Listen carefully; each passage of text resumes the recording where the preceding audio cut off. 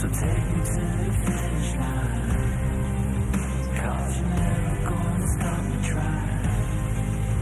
Yeah, what's real is never gonna die. So take me to the finish line. Take me to the finish line.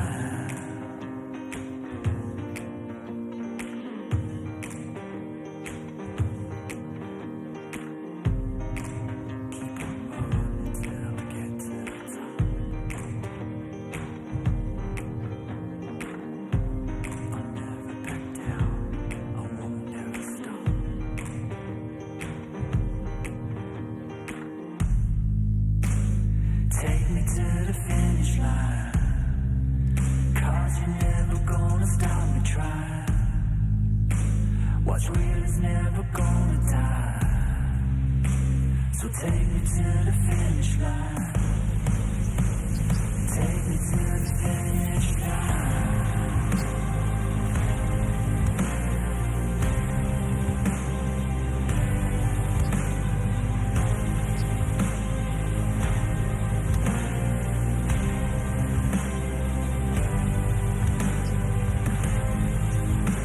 So take me to the finish line, 'cause what's real is never gonna die. Yeah, you're never gonna stop me trying. So take me to the finish line.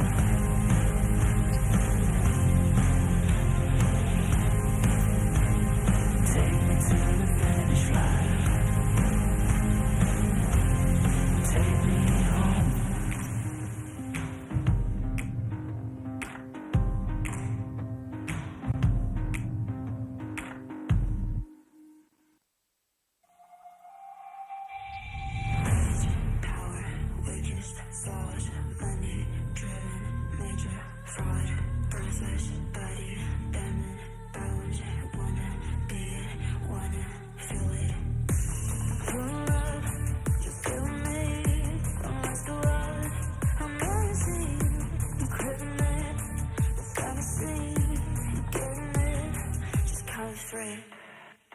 This night was another evening, and your memory caught in your rain. Your mind could be the greatest enemy. Wake up, get wild, run. Wake up, be loud, run. Wake up, get wild, run. Wake up, be loud, run. Power, riches, force, money, driven, major, fraud, brothers, body, diamond, gold, wanna be it, wanna feel it.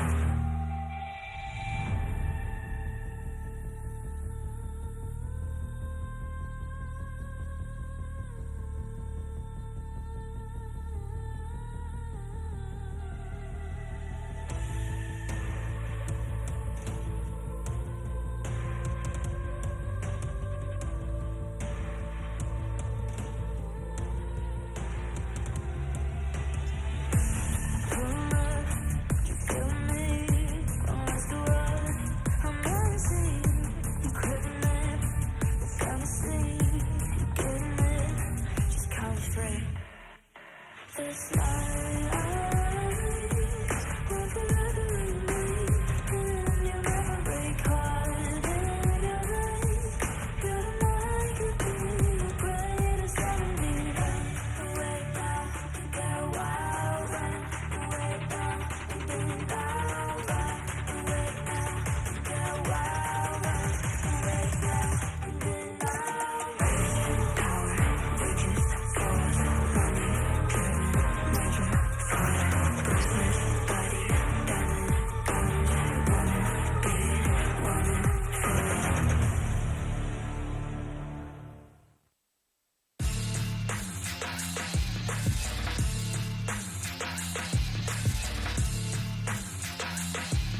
There's no jungler up for Frankie Sports. Conway's trying to take this.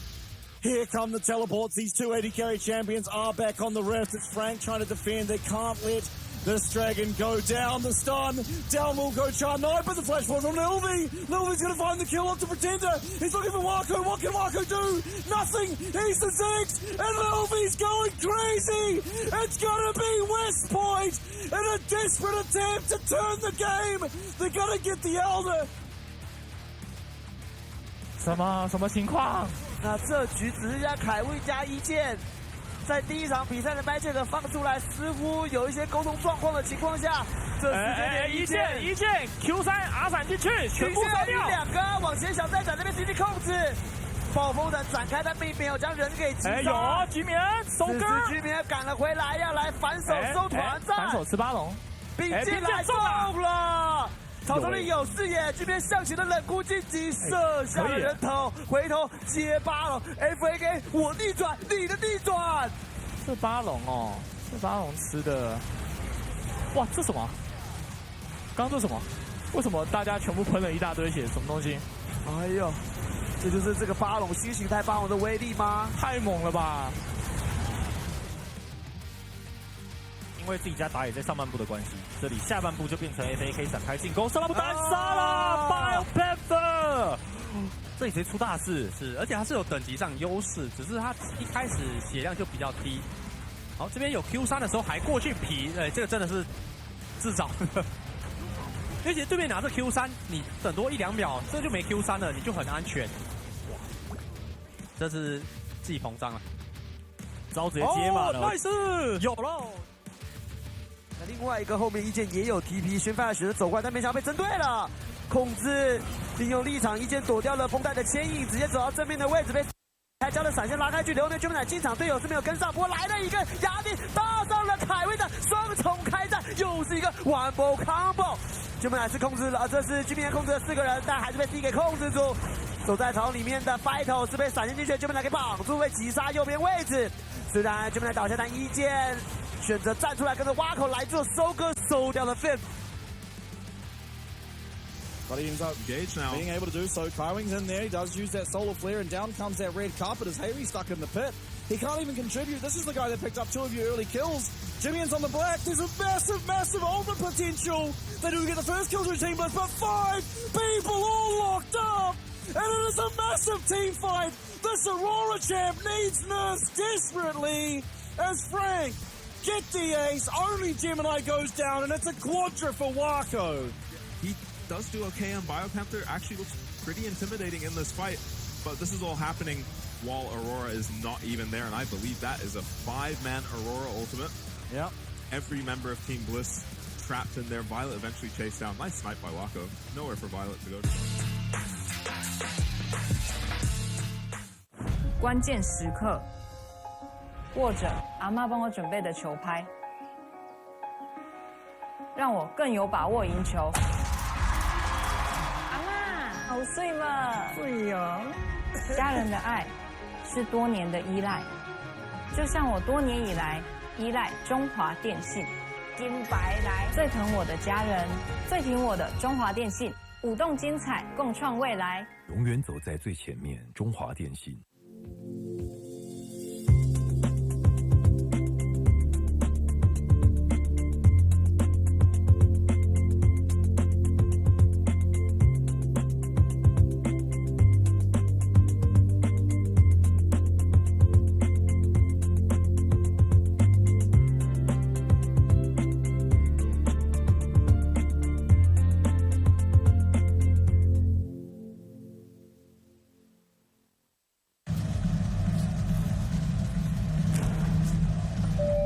旅客陈志明，华航直飞西雅图的班机即将准备登机。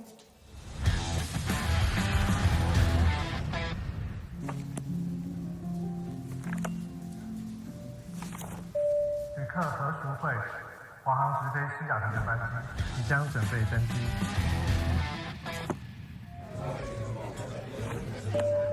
China Airlines passenger Michael Chen, your third flight to Seattle is now ready for boarding. 华航直飞西雅图，7月14正式起航。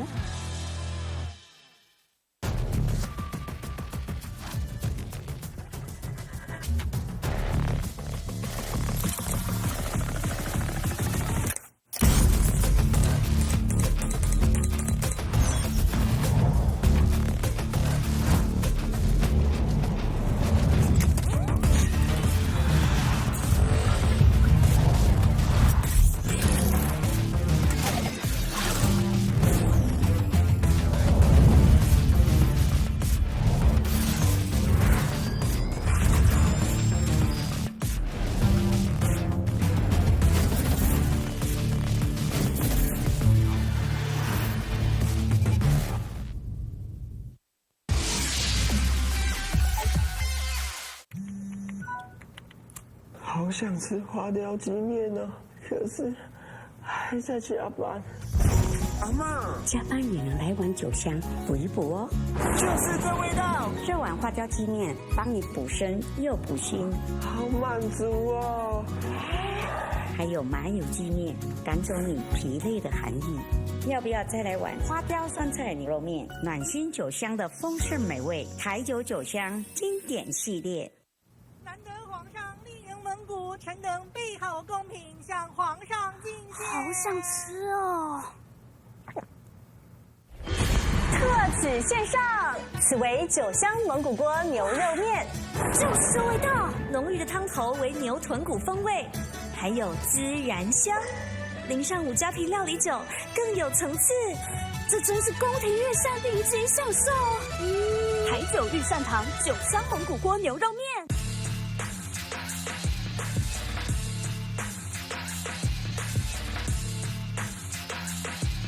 There's no jungler up for Frank Esports. Kongwei's trying to take this. Here come the teleports. These 280 carry champions are back on the rift. It's Frank trying to defend. They can't let this dragon go down. The stun. Down will go Charm Knight, but the flash forward from Lilvi. Lilvi's going to find the kill off the Pretender. He's looking for Wako. What can Wako do? Nothing. He's the Ziggs, and Lilvi's going crazy. It's going to be West Point in a desperate attempt to turn the game. They're going to get the Elder. 什么情况？那这局只是让凯威加一剑，在第一场比赛的麦切克放出来，似乎有一些沟通状况的情况下，这时一剑 Q3 R 闪进去，全部烧掉。两个往前小战场那边 CC 控制，暴风斩展开，但并没有将人给击杀。有居民收割，居民赶了回来，要来反手收团战，反手吃巴龙，并进来中了。草丛里有视野，这边向前的冷酷晋级，射下了人头，回头接巴龙 ，FAK 我逆转，你的逆转。这巴龙哦，这巴龙吃的，哇，这什么？刚这什么？为什么大家全部喷了一大堆血？什么东西？哎呦，这就是这个巴龙新形态巴龙的威力吗？太猛了吧！因为自己家打野在上半部的关系，这里下半部就变成 FAK 展开进攻，上半部单杀了 Bio Panther， 这里谁出大事？是，而且他是有等级上优势，只是他一开始血量就比较低。好，这边有 Q3的时候还过去皮，这个真的是自找的。因为其实对面拿着 Q3，你等多1-2秒，这就没 Q3了，你就很安全。哇，这是自己膨胀了，招直接接嘛了 ，nice， 有喽。那另外一个后面一剑也有 TP， 宣发选择走过来，但没想到被针对了。控制利用立场一剑躲掉了绷带的牵引，直接走到正面的位置，被4个人给开交的闪现拉开距离。后面军本仔进场，队友是没有跟上，不过来了一个压力，搭上了凯威的双重开战，又是一个 one ball combo。军本仔是控制了，这是居民控制了4个人，但还是被自己给控制住。走在草里面的 Fighter 是被闪现进去，军本仔给绑住，被击杀右边位置。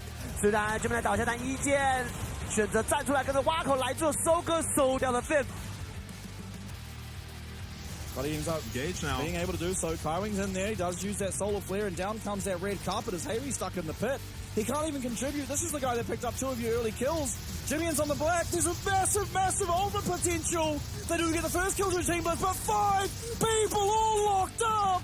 And it is a massive team fight. This Aurora champ needs nerfs desperately as Frank get the ace. Only Gemini goes down, and it's a quadra for Wako. He does do okay on Biopanther, actually looks pretty intimidating in this fight, but this is all happening while Aurora is not even there, and I believe that is a 5-man Aurora ultimate. Yep. Every member of Team Bliss trapped in there. Violet eventually chased down. Nice snipe by Wako. Nowhere for Violet to go to.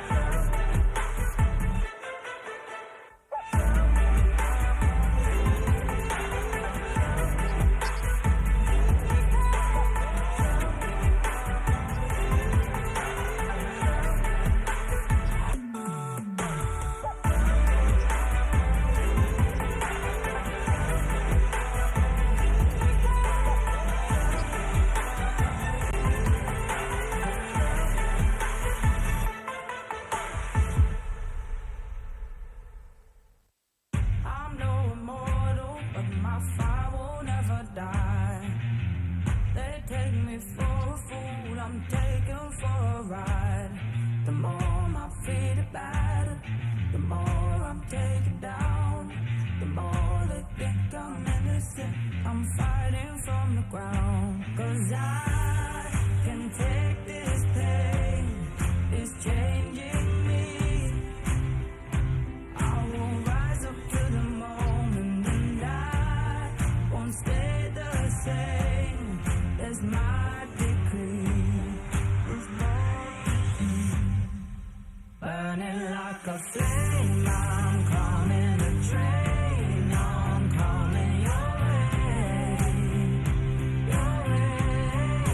Thunder with the rain, I'm flooding the game, start running away, away. Battle through the pain, transforming the game, I'm storming your way, your way. And I won't stay the same as my decree.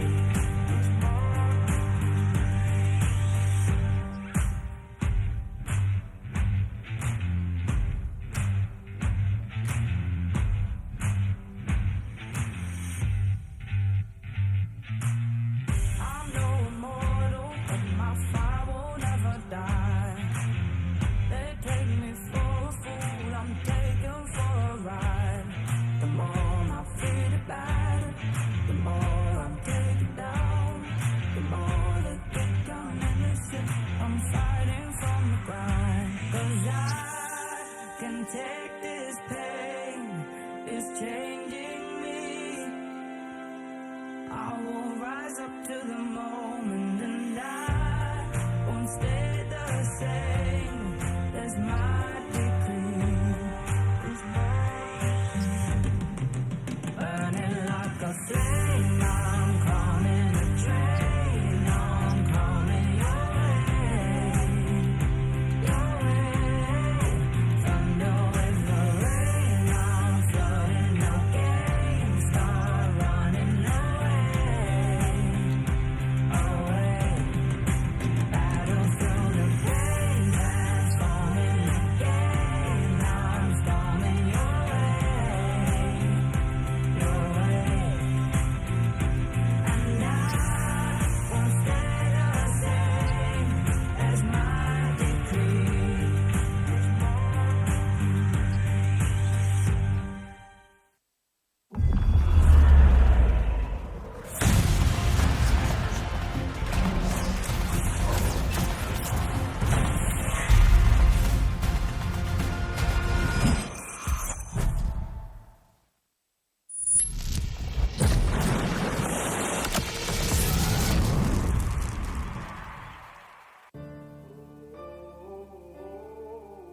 So welcome to the fire. I'm the one with the light. Feel it burning through your veins. So welcome to the flames, getting higher. Welcome to the fire. Welcome to the fire. So welcome to the fire. I'm the one with the light. Feel it burning through your veins. So welcome to the flames, getting higher. So welcome to the fire. Feel it burning through your veins. So welcome to the flames, getting higher. Welcome back, everybody, here to our final night of the week, and what an exciting night it is. We're going to have our first look at SoftBank in a series up against our PCS second seed in DCG, and of course, all the action will be brought to you once again by Riot Games, Carry International, the Asus Republic of Gamers, and Changhua Telecom, who, if you do sign up with them in the near future, you will receive 12 months of Harmy video subscription for free for all of your entertainment needs, as well as a Sheraton Grand Taipei Hotel. And let's be honest, without them, we wouldn't even be having SoftBank in our series tonight. They couldn't make it. They wouldn't be live in the studio going up against DCG. So once again, a massive thank you to them for housing our international teams, and China Airlines, who got said international teams across into Taipei. Of course, DCG and SoftBank, the two remaining ones that are making use of that China Airlines sponsor. So big shout out to China Airlines. And then Carry Energy, a new sponsor on the block, but keeping everyone all energized, getting their physical as well as mental performance to their peak capacity. And yeah, glad to have them on board. And TTL brand noodles, last but not least, and my personal favorite, because I've actually had the pleasure of trying them out when I was over in Taiwan. I loved them. Loved every bit of them. They have lots of different flavors, but most importantly, they're sort of the combination of Western and Chinese flavors. So it's really something for everyone. Do check them out if you do find them at your local grocery store. I will once again be your host tonight, Vestian, and alongside me, it is my good friend, my favorite co-caster, Lo. Yeah, we are back, and I think we've got a banger on our hands tonight. Usually is a banger when we've got DCG playing, but last time these two teams played, it delivered. Yeah. And I expect the same. I expect that SoftBank have improved. DCG, we know, yes, have certainly improved. We haven't gotten to see SoftBank yet. We don't know what kind of form they're in. But if they're even just at the same form they were last time, they managed to take down DCG.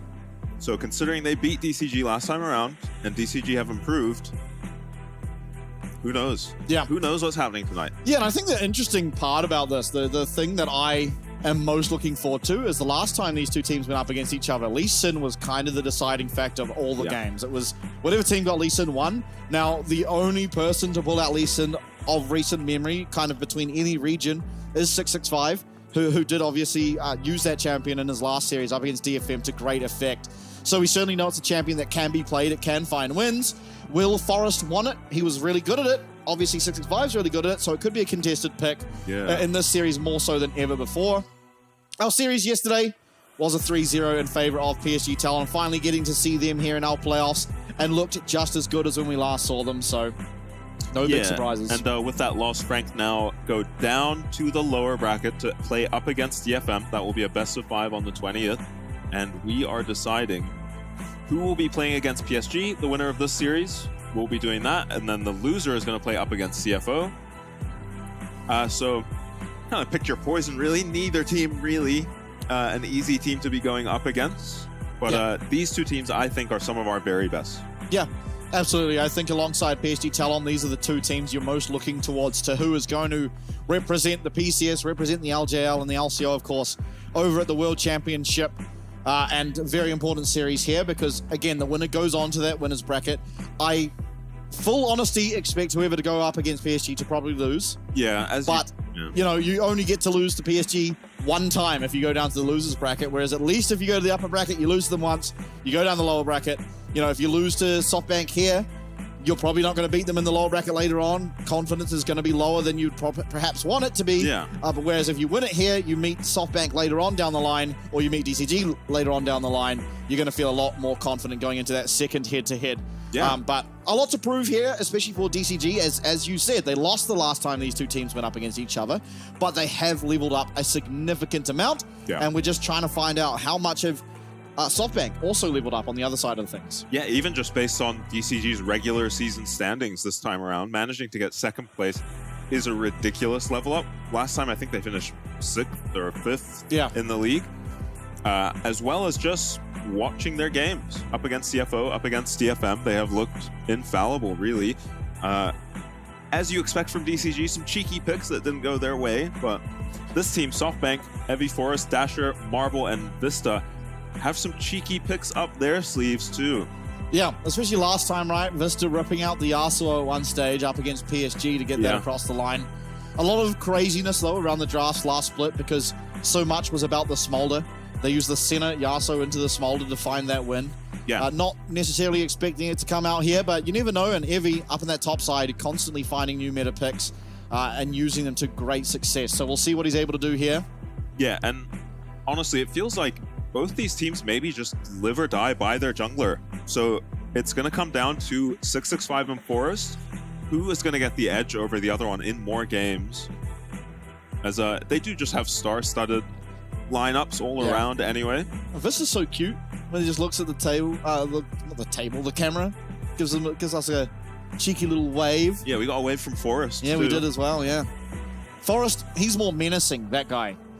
just because how scary his Lee Sin looks. Yeah. I wonder if this team saw 665 pick it up and think, wow, this is a good champ again, and now we can look to do the same. I like this pose from DCG. Yeah. Banger series alert, I told you. Look at Chris Carter, man. How cool does he look? Yeah, he is cool. He just gets more art drawn of him than any other player. His aesthetic is just so unique, right? It's just like making drawings of someone that looks like Chris Carter. You can make him look so cool in so many different ways. Yeah, as well as just he is really exciting in game on the Rift. Yeah. This was last time they went up against each other, of course. It was SoftBank who did edge out in that series, but just looking at their Lee Sin, win in the first game for Lee Sin, win in the second game for Lee Sin, win in the third game, fourth game, and fifth game, where all the side that picked Lee Sin got the wins. Yeah, that is very true. And interesting stat, only one game going over 30 minutes, and we still managed 156 kills over 5 games. You kind of expect this from DCG at this point. This team loves to fight. They certainly do. This is truly the hype trio. I mean, we have another team in CFO that likes to play around mid, but it feels like they're forced to, whereas DCG do it, and they just get so far ahead off of doing that. So the trio kill you see there at 14 minutes, they average at least 2 kills per game, almost, touching on 2.5, where these 3 players are all involved in. They all at least get an assist. Yeah, Orca will take any opportunity to leave his lane and run mid, even sometimes as early as level 2. 665 will clear half his jungle and go burn someone's flash in the mid lane too. They are really good at enabling Kriskada. Now, Evie is back. 13 solo kills. Yeah, insane. I think that might be more than anyone in the PCS. Yeah, I mean, I'd have to look at the stats, but that is an insane stat to have. Just 13 solo kills as an individual up in that top lane island. And honestly, the matchup that he has up against Taco, the classic pose. It's going to go up. There you go. Yeah, got it for game 1. And then see how it plays out. Yeah, see how the meta evolves around that thumbs up. If you remember last split, he was actually calling Taco a squid. Do you remember how everyone just ended up having a sea life nickname in Evie's eyes, each top laner? Oh no, I don't remember that. Oh yeah, I must have missed that. Yeah, no, it was either a squid or an octopus or something like that, but that was Taco. Oh, okay. RJ also received something, but I've forgotten what RJ's was now. Oh, okay. A shark. Something scary, I would think, for Aja. As Evie honestly held his own really well against Aja, better than most of our players here in the PCS, certainly. Yeah, actually pretty much just beating Aja overall in that series. But yeah. Anyway, new split, new series. It is DCG up against SoftBank. We head into the draft. This is the most exciting point of the game. If you are a DCG fan or if you've never seen DCG before, do not try and predict their picks. Yeah. Because I've watched them now for 2 years and I still cannot. Yeah, we can't at all. And don't look away for a second because they will do something crazy while you're not watching. As I assume SoftBank had side selection here and have gone with the red side. Yep, they should have, being that they were the first seed. Yeah, Rumble banned away from Taco. There's a very popular first pick. Lilia available now and Ashe available, sticking out. Remember, Aurora is globally banned. There's the Ashe ban. Does DCG just pick the Lilia? That would be the meta thing to do, which means they won't do it. Yeah, I like the Renekton. Just being that it's, Taco, he gives himself a weak side top laner up against Evie, who has shown he can 1v9 on this champion. Yeah, in the LPL, this is super common, the Renekton first pick. Opens up your jungler to play things like the Nidalee. Oh. Smolder. Could be a 3-way flex. Yeah. Oh, okay. Smolder and Lilia locked in, so this is a very strong scaling comp. Already from the side of SoftBank. Yeah, no, I mean, DCG, they get the chance to answer, and if there's a Smolder in the game, they're going to have something lined up for it. Yeah, Smolder is just a multiple way flex these days. This game, likely flexing between mid and AD. You won't be going top Smolder into a Renekton. Could we just set up for a Misfortune and a Mumu here? I don't see why not. Yeah, I would love to see that from DCG. But it will be the Leona for now. Not showing their hand yet in terms of jungle, and that means there is almost certainly something cooking. Yeah, I think we should. That's disabled. Hey, quit it. Yeah, I was excited. Maybe Dasher flashing the Aurora because he was excited to play it. I mean, at least I think it's disabled. Yeah, they wouldn't have re-enabled it, surely. Yeah, there's a the Rel. So really strong with the AoE they've locked in so far on SoftBank. Sure is. A Mumu ban would probably do well. Yeah. Honestly, I don't know why you'd want to go up against the Mumu.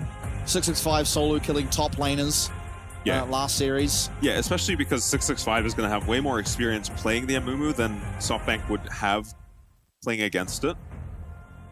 Nidalee banned away, Renekton, Nidalee. Oh, I swear we're not doing our homework, man, because Nidalee looks like 665's worst champion. Yeah, he hasn't looked great on the Nidalee so far, but maybe just respecting the power of the pick in this draft. I haven't seen Nidalee too well into Lilia, though, to be honest. Yeah, but it might just be the pairing that you get with the Leona with the Renekton. There is a lot of setup. Yeah. Yeah, probably opens Evie up to play a lot more champions when he doesn't have to play against exactly Renekton, Nidalee. Yeah, although 665, I wish we had a stat on his top lane proximity because it's got to be nearing on 1 to 2%. Yeah, this is going to be a weak side Renekton. And does Evie have some pick that can punish that? We'll see. He could also just commit to the scaling and go for the Orin, something we see a lot in EU and the LPL. As Lucian is banned away, very strong blind pick in the mid lane alongside Tristana. Porky untouched. Admittedly, we don't know yet where the Smolder's going because that could be top mid or AD carry, which makes it a lot harder for DCG to ban. So if you just ban out things that are individually strong, then you're going to feel a lot better than trying to target out one role and then find out the Smolder's in that role. So that's why you see Nah does well into the Renekton, ban that. The Lucian, just a solid blind pick, just ban that away. And now if Ornn does get picked up here, we do know that it's a top lane Ornn, or whatever, either one of these champs that have been hovered so far, but we still don't know exactly where the Smolder's going, which I think is smart to just maintain that flexibility. Whoa. Rek'Sai. Evie is back on the Rek'Sai. We were talking yesterday, actually, about how this was such a strong champion for Evie last playoffs, and he won't be able to play it this playoffs. Evie says bet and locks in the Renekton, apparently. Yeah, he doesn't lock in the Renekton. Actually, Taco locked in the Renekton. Renekton. The Rek'Sai. But it is still okay. It just doesn't have anywhere near as much strength in the lane as it did. You can't just take a horrendous trade and then back off and heal your health back up entirely. But 665 and Cascada, they've now locked in. I mean, look at the ridiculous team fight now. I don't love the blind Yasuo, though. Well, I mean, I don't hate it necessarily. You don't really care about the lane phases, Yasuo, as you just go to those river fights alongside of Diana. Yeah, and SoftBank kind of justifying the blind pick Yasuo with a Zeri lock-in. I think they could have gone for a different champion in the mid lane. But yeah, I'll be really interested to see how the Rek'Sai does here. So this is a known team comp coming out of DCG. Now, admittedly, they've often gone for this Yasuo-Diana combination, but they've never even had the follow-up of something like a Misfortune. Yeah, this is going to be crazy. Yeah, the 5v5 team fight coming out of DCG here is ridiculous, but the other side of the map have a very similar thing going where their 5v5 is going to be very strong too. AoE from Zeri, from Smolder, from obviously the Rel setup, and then a Lilia on top of everything is very, very strong in its own right. And I think we're going to see a lot more strength when it comes to the isolated, what is it? The skirmishes. The skirmishes for DCG seem a lot stronger. Yeah. They have the Diana, the Yasuo to pair up against each other. The Leona, a very, very strong skirmishing champion as well. Whereas the other side probably have more priority over those side lanes. The Zeri's never going to be that worried about a Yasuo. The Rek'Sai should just be completely fine against the Renekton this entire game. Yeah, I do worry about SoftBank in these team fights. They have very little resistance to just a Diana pushing E on their backline, right? It's only Evie on the Rek'Sai that can interrupt Diana Dash in any way or lock her down for the team to kill her before she can enable these Yasuo ults. This draft looks pretty amazing for DCG. Yeah, I like SoftBank's draft as well, though. I don't think they're outdrafted by any means. It's just two 5v5s, because the same can be said exactly for DCG, as they don't have resistance against the dive coming through or the AoE coming through outside of a wind wall. That is pretty much the only resistance to the Smolder, to the Zeri. And so I think it's really going to be up to who has better vision control, who's got set up in those river fights. Do they have more vision of the other side of the jungle, like for the top side, that bush there, the back side of the red? Do they have more vision there? Can they look for that dive? The other side as well. Can you get more vision on the opposing side's jungler set up for those fights? Because both teams are just set up entirely for 5v5s. Yeah, and it's going to be Grasp versus Conqueror in the top lane. So if this is a strong counter from Evi, keeping in mind that Taco is just often abandoned in the top lane, he does go down when he faces pressure a lot of the time, as they will trade a bit. Evi gets some rage built, but won't be lasting till he gets into lane. Yeah, Taco, Rek'Sai is great for setting up ganks for his Lilia, and Taco is kind of prone to going down to these ganks. Doesn't always do the best job of getting out of there on the weak side. When are we getting a case of carry energy? That's what I want to know. Yeah, I'm eagerly awaiting that. Vista going for exhaust. Damn, that's weird. Yeah, big team fight ults feels good to have an exhaust into that. Aren't we supposed to just like forego having flash on one of our solo laners for that? Nah. I think very smart to just, you know what? We have a smolder. We're not really going to be pressuring our lane that hard. Yeah. I'll just take exhaust for those team fights. Bang has taken cleanse just for Lilia ulti. Yeah, and oftentimes, I mean, we saw Wako on a Zeri oftentimes just having to use it because of a Lilia. Because it's similar concept to the Renekton, right? Where at least once in this game, if not multiple times, you are going to get flash queued by the Lilia and you are going to get ulted. And so just having that cleanse there for that instance is going to feel a lot better. Because ultimately, yeah, you could take barrier, but you're going to have the Bloodthirster shield. Yeah. You're going to be completely fine in terms of that over shield, the lifesteal coming through. So it's better to just have access to that cleanse so you don't get locked up in one shot. Yeah, ultimately it is the last fight that matters in League of Legends, and you can be winning for 40 minutes, but get flashed on without a cleanse and just die, and it's all for nothing. As for now, Taco's got priority up here. Yeah, and I think he will maintain priority. I think the durability of this Rek'Sai is nowhere near the same level as it was last split. But still, it's going to come into those team fights and be extremely menacing. Going to be able to come in, offload a bunch of damage, take a bunch of damage, and then reset, refill back to full. Oh, Fang takes a turret shot. That's not going to bode well, but he is going to have priority. You can look for a recall, get a cull or something if he so chooses. Yeah, meanwhile, the Zeri is doing very well into Kurskada's Yasuo, but here's 665. Yeah, Dasher will be able to get on over this wall if he so chooses to, and he's actually going to use his flash, and 665 is going to get onto him. There won't be a kill, but certainly a lot of damage. Yeah, I think that was quite an intelligent flash from Dasher because he can't flash over that second wall, but he can dash over it. Yeah. And he otherwise was just dashing into a Diana, maybe still dying. Oh, that's a very long-range Zenith Blade found from Orca, and Marble's not really going to take any damage from it. In fact, get himself a couple of those stacks. Yeah, Orca not even bothering to Q him with the Leona.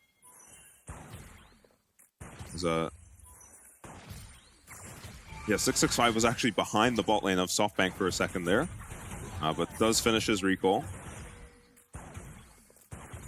So jungler's pretty even. Yeah, not really any antics out of them. Yeah. There's 665 looking for that gank, but it was just him pathing to his bottom side crab, whereas Forest took the top side, so it means everything is going to remain even in terms of that jungle farm. Taco down a little bit of XP top, probably because he went off for a ward. Yeah, I expect Forest to have more impact in this early game, especially with just how strong of a pick Lilia is, especially in the early game. And Diana takes a little bit more time, is there to facilitate her Yasuo a lot of the time. So Forest has to just have impact on his own with the Lilia. And has a very strong champion to do it with. Yeah, and do you remember what Kevy's build was on the Diana? I remember not liking it. Did he get Proto Belt? Because that's what we know 665 generally goes for. Yeah, it was like Rocket Belt, Riftmaker, Sonya's, something along those lines.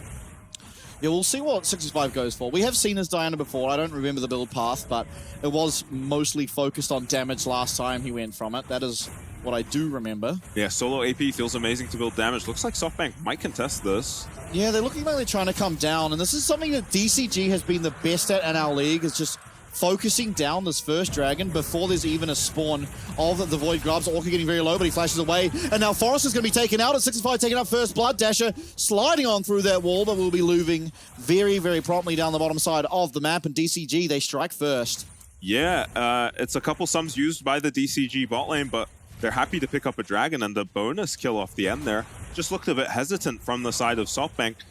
also, Vista just using his exhaust on the only person with cleanse is bizarre to me. There's actually nothing in this game for Misfortune to cleanse other than the exhaust at this point. The rel Q just too short of a duration to justify cleansing. And just Forest overextending here, I guess. Exhaust, yeah, on the MF is ridiculous to me. But Forest nicely focused out here, and 2 flashes to follow him from the side of DCG. Yeah, and DCG, they're going to also be able to pick up these Void Grubs, and something I wanted to add to the back of that team fight was that the bot side of DCG, they lost their sums, but they're going to have them back for the next Dragon. The Void Grubs, however, that's on the top side. Kriskada has Flash, 665 has Flash, Taco has priority in his lane, and Forest lost Flash as well as Dash, obviously, early on in the game, so that means the top side's winning for DCG still after that fight, and they're able to pick up both the Dragon and all 3 Void Grubs to start this game off, and they're pretty much starting this game off how they left the season, how they took on PSG and even CFO. Orca getting looked at, but will be completely okay. Yeah, a couple spells whiffing there from SoftBank. Otherwise, this could be a very chunked Orca. Assuming Marvel is okay in the 1v1 here, this is a nice game state for Smolder. I don't know if he is okay up against this MF. You can trade very heavily when you've got an item like Vamp Scepter. Yeah, and Marble opting in to the Mirror Mana build path. Yeah, lots of different Smolder builds. I don't really know what to make of them. I have liked the Triforce Smolder builds. They've looked quite good on the champion into things like the Shojin, the Rapid Fire Cannon. You do delay your lifesteal, but it doesn't feel like you overly need it. Feng level 6 now. There is every sum up for the SoftBank bot lane. And you can't really cast your ulti on the Rel. She is a little too mobile with that W, as long as W is up for Vista. Not really at risk of getting stunned and MF ulted. Yeah, Feng quite happily ahead here in terms of that farm. Yeah. 15 CS. I mean, you expect the Smolder to be losing, but maybe not as hard as they are right now, and that could just be because of how that mid lane fight went. God. Yeah, this doesn't help the Smolder CSing either. Bot jungle mid, sorry, here. In the bot lane to zone Smolder away. Yeah, Kriskada just maintaining priority in the mid lane. Does have 2 people pushing in his lane right now, so we'll have to try and get back there to catch as much of this wave as possible. Yeah, Evie proxying for now, so just going to be trading farm on these top laners, both weak side warriors. Yeah, going for a bit of a garage sale build is Evie. Little misuse of the sweepers there maybe by DCG. Well, I mean, not really all that much happening. There was obviously that first fight, but DCG get 1 kill and now find themselves up 1.3k gold, which is a pretty reasonable lead considering. Yeah, I mean, they kind of just have CS advantages across the board, especially in the bot lane, where they've already picked up 2 plates on top of the CS advantage. The Proto Belt picked up just in time for this dragon spawning in 1 minute. 665 is going to be very strong in this next fight. Has his flash as well on the Diana. Yeah, and Feng now with his sums both coming up. Flash very soon. Orca as well, won't be too far away. Obviously, this next set of Void Grubs is spawning at the same time, so I think it would be wise by Forest and SoftBank to just try and get the Void Grubs. I think DCG, they should just focus this dragon now. Try and get further ahead as the Smolder is weak, but the flash forward, Lufting Lullaby, Orca probably going to get taken out. Remember, he has no flash available, but it's a win wall to stop Dasher from doing any damage, and Orca's just running away. The flash forward from Vista, though, should lock down Orca for long enough, and he does! But the 3-man turnaround, and Kriskada's in there! This is who you want to not get gold onto, but Kriskada, he's able to find absolutely everything! Here comes the Void Grubs! Oh my god, there's just so much! 1Q landing, no, I won't even need to. With that flow just going forward, and Feng picks up a solo kill in the bottom lane while all this happens. Wow, Marvel dies with his flash up in the bot lane. Did use his ulti on the wave, it looks like, and this is what we're talking about. 665 always finds these ridiculous angles on the Diana, and the SoftBank comp can't do anything to stop it. They're just damage, essentially. They overchase onto Orca and get destroyed in the fight. It's going to be Void Grubs and Dragon going the way of DCG. And if the plan was to scale for SoftBank, you've got a long way to go now. Yeah, and I want to see a replay of what happens bot as well. But first of all, I mean, Forest, I like the angle, but so much damage just completely denied by Windwall. Yeah, they probably had to settle for the flash. And again, it was strange to pick the Zeri into the Yasuo here for this reason. Nice stun from Vista, but no one reacting in time to this engage from 665 on the Diana. And from this point, Cascada is essentially just 1v3, able to kill everyone. Nice flash from Cascada too, over the rel Q. So waits for his E to come back up. Scuttle Crab helping him out quite a bit there. Marvel what happened? is almost full HP. Oh no. Stands in the MF ult for quite a while. Does he really get flash auto Q? Oh. Oh, don't tell me it's a minion. It's like a That's a double shot. How does he die from here? Yeah, this seems so strange. Oh my goodness. Okay. MF just does that much damage. Does she have crit? No, BT does not have crit on it anymore. Yeah. Those were not crits. That is ridiculous. I don't think he even had the Bloodthirster finished on it. No, there's no way he did. Wow. Dragon now for the side of DCG in a commanding position. 6 boy grubs as well. Means this tower is as good as gone. Yeah. And I mean, this is just pretty much vintage DCG at this point, based on this split alone marble. Having a flash away from the Leona there. Solar Flare for flash. You'll take that any day of the week for the side of DCG, particularly when no objective truly will be spawning until you get that back. Yeah, and we talked about the Lilia being strong in the early game. She is a champion that needs leads. She cannot really safely do damage at all. Has to get in there against now things like a fed Yasuo, a pretty strong Renekton, and a fed MF as well. Gonna be a difficult game for Forest to navigate, especially anytime his flash is down. Yeah, Taco's loving this game though. Not often does he get to play just honorable weak side, although as I say that, Forest now up here will have Lufting Lullaby available to himself, but Taco just, damn, Omni sense really is. I'm more used to him going down there, to be fair. Yeah, often does die to ganks like that. Does Taco, or at the very least loses flash. His ultimate just holds on to everything here and is going to be looking strong for this Rift Herald fight. Assuming SoftBank do opt into it, Marvel. Yeah, I don't know if they can. I mean, they have 2 items online, right? They have Blade the Rune King and the Leandries there for Forest, but on the other side of the Rift, it's a Blade the Rune King, it's a Black Cleaver, it's everything really that you'd ever want. For the side of DCG as Dasher pops that ultimate and getting aggressive, but DCG, they're going to be here. Nice Q from Evie is, oh no, the turnaround, they find Cascada. The Lusting Lullaby can come down to help out Evie, but not before he gets taken out. And now Forest on the top of that team fight, just getting absolutely eliminated by the bullet time. Orca stunning up that Lilia and allowing Misfortune to just reign supreme. And as DCG once again, they come out on top. Now, it was a shutdown picked up, but ultimately still another winning fight for DCG. Yeah, Dasher feels strong there. Has his Look at the plates. Blade of the Ruin King finished, yeah. The bot lane just picking up 1,000,000 plates for the side of DCG as we've got a replay of this TP from Evie. They do eventually pick up Cascada, but his shutdown even goes to the rel as Dasher is very strong here, but again, does not flash this Diana ulti in time because he gets Renekton stunned, right? That's reasonable. Really decisive from the side of DCG. Oh! And yeah, a nice play as well from Orca. Except for that ult. Predicting the flash. Yeah, maybe. Smolder is dead. Just one of those moments where he walked out of base, pressed R on the minimap, and hoped someone was standing there. Evie. As well as Forest. Yeah, they should find the kill here. Teleport coming through for Cascada, though, and Fing is going to take tower damage, but now he's healing up. He's got the Bloodthirster. Oh, no. Oh, dear. There is a passage out for Evie, perhaps, but 665's on him. Here comes another tunnel into the ultimate, though, as 665 trying to lock down this Rek'Sai will eventually get himself that kill there with the Q coming through.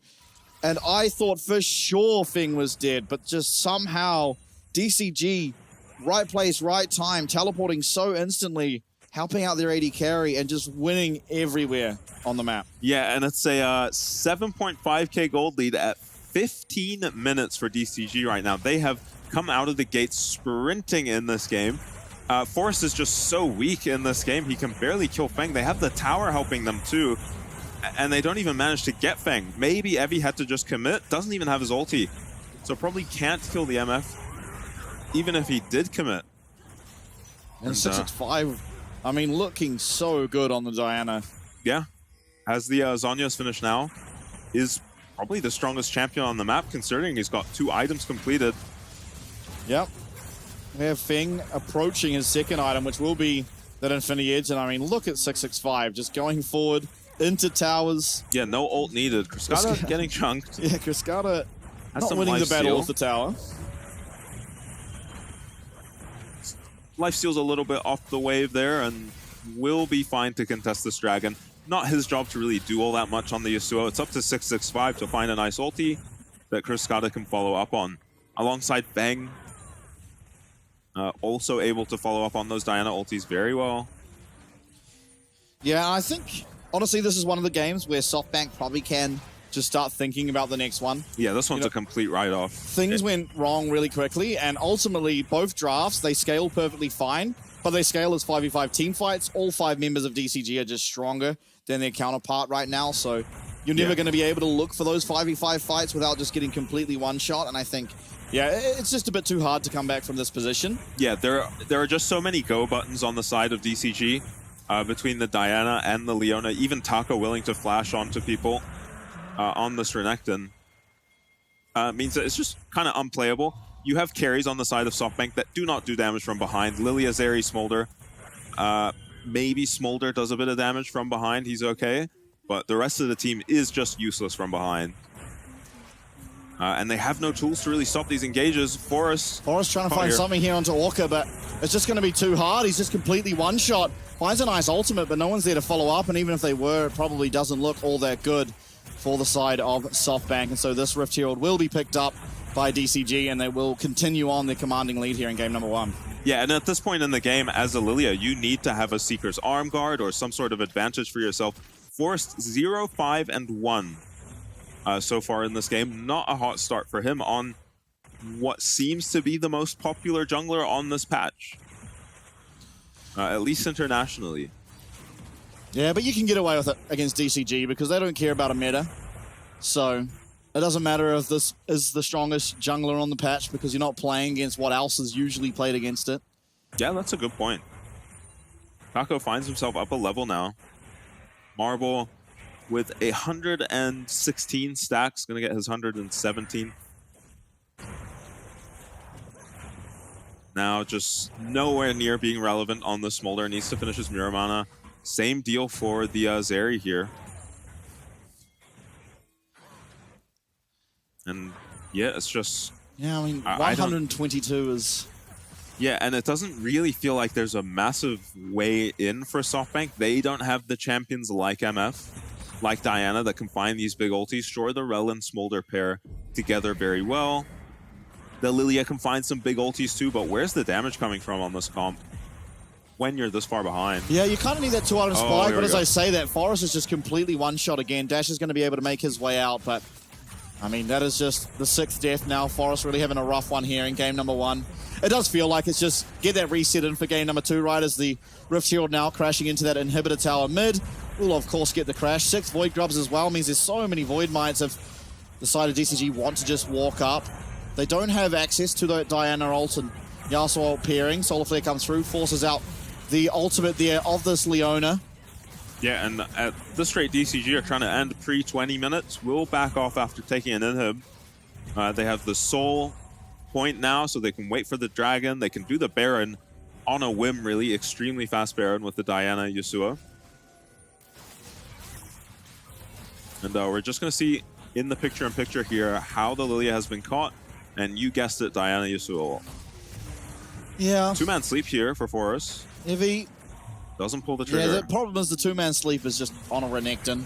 And Taco, while usually at this stage of the game, like this Renekton can take over, he's probably the weakest champ on his team just because of how much gold has been injected into these carries. Yeah, might not even have a shutdown flank by Evie, though. Maybe they can get on Cascada here. Cascada looking for the solo kill. Dasher going to pop that ult. He does find Evie now is down here on top of him, but he's trying to fight back. Cascada trying to look for the 2v1, but Evie going to be able to pull that ult, get that kill for himself.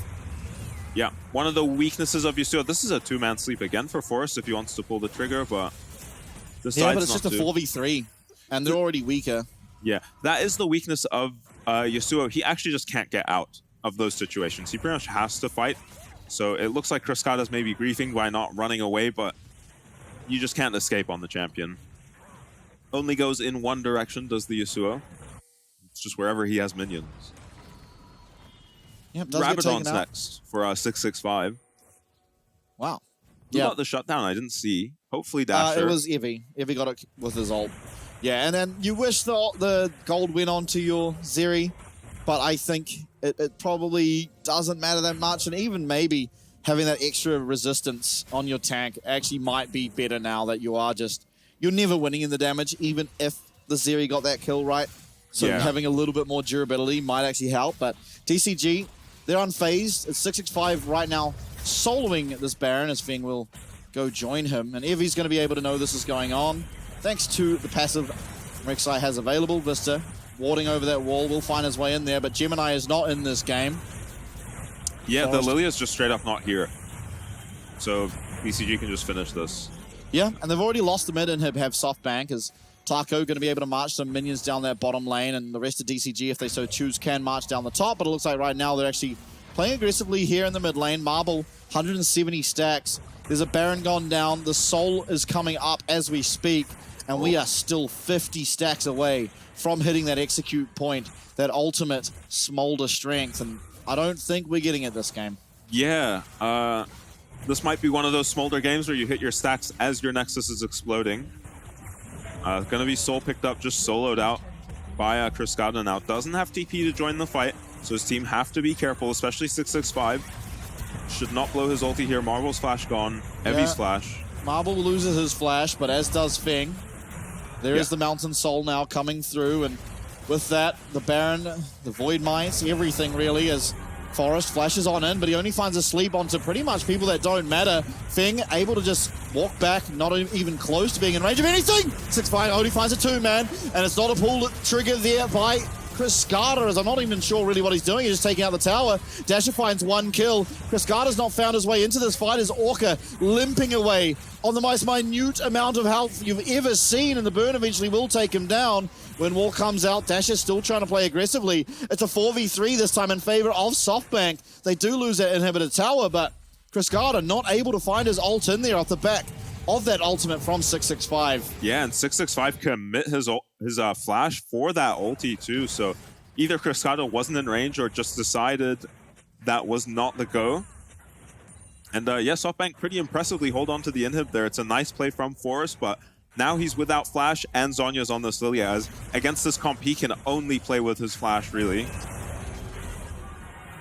And Feng doesn't cleanse here. He could have had a lot more uptime in this fight if he had used his cleanse. Yeah, I think they just wanted to play it slow, wait for Cascada, and I think Cascada wasn't quite in range.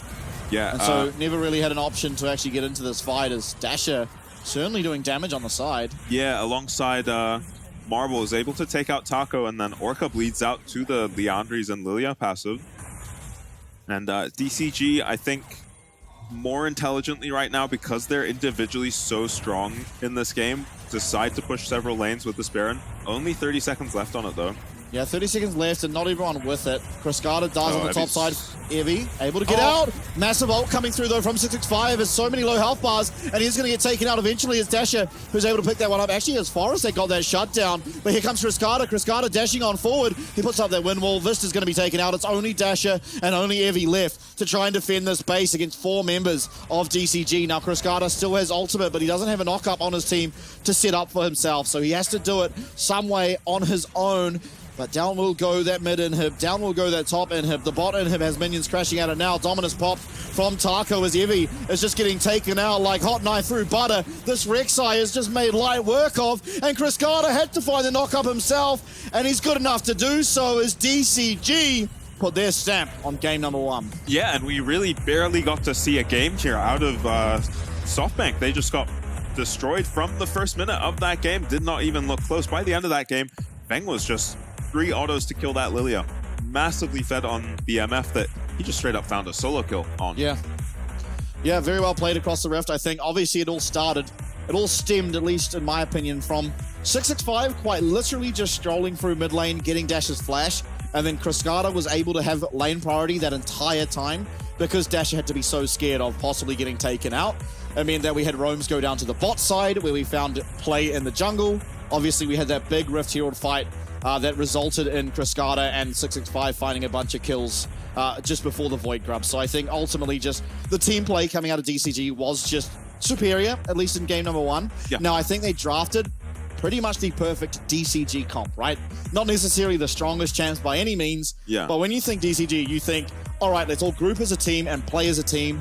This is exactly what they had. They had, obviously, the Diana Yasuo, very straightforward combo, the Misfortune on top. Adds to it a Renekton, who loves just fighting anytime his ult's up. It's going to be up about the same amount of time as the rest of his champs, so he can just sit in front of people, look for stuns, look for damage, and I think just ultimately, while they didn't necessarily get the strongest champs on the patch, I think they got the absolute strongest DCG-specific draft.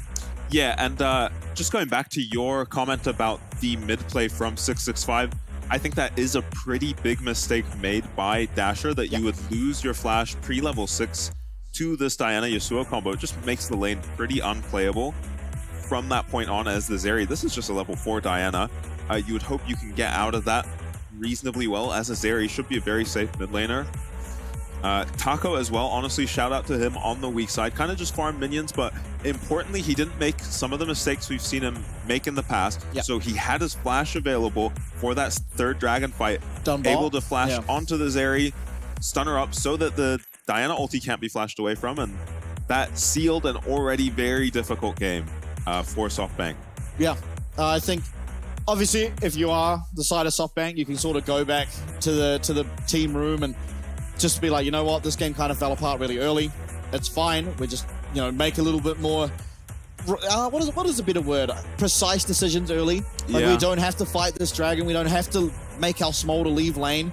It's a Smolder. Let him just stay in the lane for the first dragon. It's been criminal to me that so many Smolders have been getting that first dragon. But DCG, even when there's not a Smolder, they love prioritizing that dragon, and they love doing it before Void Grubs spawn, so they can then contest the Void Grubs as well. The Misfortune is always going to be more impactful than a Smolder at that stage of the game. She does so much damage just off her base stats that you're never going to have as much impact. The same as a Yasuo. He loves those fights, just dipping and diving through people, and you're not really going to be able to lock him down. Your Zeri doesn't have ult, so she's not all that strong. She lost her flash as well. It's like, well, I mean, DCG should just get this dragon. We should give it. But I think the contest was poorly executed, but also a poor decision to look for in the first place. Yeah, I agree. The dragon was already gone, so it was just SoftBank thinking they were stronger in that moment. You very rarely are with a Zeri Smolder as your carries in the spot side, and this was probably the play that did just seal the game. The dragon play was a mistake. The mid play previously was a mistake, but just an overchase onto Orca here. Dasher does not flash out of the Diana ulti and just gets taken out by Cascada. Easy as that. And Forrest, who was up a level at this point, this is the beginning of the end for him. I believe he already has one death this game and ends up something like 0-6 or 0-7 on the Lilia. A champion that should be a nightmare to play against if you're Diana. Yeah. Especially for just most of the early game. Yeah, and I think credit to Vista for taking the exhaust, because in that replay we just watched there, if he didn't have the exhaust, that could have been a lot worse. That could have been, you know, Cascada just getting all of those kills without even having to burn his flash. The exhaust certainly paying dividends in that fight, but obviously the fight before, just using it on a cleanse Misfortune, who does not have to cleanse anything but a Lilia sleep, and Lilia wasn't even level 6, so... To me, the MVP is just very obvious this game. It should just be 665. Just landed so many multiple man knockups to enable Cascada in this game. And also just doing the most damage on a Diana to boot. He was the one facilitating his team, so to also do the most damage in the game is insane. Credit to everyone, though. I think everyone on DCG just played really, really well. It was just exactly what we expect from DCG. We hadn't seen them in a couple of weeks. Now we do get to see them, and they're looking just as good, if not better, by the way. Just some of the mistakes we generally see, they didn't even make this game, like Taco exactly on the weak side. Mistake, whatever it may be, but I think, you know, protecting him enough and giving him enough room to work up in that top side where he wasn't just getting dove for the plays being made bot side. And the team fighting was just so clean. I think aside from one tower dive where Cascada wasn't quite in range to activate his ult, I think just a perfectly played fight. Yeah, as we're going to see this failed dive onto Feng. It's actually not a dive. It's Feng diving 1v3, actually, is this play. I think you have to completely change up your draft from SoftBank. We were expecting this team to have improved alongside DCG from last playoffs. This feels like the kind of stuff they were playing last split. They got the Renekton for DCG, and we didn't really get that great of a matchup into it, but the Rek'Sai was the least of their problems. Yeah. The Zeri last pick into already a Yasuo is just completely puzzling to me. The Smolder picked so early when there are champions like the Misfortune. Even the Varus, still available, is gaining priority internationally. A lot of the time you just don't see Smolder in the bot lane for this reason. There are so many strong ADC combos on this patch. Usually it goes mid when you already see a Corki. Yeah, but unfortunately, I mean, it was DCG, there we go, who were able to pick up game number 1. Now, when we are back, we'll see if SoftBank can bounce back, because if last split was anything to go off, there's no way this is a 3-gamer. See you soon. 我踢里面，打第一个哦，第2没闪的哦。可以啊，可以等一下吗？哎，你在这搞到？里有闪，这里有闪，这里有闪的哦。我现在队友没闪，队友没闪。323，赢了！哦，上路吧，随便啊，都可以了啊，赢了啦！这里没闪。下一把，加油各位！下一把加油！我晕他，我打他，我 A 他。没闪，把他闪。下一把加油各位！我操！加油！3比0，加油！加油！关键时刻，握着阿嬷帮我准备的球拍，让我更有把握赢球。阿嬷，好睡吗？睡哦。家人的爱是多年的依赖，就像我多年以来依赖中华电信。金白来，最疼我的家人，最挺我的中华电信，舞动精彩，共创未来，永远走在最前面。中华电信。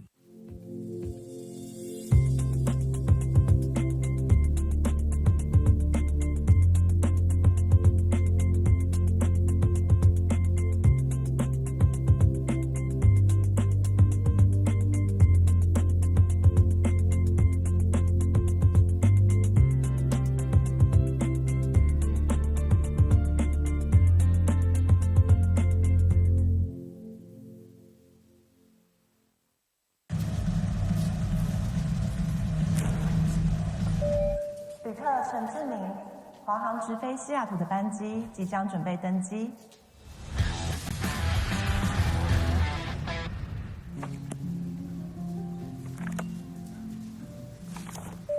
旅客何淑慧，华航直飞西雅图的班机即将准备登机。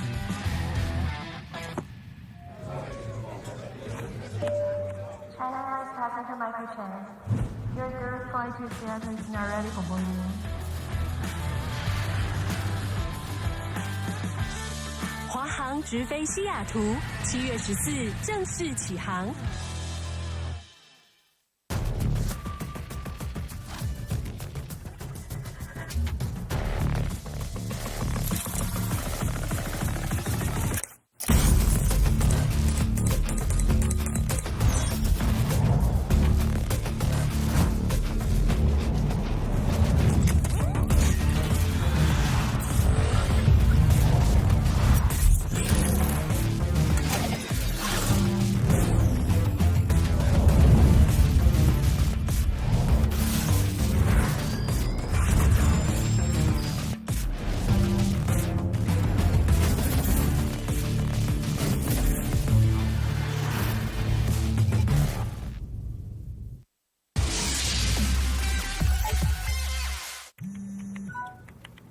好想吃花雕鸡面哦，可是还在加班。阿嬷，加班也能来碗酒香补一补哦。就是这味道，这碗花雕鸡面帮你补身又补心，好满足哦。还有麻油鸡面，赶走你疲累的寒意。要不要再来碗花雕酸菜牛肉面？暖心酒香的丰盛美味，台酒酒香经典系列。难得皇上莅临蒙古，臣等备好贡品，向皇上进献。好想吃哦！指线上，此为酒香蒙古锅牛肉面，就是这味道，浓郁的汤头为牛臀骨风味，还有孜然香，淋上五加皮料理酒，更有层次。这真是宫廷御膳顶级享受。台酒御膳堂酒香蒙古锅牛肉面。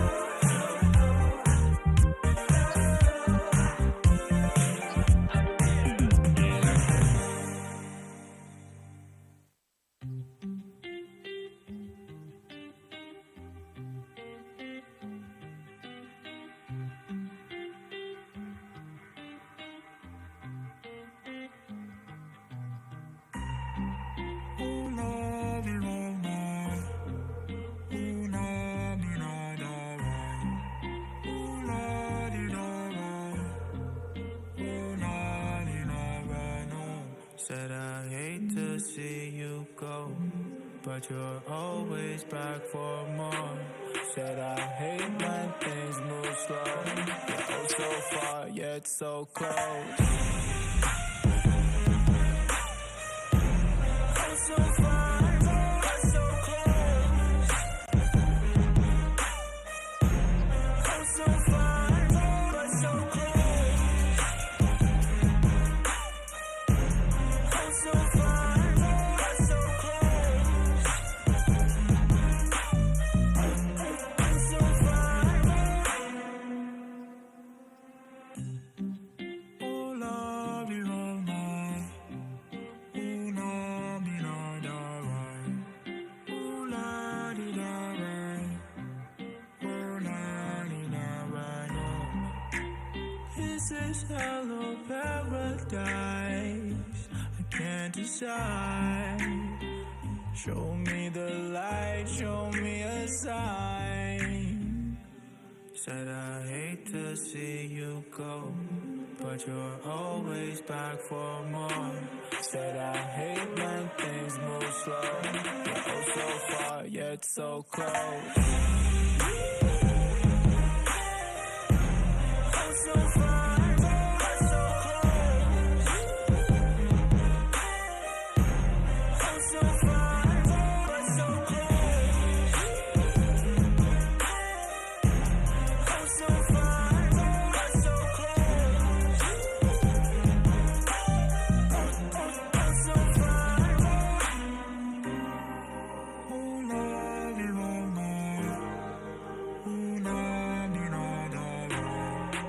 Oh, love you alright.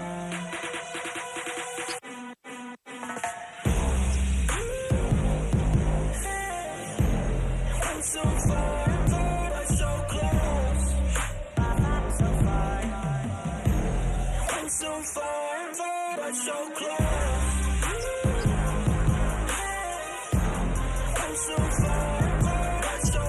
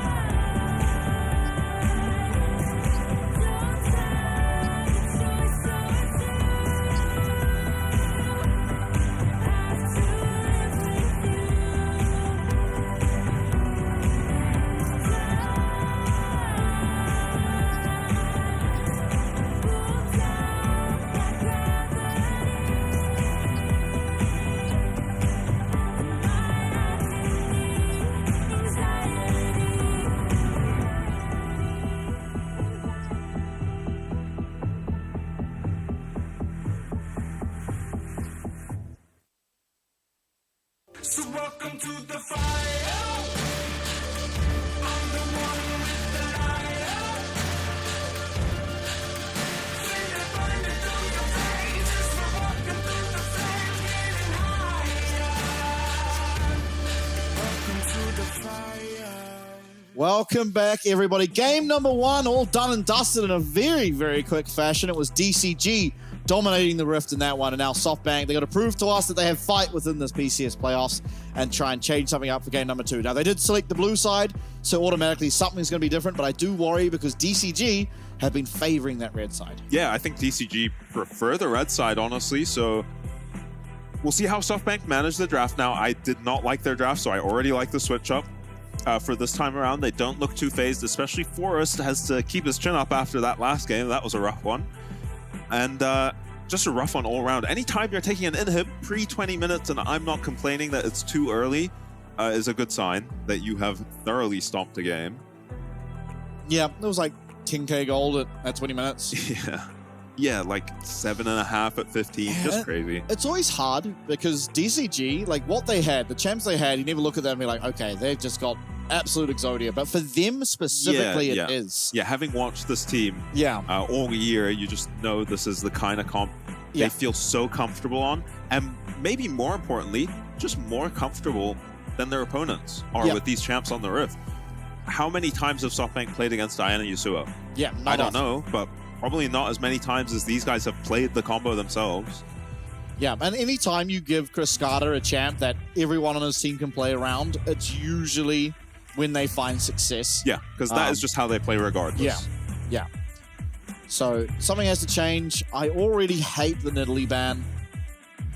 Israel, I mean, fair enough, Israel ban thing has been liking that champ, but I think we should look towards either banning out that Diana, which will stop the RSO. We haven't. Yeah, I wonder what's happening with Smolder in these scrims for SoftBank, that they would prioritize banning it here. It just hasn't looked really like a ban-worthy or even first rotation-worthy champion. More of a counter to if the enemy team has picked maybe too meek of a laner somewhere, you can chuck a Smolder into like a Cassante or a Corki, maybe some passive bot lane that wants to roam a lot. Oh, and, Rumble. Okay. Now, what does Taco play that can stand up to this? It's probably not the Camille. I would imagine either Cassante or Kennen. I think Renekton does fine too. Yeah, it does lose, but... And it is another weak side champ, so he will just go for that. And Ashe left open. I forgot about this Ashe. Definitely need to snap that up. Feng very good on the Ashe, and we've got another comp that we can play around Chris Carter on. Yeah.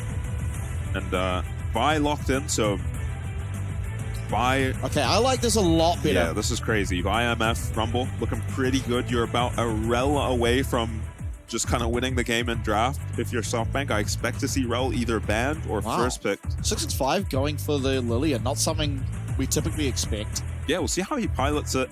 It's a matchup that Vi can win, but once the Lilia gets her Seeker's Arm Guard second into the Zhonya's, it becomes pretty difficult to shut her down with the buy.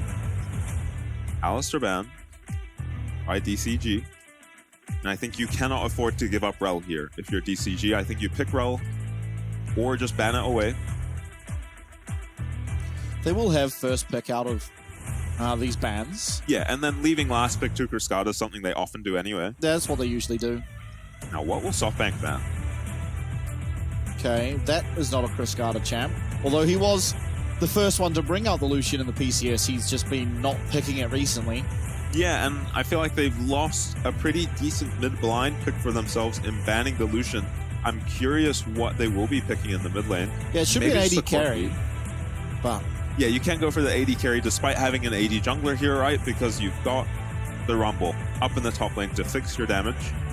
Corki and away. So Tristana, Corki, Lucian off the table. I have to wonder what scouting has been done, because these are not champions that Cascada's been picking. I think not a single game on Corki for Cascada. A bit of a hipster, and I think it is a mistake taking Leona over Rel here. I do get it because of the Misfortune.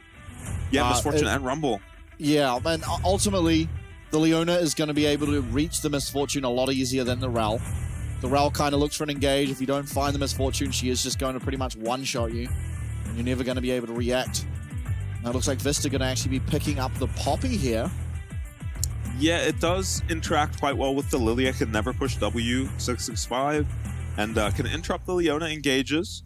Maybe Poppy's the type of champ they're picking. They're going to go Halo Blades or something and try take it to them in the bot lane. Ashe, very difficult to do that into, though.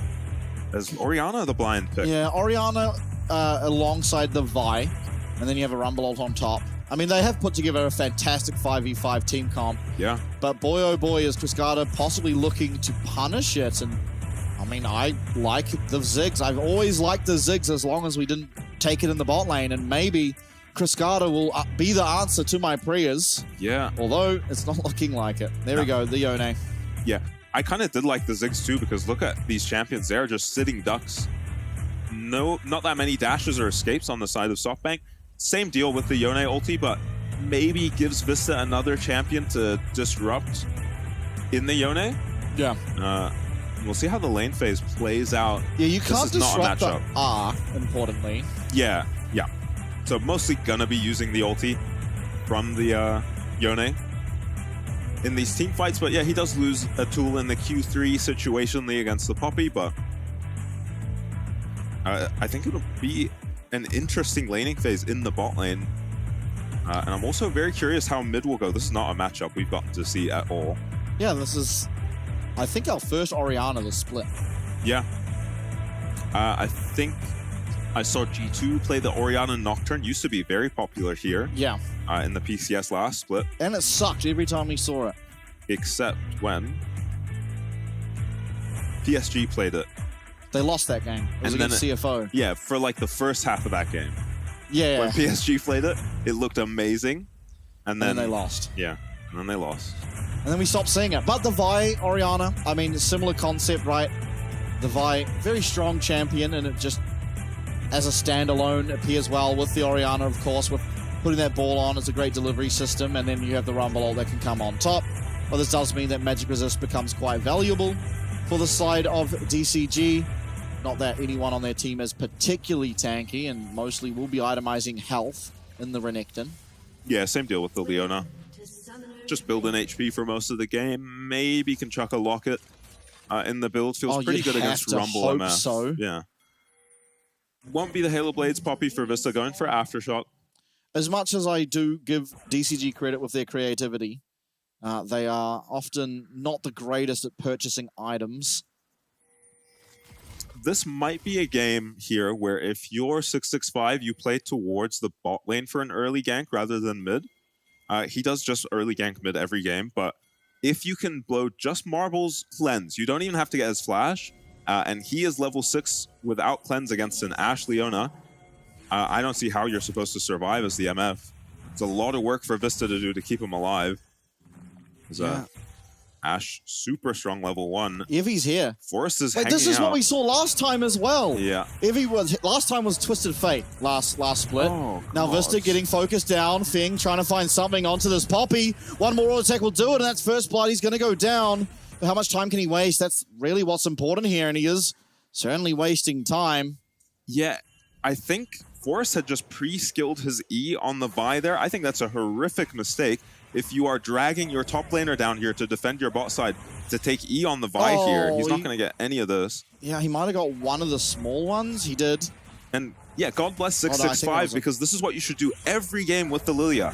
This is the strongest level 1 jungler right now. Force steals away the big raptor, but a bunch of the small ones go to 665. They're not able to zone the Vi away, unfortunately. Yeah, so well done by Forrest to be able to pick up that big part of his camp, but still both junglers will be level 1. And yeah, and Forrest skilling E here, honestly, even Vista skilling Q already is pretty questionable on the Poppy. Evi does, you know, skill his E here, might take that in his lane anyway, but that is the correct spell for him. Everyone else just has the wrong spell on the side of SoftBank for a level 1 fight. Kind of questionable. Vista loses his flash, but Bang uses both sums. Hard to read how that's going to affect this bot lane. As Ashe can be very vulnerable without these summoners. You'll see if Forrest can make his way down there to punish that. I think that's really what we need to look for. Yeah, going to be clearing his top side for now and looking for an invade, I think. Though if he does invade, it's just going to be 665 swapping to the bot side. That actually favors Force because he did get the big Raptor, and we'll get the Raptors on 665's side of the map. Taco, though, actually with priority up on that top side because Evie was at the play down on the bot side, we'll be able to scout out where where Forest was. Yeah. 665 is just going to walk up to his Raptors. Color me surprised, Yone is low on health at the start of his lane phase. Yeah. Does have to pop his health potion Cruscada, but yeah, we see Yone in this position very often, and Dasher's mana is getting pretty low. Yeah, very low, in fact. I think Cruscada has enough health now to just face tank everything. Yeah. Which you will have to because you're the melee champ. And looking aggressive here onto Dasher. Takes a lot of damage, but will heal it all back. Yeah, this Orianna skin looks like he's popped that red potion, but I don't think he even has access to that if he has taken it on the Orianna. Yeah, that's a level 6 thing. Forrest going to pick up the bot grub. The bot crab rather, and he's quite ahead on this clear.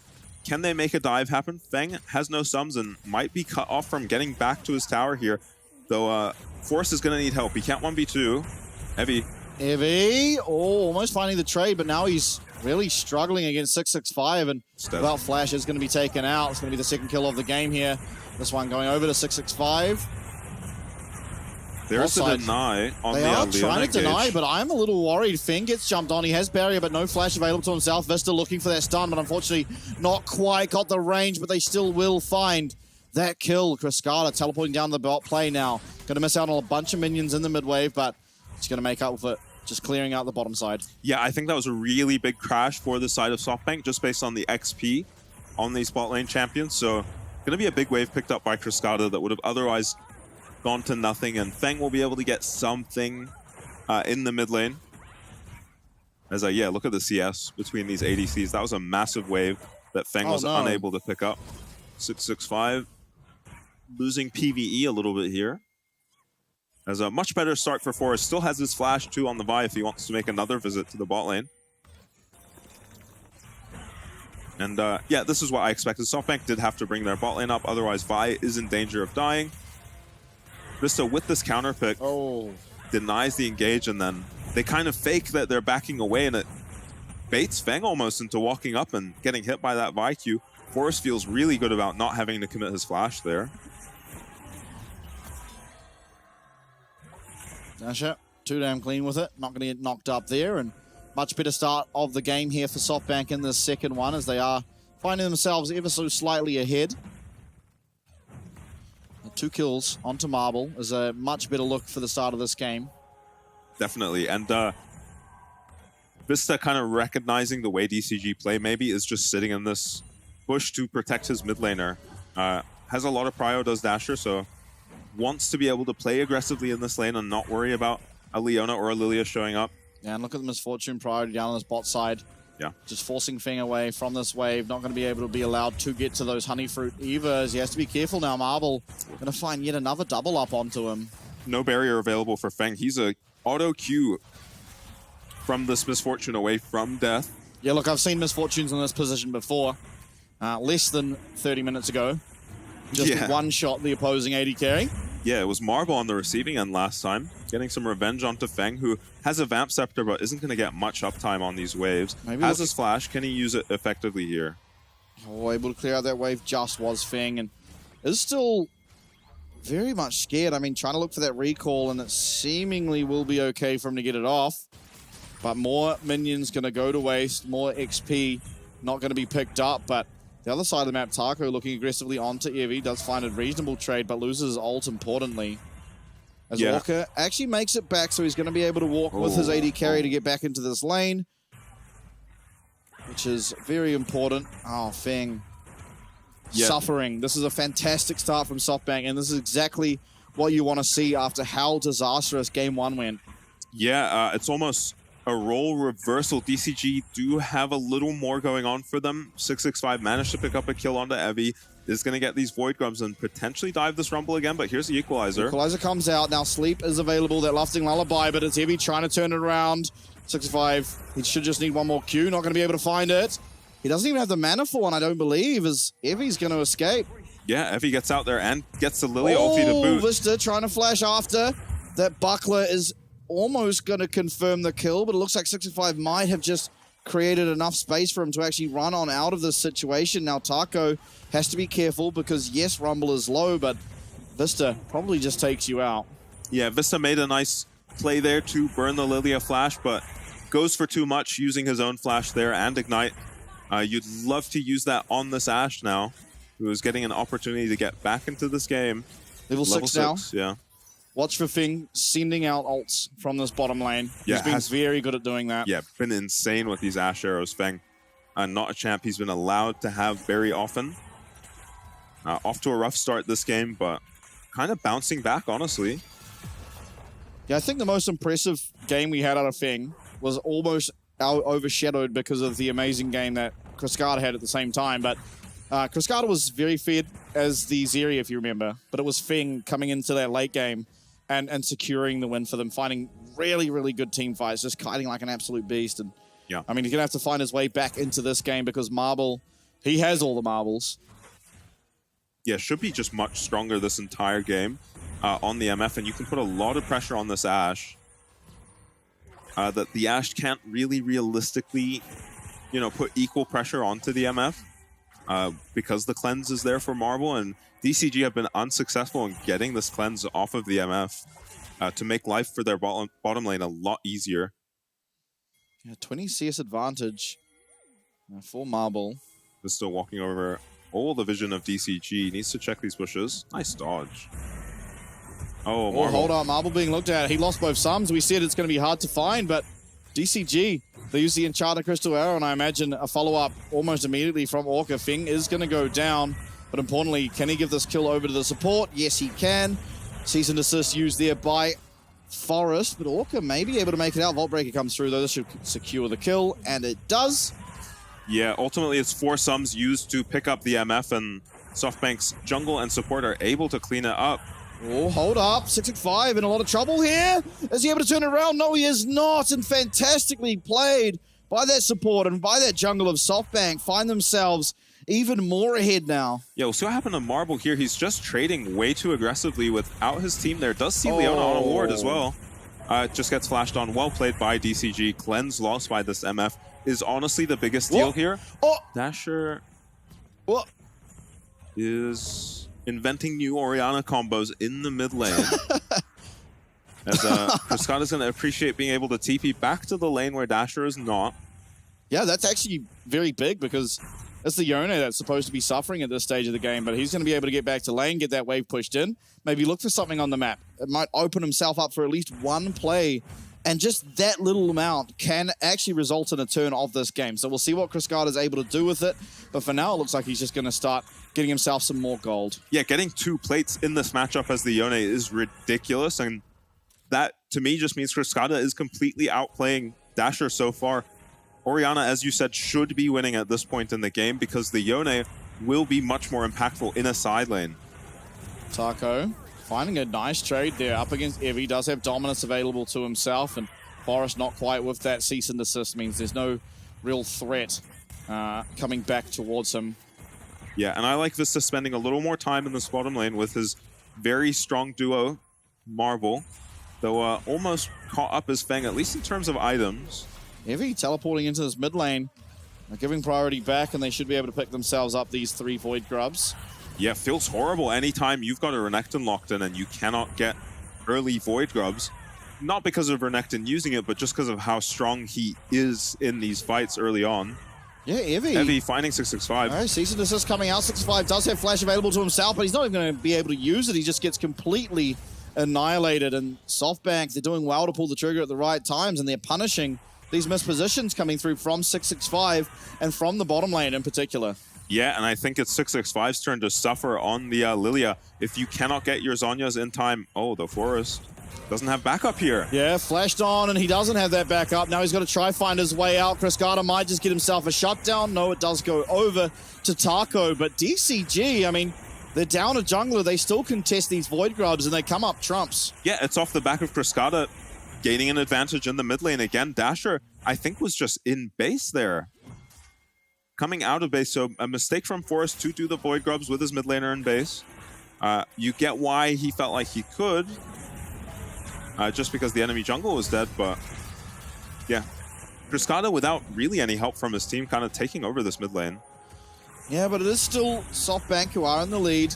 Although that lead is going down bit by bit. Cruscada flashing away very, very low. Can Orca and 665 get him out? I mean, now it's Orca that's the focus of everything.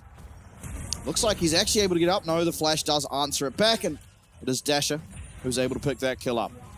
Yeah, it looked a little scary with the Poppy E coming out there, maybe pushing him out of the Orianna Flash QW. Oh, and Feng got solo killed. Yeah, just solo kill on the MF again.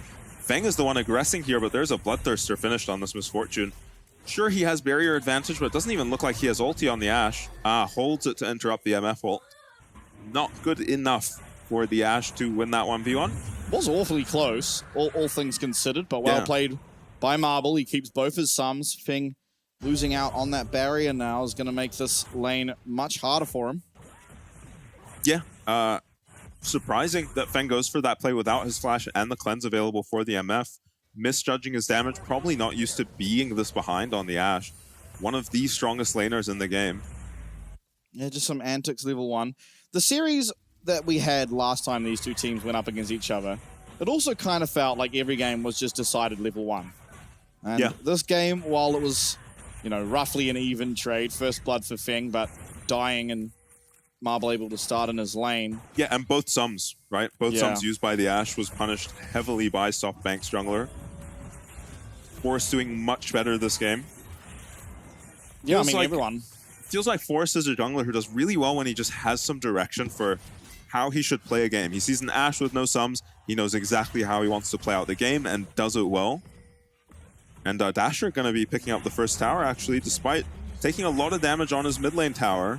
Yeah, and Evie going to be able to use that equalizer to pick himself up. That entire wave top. How fun and interactive is that ability?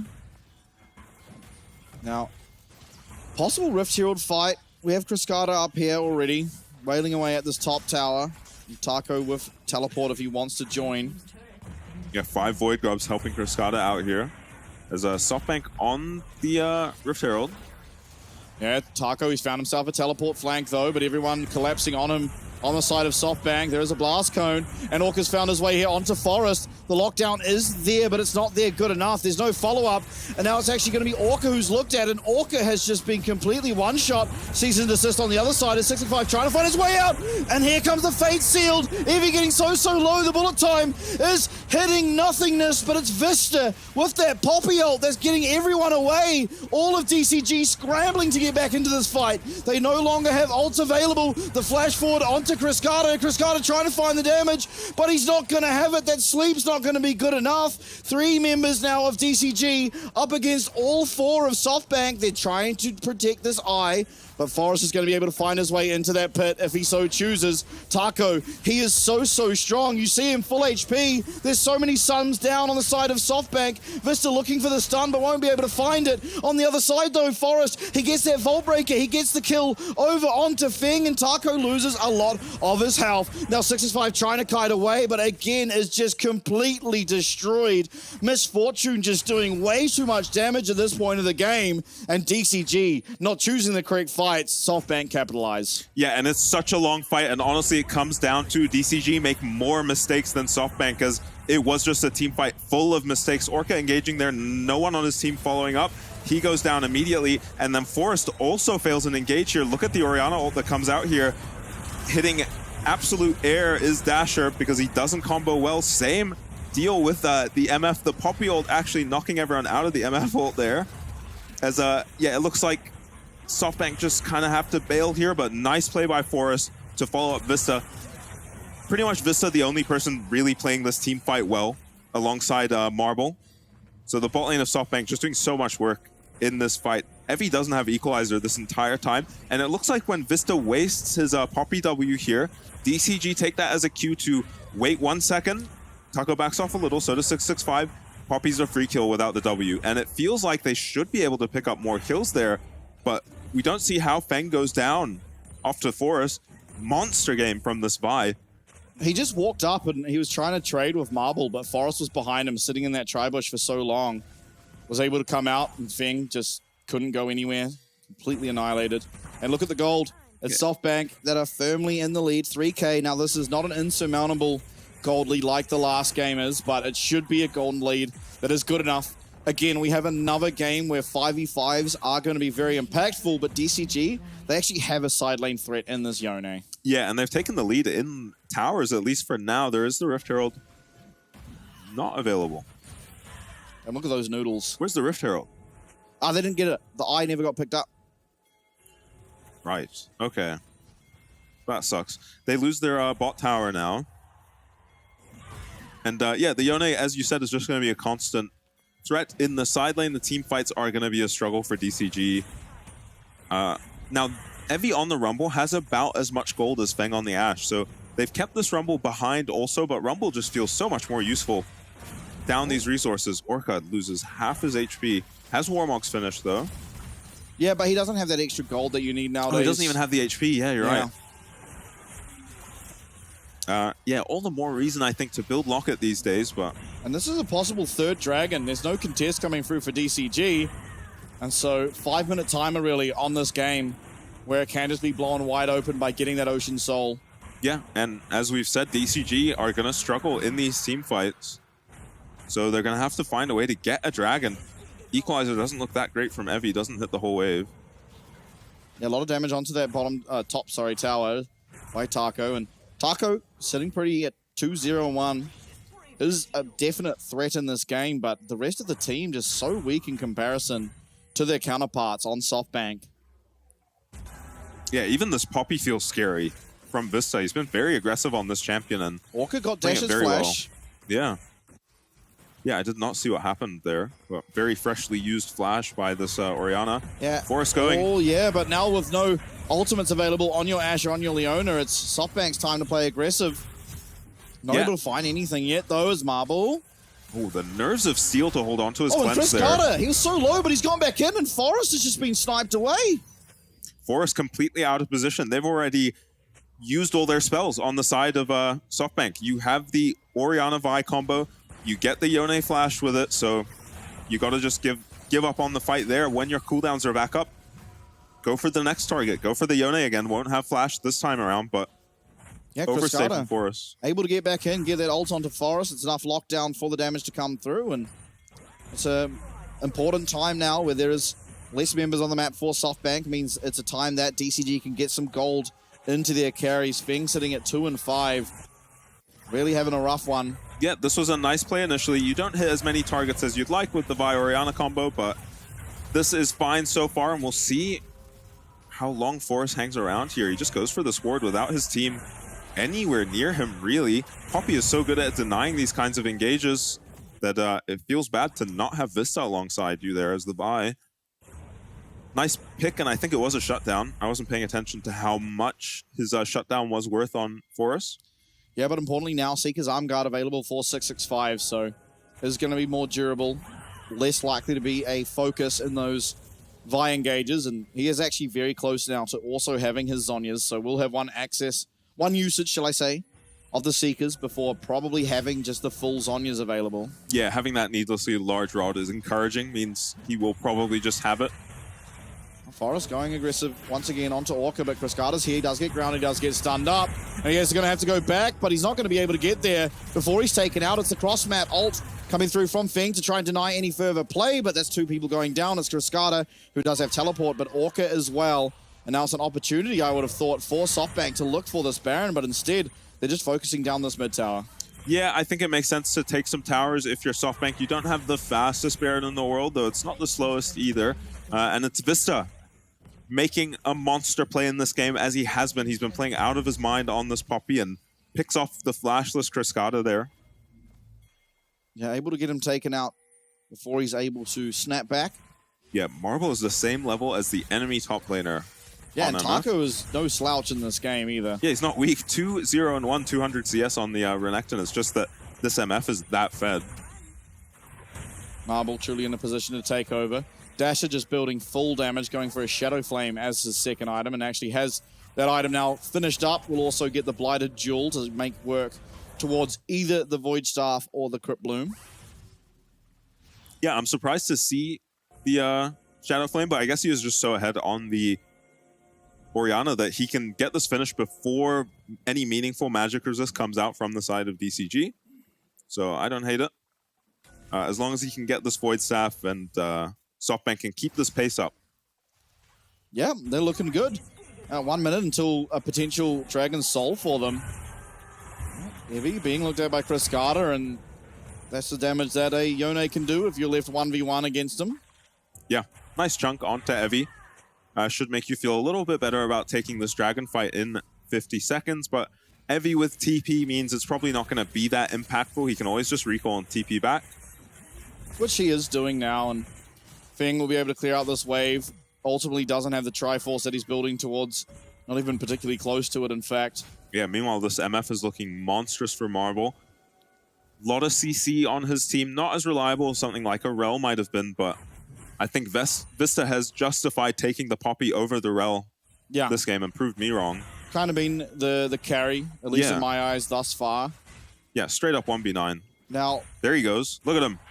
Yeah, he's finding his way onto Chris Carter yet again. Cease and desist, but Chris Carter gets the ult off. And Chris Carter got the ult off onto Marble, who was so much about damage. S65 finds a 3-man sleep. He goes golden. It's a nice ult once again from Vista. But what can DCG do? Nothing in the face of Marble, who finds a fantastic ult for himself. But Feng kiting and Taco is so strong. He gets the stun, the slows are coming through, and DCG are fighting back.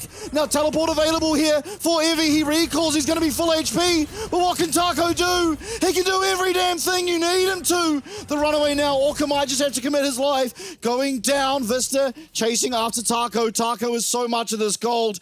He also has teleport. He can look to come back, look to defend this dragon, and somehow the fight's even, despite the advantage SoftBank were at. DCG playing out of their minds to make this fight even. Evie does not have flash here. He cannot get this kill. Just being annoying. Yeah, and it is Kriskata outplaying in this team fight, quite frankly. You have to hold the Orianna ulti here. Yone picked into Orianna often because of the fact that he can buffer the ulti like that. Nice find from 665 here, but nice Zhonya's from Evie too. He actually manages to get out of this situation, which looks very scary for him. Flashes away so that he can recall and TP, and I think ultimately the mistake is made a little bit later by Marble, who doesn't play patiently enough. He feels how strong he is. On the Misfortune is about one auto from killing every member of DCG, but still should wait for his rumble there. Vista, yeah, he's just walking face first. No one sees this come through onto 665. The ultimate there from Feng does go wide, but the smite from 665 is good. And Forest now trying to find his way out. The equalizer's nice from Evie to delay any further push into the face of SoftBank, but it is the Dragon. The soul won't come through just yet. DCG able to stop that one. Yeah, and what happened there, because they used 3 ultimates on the Lily, and 665 is full HP. Equalizer, Orianna ult, Vi ulti, and 665 just smites the dragon and walks out. Yeah, didn't even Zhonya's. Yeah, I want to see a replay on that one because someone messed up royally on the side of SoftBank, I think. Unless this Lilia is just that tanky. Does have some resists in the Negatron Cloak and the Zhonya's. Now Zhonya's finished for Evie. Dasher kind of did lose a little steam. I hope that SoftBank just slow it down, wait for your ults to come back. You are still in a leading position. You should be able to win this game. You're constantly going to have pressure around this dragon. It doesn't matter you lose one. But DCG, the last couple of fights have looked good for them. Feng is starting to do damage. He has his 2 items as well. Only half an item behind now from what was a really bad position he was in earlier. Yeah, still the evidence of that bad position in the 2-level lead that Marble has somehow. Yeah, massive game for him on the MF so maybe far. caught out. Forest finds his way onto Leona. The Enchanted Crystal Arrows, though, it finds its mark yet again. Forest stunned up, does get the cease and desist, but the snapback will be there for Chris Carter. Taco fighting the damage. That's 1 kill found early on in the fight for DCG. They even confirm it with a second as Taco gets locked up by that ultimate there through Dasher. Only just 665 going down. Orca, yes, he's very low, but has the Warmogs. Yeah. And it's another fight in favor of DCG. Yeah, the engage starts on Orca, and he manages to limp out on 1 HP somehow. Vista, again, that fight, honestly, playing out of his mind. And yet the MF and Orianna ultis just not feeling like they do enough damage right now to get through DCG, who are clawing this gold lead back. Picked up the dragon, they denied, we didn't even pay attention to that. They denied the soul, I didn't even realize. I didn't say that. Yeah, I mean, that should have been a much more difficult fight for them with the state the game was in, but now the game is honestly not that bad. 2.5 minutes until the next dragon fight. Again, DCG have to fight every dragon, and SoftBank can torture them a bit by threatening to do Barons every time the dragon is up. Will kill this Baron very quickly. Leandri's on this Rumble, Void Staff coming on the Orianna, as well as just a 3-item MF. Yeah, things still looking good for the side of SoftBank. It's just getting one team fight the way you want it.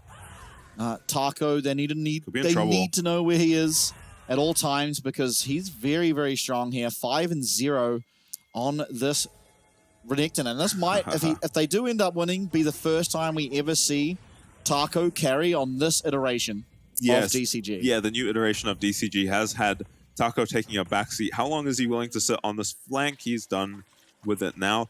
SoftBank need to be a little more thorough with clearing these wards. They've just left a pink ward there. Possible TP flank later for Cascada or Taco. Both these champions use a flank very well in the Renekton and Yone. Forest now getting to work on his Randuins. Nearly finished up is that item, and that'll be very good at dealing with both the Ashe as well as the Yone. Yeah, armor on that item. Feeling good against the Renekton too, though he doesn't crit himself. And 665, I will say, is doing a little better than Forest on Lilia, but not by much. No, yeah, it's... Both Lilias have looked a little rough around the edges. It's a very non-665 champion. Yeah. This guy doesn't like to kite. He likes to go in. And that's true. He does like to fight at level 1, though, and Lilia's very good at that. Forest does finish his Randuins. They did try that this game. Yeah, they did. And 665 holding this midway for his ADC. Terminus third here for Feng, and he's got his 3 items online, so still staying within the game. Yeah, and if you look at Yone items, if you look at Ashe items, this game's not looking that rough for DCG anymore. It's just the dragons. Yeah, the dragons are always going to be that thorn in the side. Marble, he gets hit randomly by the ball, but does have cleanse. Yeah, not much else. Oh no, I'm wrong. He's against a... this is not the MF of last game who only had to cleanse a Lilia ulti. He's got a lot to cleanse this game, so would like to hold on to that spell and avoid easily avoided damage like the Lilia E. As SoftBank are just gonna hit this. Yeah, I mean, Ashe, probably the best champ in the game at discovering this, but this is getting absolutely melted. The bowling ball comes through, lands onto Vista, though you're not gonna really care about that. Cascada trying to find his way in, everything landing, but it's all onto Vista. Everything has come down. I mean, we don't have Equalizer, but we do have a Baron here for the side of SoftBank. Soulfleet does go wide as Taco trying to find his way in the fight. Orca has, but Orca is all alone. It's a trade. The support going down. Forest flashes away. Feng is going to be able to secure that kill alongside 665 and all the burn damage that Lilia has access to. Now these bowling balls are coming through. Vista looking aggressive as the Make It Rain coming down. But the kite away from DCG should be enough with the Ashe, with those volleys coming through. Vista finds a massive engage, and Feng has been one shot. Now Cascada trying to find a way back in, misses out on that ult, and it's a double kill. The damage coming through from this Misfortune is going to lead to a triple kill. It's 4 members now of SoftBank, all with Baron, trying to find play in this game. The Baron taken, the Dragon likely to go as well, as a teleport from Evie is all but to secure it. Yeah, the only thorn in the side of SoftBank is they don't have their jungler here, but I'm pretty sure Marble is about to kill 665 in 2 auto attacks. Yeah, 665, Vista around here. It is going to be him going down. Orca trying to get here to save his jungler, won't be able to do so. And so Ocean Soul and Baron now on the side of SoftBank as they look to claim game number 2 for themselves. Yeah, SoftBank finally set up a fight where they can actually use this very strong MF to her full potential, and you see how much Marble can do, picking up a quadra kill with that kill on 665 off the end there. And the start of this play, Cascada's very late because he was hitting the dragon, trying to just quickly kill it. Look how many ults they use onto Vista here to try shut him down in these fights, but he walks away, full HP. Forest just kind of sends it here to stop the follow-up on the Leona engage. They pick up Orca as a trade, and Force almost getting out too. The Orianna ult leaving a little to be desired here. Taco still has GA up at this point, but at some point, Vista just decides it's time to kill these guys, and SoftBank all turn around. Remember how strong they are in this game, and look at that. Yeah, ridiculous. Flashed immediately out by Taco. Nice flash from Evie to follow up. And look how much damage Marble does to Cruscada, who E'd back at about half HP there and still dies to the flying MF auto attack. Now Ocean Soul and Baron push in favor of SoftBank. 30 seconds left. Hold up. Evie, though, he might be caught out on the side. Equalizer comes down, but he's taken out. He's not even able to get that. Zonya's off. Forest as well, limping away. Oh, he actually didn't have Zonya's. Look, it's about to come up now. Evie, uncharacteristic mistake from this guy, honestly.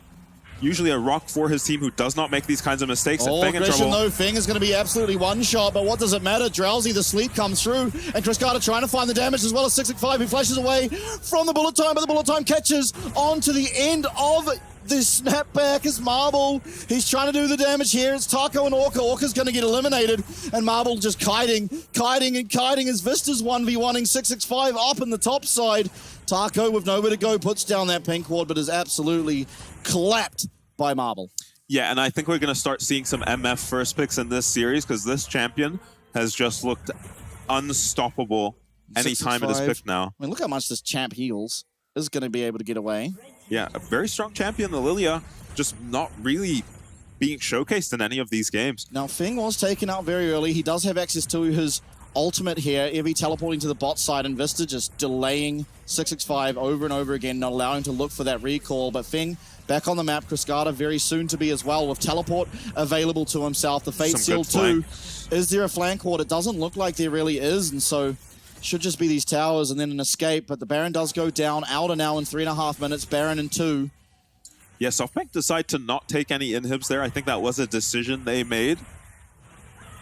Interestingly, I think these inhibs would have still been down for the Baron spawn or the Elder spawn. They could have only taken one inhib, I think, had they concentrated on one. And you just see Marvel is just straight up putting this game on his back. Cruscada finds a really nice pick, but they can just take out Feng so easily. With the Vi, you just pick a target, kill it with the Orianna behind you.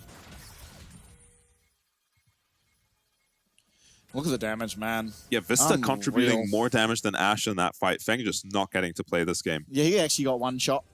Like, actual one shot. Yeah, I think he maybe got a couple autos. He still did 1900 damage. Did he? Yeah. Damn, what a beast. Kind of impressive considering what that fight looked like from Feng's POV. Oh, 5 item MF. Yeah. 6, I guess. It's just boots of the caveat. There's a Q that takes half of Cruscada's HP off. Yeah, that's essentially a dead Yone. Gonna have to go back to his fountain to get that health back, as bot lane inhib as well as the mid lane inhib are gonna be taken out.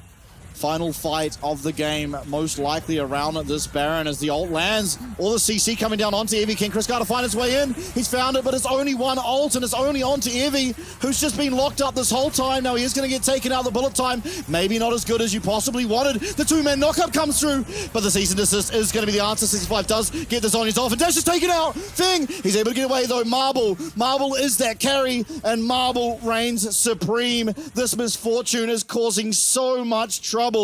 Only Feng taken out. It's now a 4v3 if DCG can get back onto this map. But how can we deal with this misfortune? I don't think you can. Yeah, it's a 3v4 for SoftBank, but they're just stronger. This MF feels like she's worth 2, maybe 3 champions. Vista plays the start of this fight pretty well, just running in front of his stunned rumble with his W up. But look at Marble in this fight, just untouched. Not really touchable by the side of DCG. All back to live. We've had some teleport flanks by the looks of things as Cruscada is back here on the bottom side, but Marble is just going to be doing so much damage. One more auto attack should do it. He gets the shield off, does Cruscada, but it's not going to matter. Down will go that mid laner of DCG, and that is a big cooldown timer as the Baron has spawned, and SoftBank can just recall and hit straight there. Yeah, they can even do it faster than that if they want to. They do recall jungle and support, so they will walk there. They did have Dasher's TP. And, I mean, the bright spot for DCG in that last fight is that Marble did use his flash to finish Feng off. Well played by Feng to force that out of this misfortune. But you got to find a way to kill this Ocean Soul. Life sealed up MF. He's just looking like a tank on this champion. Yeah, now Marble does not have Flash, has his cleanse.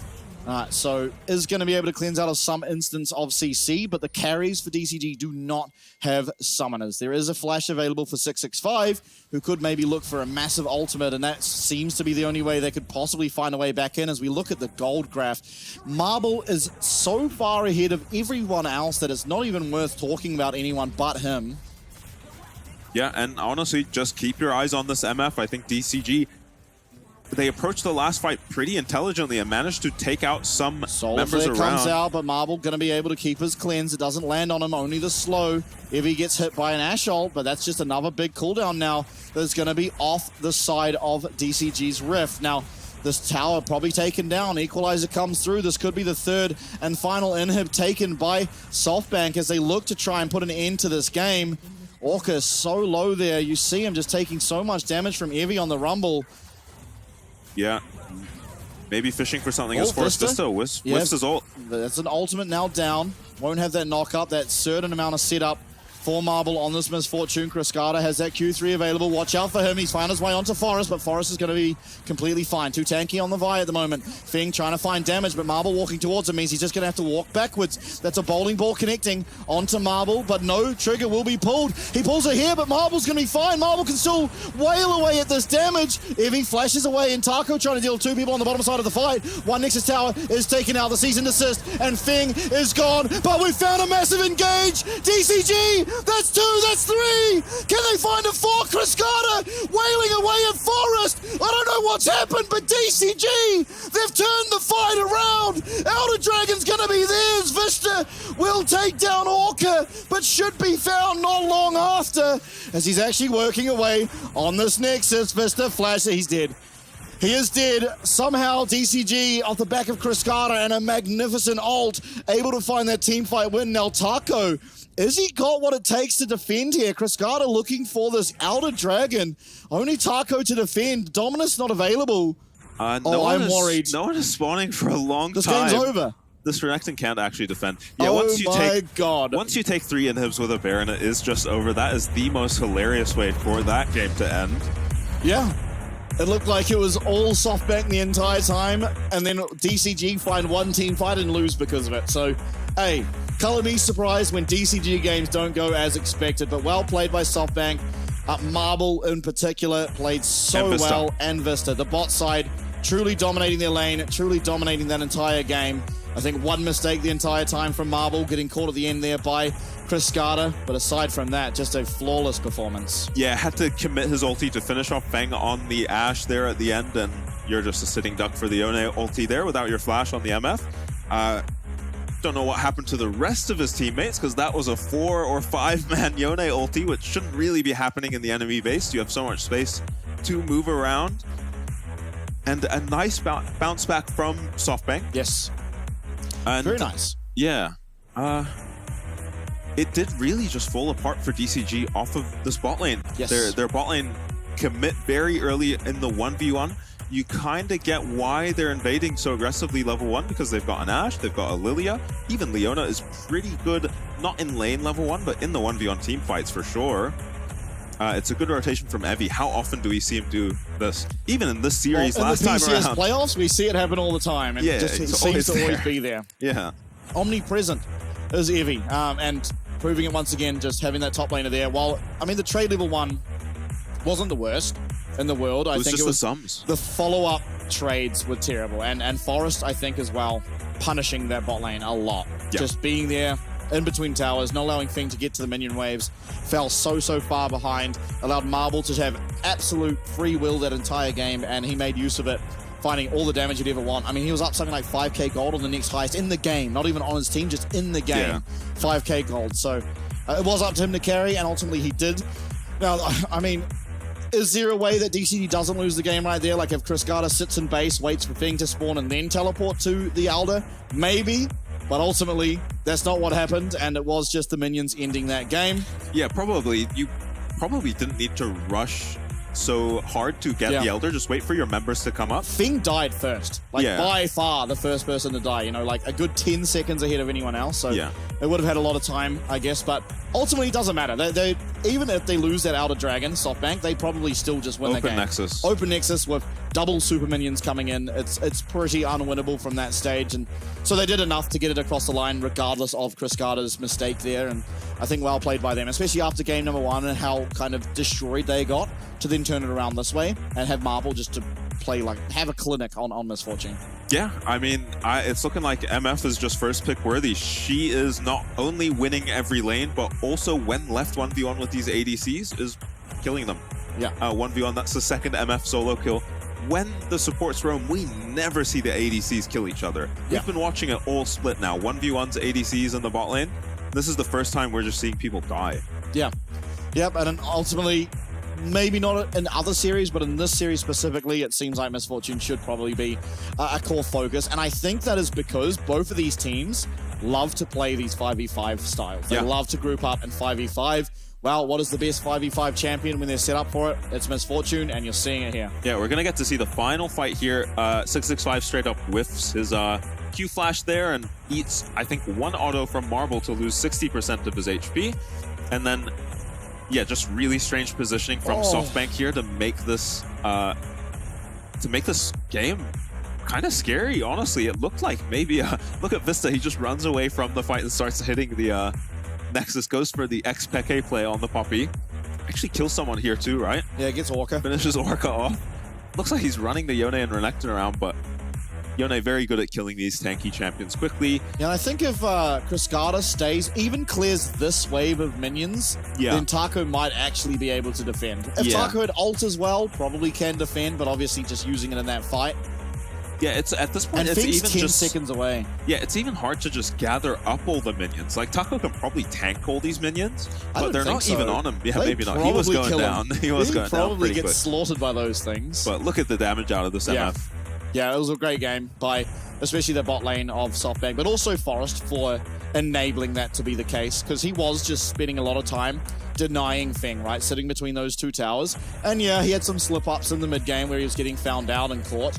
But ultimately, I think he did more to benefit SoftBank this game than he did in detriment of them. So a very good look here. And maybe we're just seeing this Lilia champ is a little bit fraudulent. Because when both teams are just going for massive setup 5v5s, the Lilia kind of doesn't make sense because you can only really participate every time your Zhonya's and Flash is also up.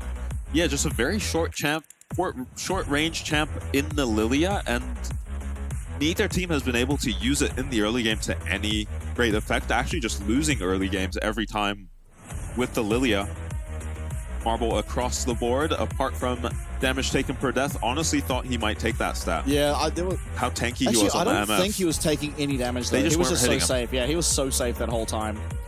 And Vista does pick up the MVP. This. I do too. Yeah, I thought Marble might have robbed him just because of how many kills he got, and frankly played well on the MF. I think it's not far from just giving it to Marble as well, because he did play near on perfect. But this early game from Vista, my goodness. And then just some of these mid-game team fights too, playing out of his mind on Poppy.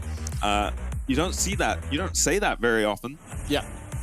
And, I mean, maybe it's something that DCG now look to ban, because honestly, it seemed pretty ban-worthy. And this was when Feng just got absolutely one shot. Yeah, he's been hit by the Orianna ulti, the Bai ulti, and then Vista even comes in to finish him off, knocks up Cascada. This is the second time he's actually managed to set up a pick on this Yone. This was a dicey fight. Yeah, it was. And he's just like 1v1ing the enemy jungler right now on Poppy. You're just healing infinitely. Yeah, Ocean Soul helping him out here. And then he gets his Warmogs after this. Yeah, needed a Morello's picked up somewhere, I think. Jukes out of the Lilia W. So he's 665 had an Oblivion Orb. Oh, okay, good. But yeah, he just gets his Warmogs. Hex flashes on this guy and headshots him too. Yeah, what a game from Vista on the Poppy.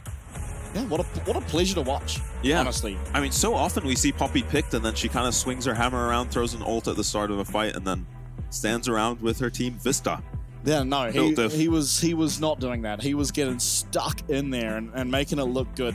And I think that bodes well now. We're seeing SoftBank. They're able to pick up some fun, different takes on the draft. We know DCG can do that. Now we have a 1-1 scoreline going ahead. I mean, you don't know exactly what to think. But obviously that is game 2 done and dusted. We now are tied up, as I said, in our series. When we're back, we'll see who takes game number 3.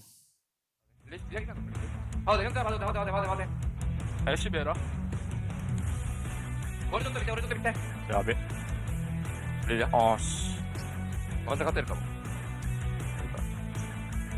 俺死んだね。大丈夫、大丈夫。はい、はい。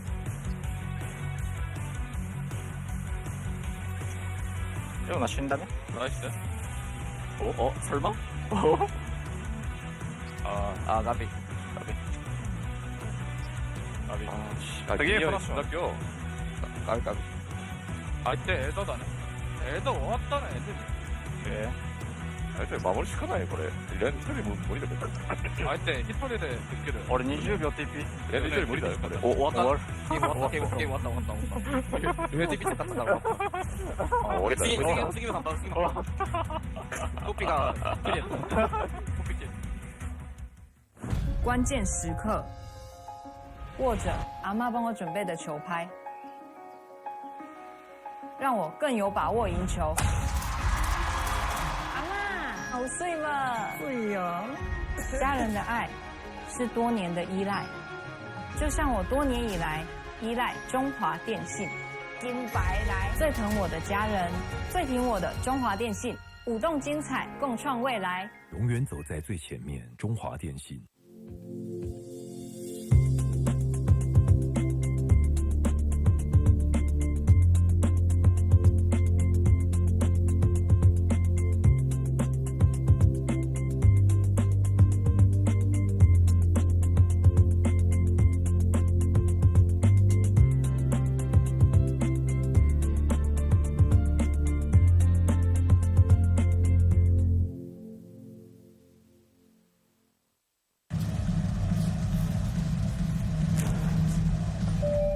旅客陈志明，华航直飞西雅图的班机即将准备登机。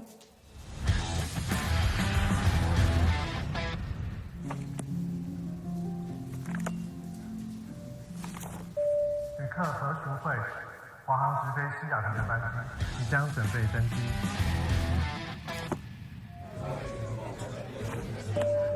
China Airlines passenger Michael Chen, your direct flight to Seattle is now ready for boarding. 华航直飞西雅图，7月14正式起航。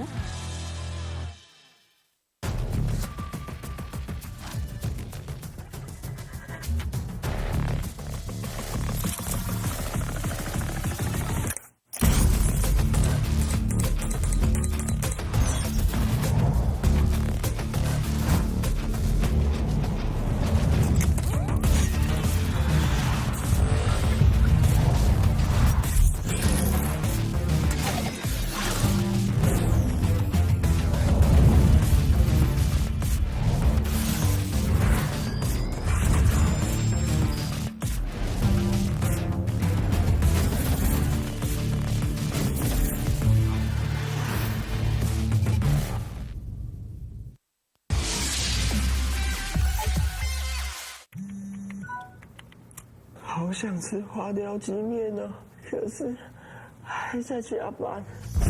阿嬷，加班也能来碗酒香补一补哦。就是这味道，这碗花雕鸡面帮你补身又补心，好满足哦。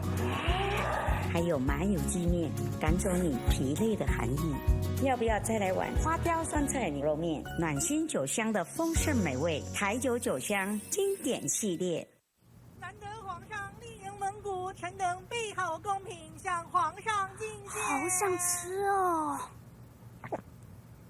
特此献上，此为酒香蒙古锅牛肉面，就是这味道，浓郁的汤头为牛臀骨风味，还有孜然香，淋上五加皮料理酒，更有层次。这真是宫廷御膳顶级享受。台酒御膳堂酒香蒙古锅牛肉面。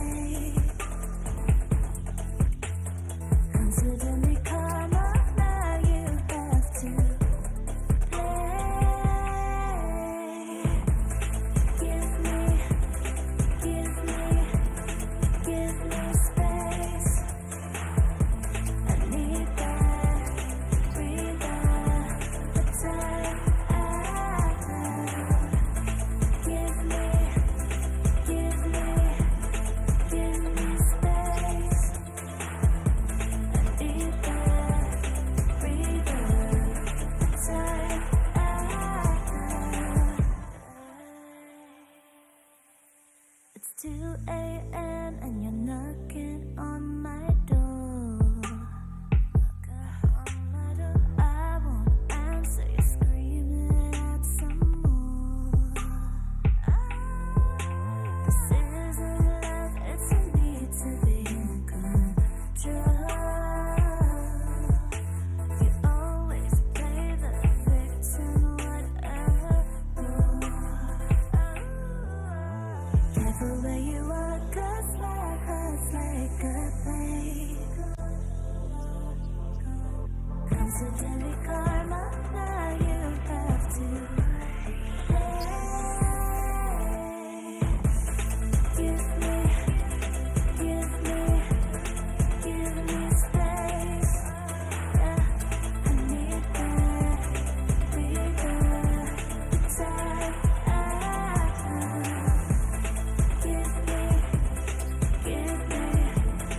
Give me space. I need that breather, the time.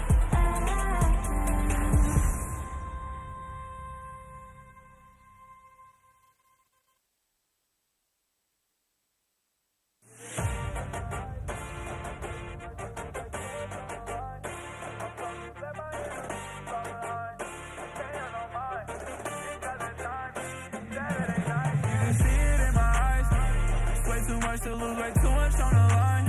I'm focused, let my enemies fall behind. Can't on mine, it's about that time. Saturday night, yeah, yeah, in my eyes. Way too much to lose, way too much on the line. I'm focused, let my enemies fall behind. Can't on mine, it's about that time. Saturday night, yeah, yeah.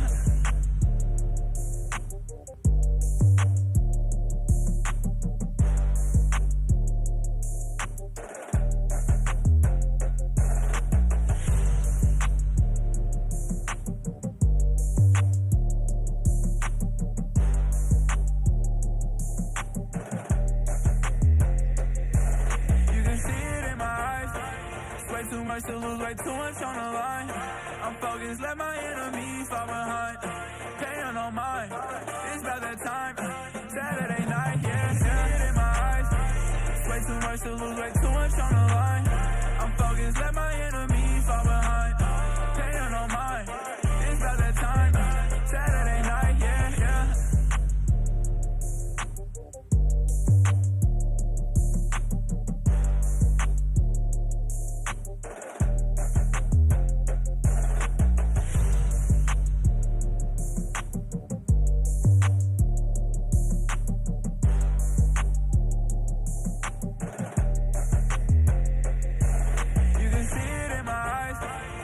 Too much to lose, way too much on the line.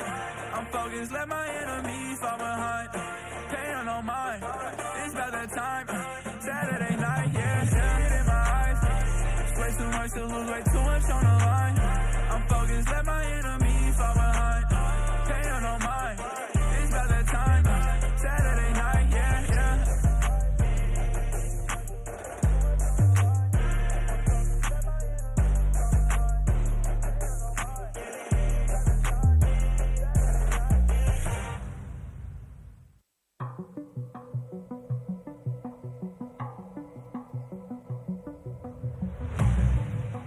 Wherever you roam, there's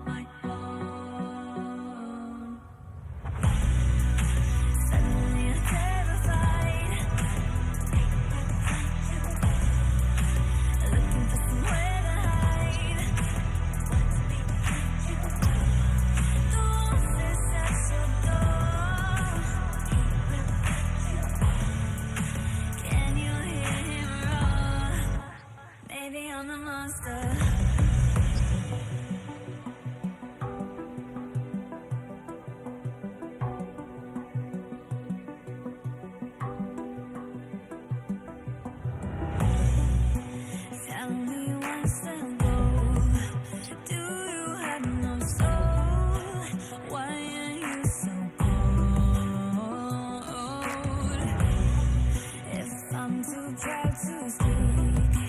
Will it make me weak? How will this unfold?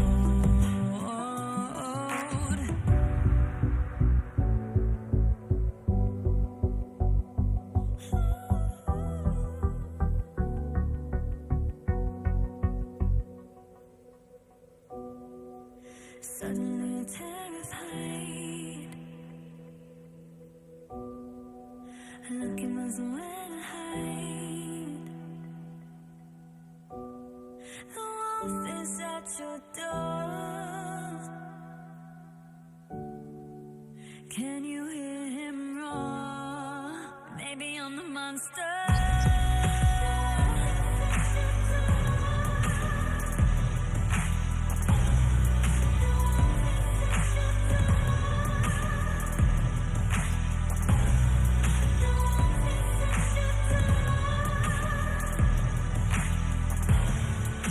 Can you hear him roar? Maybe I'm the monster. So welcome to the fire. I'm the one with the lighter. Feel it burning through your veins as we're walking through the flames, getting higher. Welcome to the fire. Welcome back, everyone. We're all tied up here. The LJL first seed taking it to the PCS second seed and going to bring us to a game number 3 where we don't really know what to expect other than Misfortune probably needs to be looked at. Yeah, and despite the first game honestly looking like a clash game, we've got a series on our hands. It's tied up 1-1. I didn't think SoftBank would bounce back as thoroughly as they have in this game, and like you said, it's off the back of this Misfortune champion. DCG, unsurprisingly, go for the red side. They just kind of prefer drafting from this side of the map. And I think if SoftBank go for the MF first pick, I think they're in good shape, but they'll have to drop the Rumble, and that does change the draft quite a bit. They'll have to find AP somewhere. I guess if they're willing to play the Orianna, yeah, that's fine. Though Orianna didn't look amazing. Maybe one of the understatements of all time, because I think it was kind of we won in spite of having the Orianna. Yeah, it does feel a bit like that. Now, there were times where obviously the pairing of the Vi Orianna would near on one-shot someone, but oftentimes it was Cascada who didn't actually end up dying, and he could teleport back, or he was able to still find play in a team fight. Yeah, just outplaying with the Yone ult buffering the Orianna ulti. Some cool moments in that game. There's not in every fight, Vista could not keep Cascada down. I mean, the coolest moment in that game, and I forgot about it until you mentioned it during the break, was just the teleport in mid lane from 1 pixel away. Yeah, the TP to get to the other side of your own minion wave from Dasher. Definitely an accident from him, and it meant that a lane he should be winning very hard and did get a lot of attention from his Poppy. Lest we forget, Vista spent a lot of time hovering him in that lane. Despite that, he still just loses a bunch of plates. Yeah, now draft Rumble is going to be available. We do just pick that one up again. I mean, Evie having a fine game for himself, even at times where he was focused down, would also find a lot of damage. Yeah, but maybe DCG looking for a Cassante this time. The Renekton looked great. Yeah, this would be the last champion I would change in the draft. I think you go Renekton, and then you go MF here, because you don't need to take the Lilia, even if you want to play it. Run back. Wee woo, run back. I think, honestly, I don't mind the run back, but I think we need a better jungler. Not that Lily is a bad jungler by any means, but it is not a 665 jungler. Yeah, it definitely didn't look good. Yeah, the early game just kind of went disastrously. 665 even had his Raptors smited away from Forest when it felt like they had just won the 1v1. And ooh, now that is a jungle champion. Yeah, Forest going to be taking the Maokai. Kind of appropriate considering his name, now that I'm thinking about it. Yeah, true. Maybe Ivern more thematically but accurate. banned. Yeah, damn. Difficult. There we go, we did it! Yeah, I like now, it. This champ goes in exactly one direction, and it's also the only direction 665 ever goes in, so I think we've formulated success here. Yeah, suits him as a player, and this new iteration of 665 that we've gotten to see the split has been much more disciplined around playing around his ultimate and his flash, and it suits a champion like a Mumu very well. There's a lot of cleanse value for the side of SoftBank. But that also means you have to be very disciplined with your cleanse. You cannot lose your cleanse early in this game or around important objectives. Otherwise, you've got an Amumu and an Ashe and a Renekton looking at Marble on this MF. Yeah, what would the last ban be? Obviously, should be an AD. Yeah, Yone banned away just means they're going back to the Orianna. Maybe. I mean... Oh, it's a lot of AP, though. Yeah, maybe you can't go Ori here. Now, I really like Orca on range champs. Anyone that remembers DCG from last split, he was very, very good at playing range champs. Obviously, that was mages more than these... I still don't know what you classify Renata as, because she's kind of engaged, kind of enchanter. Yeah, she's just a strange champ, just a facilitatory champ. Yeah. That can just solo win you team fights, control chokes, and you need something to control the chokes in this DCG comp. As right now, SoftBank, you try walk into a choke against this team. With the MF, Maokai ult, Rumble ults, very terrifying. And I wonder, I think this is a very risky Zeri pick because I think Cascada is about to lock in Kalista. Ooh, it could be, yeah. And yeah, it could. Doesn't seem like an amazing lane for Zeri in the first place. And then they have the Kalista Amumu combo. Whoa, okay, Vista. Nice. Pull out the Blitzcrank. I love watching Blitzcrank games. And with the form he's in, I'm terrified if I'm DCG. Oh, it's not the Kalista, it's a Caitlyn. Yeah. I'm trying to remember the Caitlyn game against Maple. I think he played very well in that one, right? It was only the Draven that it was like, yeah, I remember him having quite a good early game, and then Maple came online, but as he often does. Yeah. No, but the Caitlyn in this lane is obviously going to be favored. They're going to have mid lane prio the entirety of this lane phase, and it'll be Cascada able to play around whatever 665 wants to do. Yeah, priority at all costs is what this Caitlyn pick is telling me. Same deal with the Renata lock-in, honestly. They have left themselves vulnerable to this Blitzcrank, though, so let's see what Vista can get done. Yeah, there's I'm so excited. There's 4 good Blitzcrank targets. Well, 3 good Blitzcrank targets, but one horrific Blitzcrank target. One is an absolute landmine in 665. If you throw a hook that guy's way, he's going to be overjoyed to have a third dash on his champion. One of those solo queue moments, you know, you've locked in Blitzcrank because you didn't want to really play support and he's fun. You miss every single hook all game until you land one on the Amumu. One hook finally to sabotage your team. One last dagger in the back.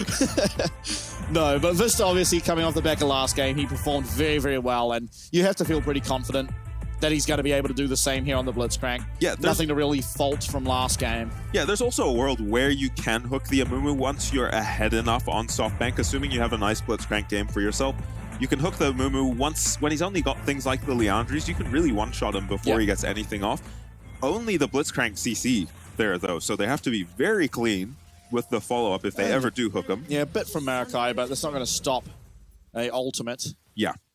As it will be that Conqueror on the Amumu, something we're used to. Cascada going for teleport, going to have more lane pressure that way, less solo kill potential, but I think only really the Zeri does he get rid of that teleport. And yeah, we did see this matchup exactly. It was Maokai into Amumu. It was Ground Zero playing the Amumu up against Frank. And Amumu struggled a little bit despite Shermfire having an amazing lead on his Amumu. Maokai kind of just throws the ulti at this Amumu, and it's difficult for him to navigate these team fights. We'll see how 665 handles it. We had a live viewing somewhere. I imagine that was in Japan. I guess it could have been in Taipei as well. Not really sure. Could be anywhere in the world if DCG are playing. That's true. Imagine just getting to see these guys at Worlds, you know? An introduction to the PCS, and it's like, NA, they're like, yeah, we're going to win, and then we just get DCG pulling out their drafts against them. Yeah, Amumu, Caitlyn, mid-jungle. I don't think anyone else in the world, I don't watch every league, but I don't think anyone's playing this. Yeah, I think the only league I never can catch is NA. Yeah. Yeah, because of the time. Yeah, time zone sucks for us. LCK, really difficult for us to catch too, because we're often just casting these games at the same time. Much more standard start to this game.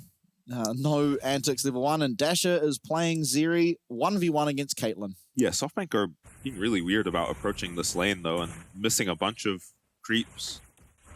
Maybe creeps they'd be zoned off anyway.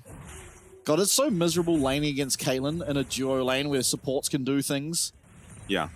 And this is just only more miserable. Now, yeah, of course, is worse. because Chris Carter's always pushed, he does have to be careful. Oh my lord.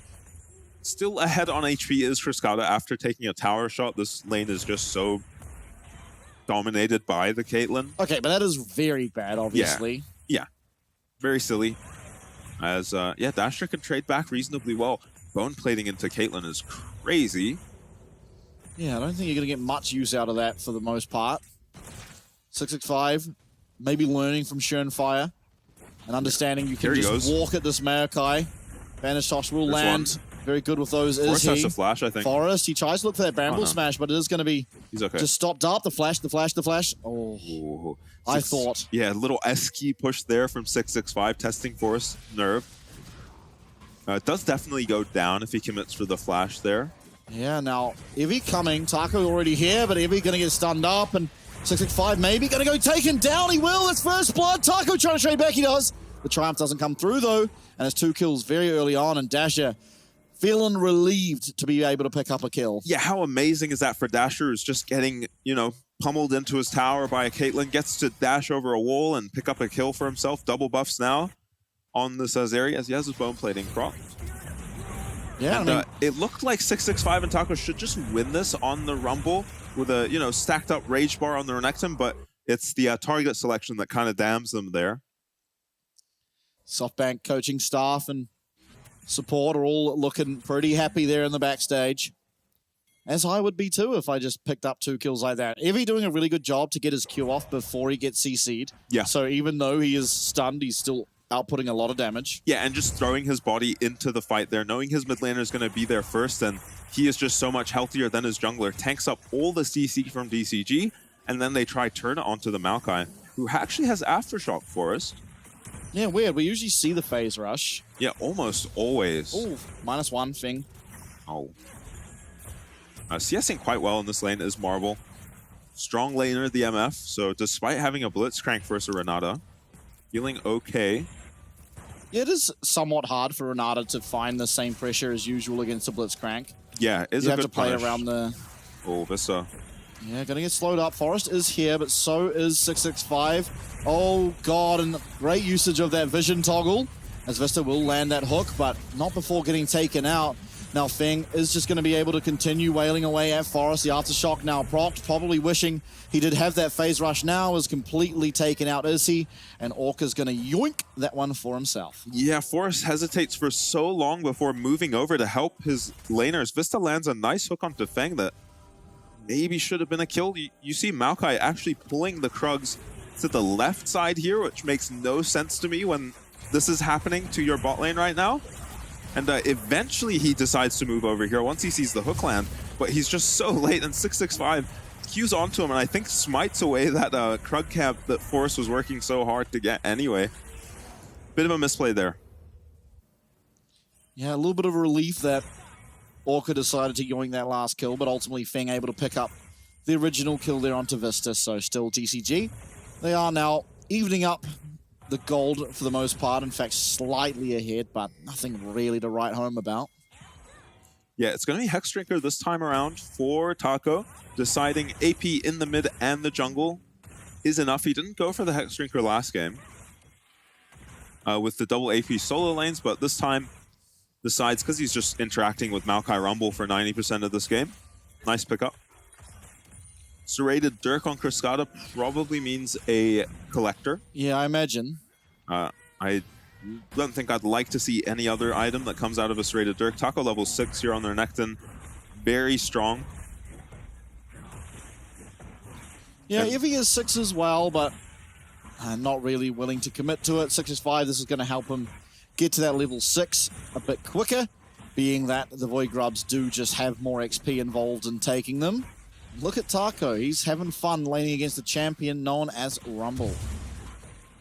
Yep, because of how strong this Renekton is with his ulti at this point in the game, they do get to pick up. You don't have the Maokai ulti to set up the Rumble to maybe make him as strong, as well as the Rumble just being down and all. I think Evie's... Actually, I think Evie used that after the Yeah, Grubs just were got down. himself a recall. Killed the wave, got a recall. One of the strengths, one of the many strengths of Rumble. A champion that just has been a demon all year.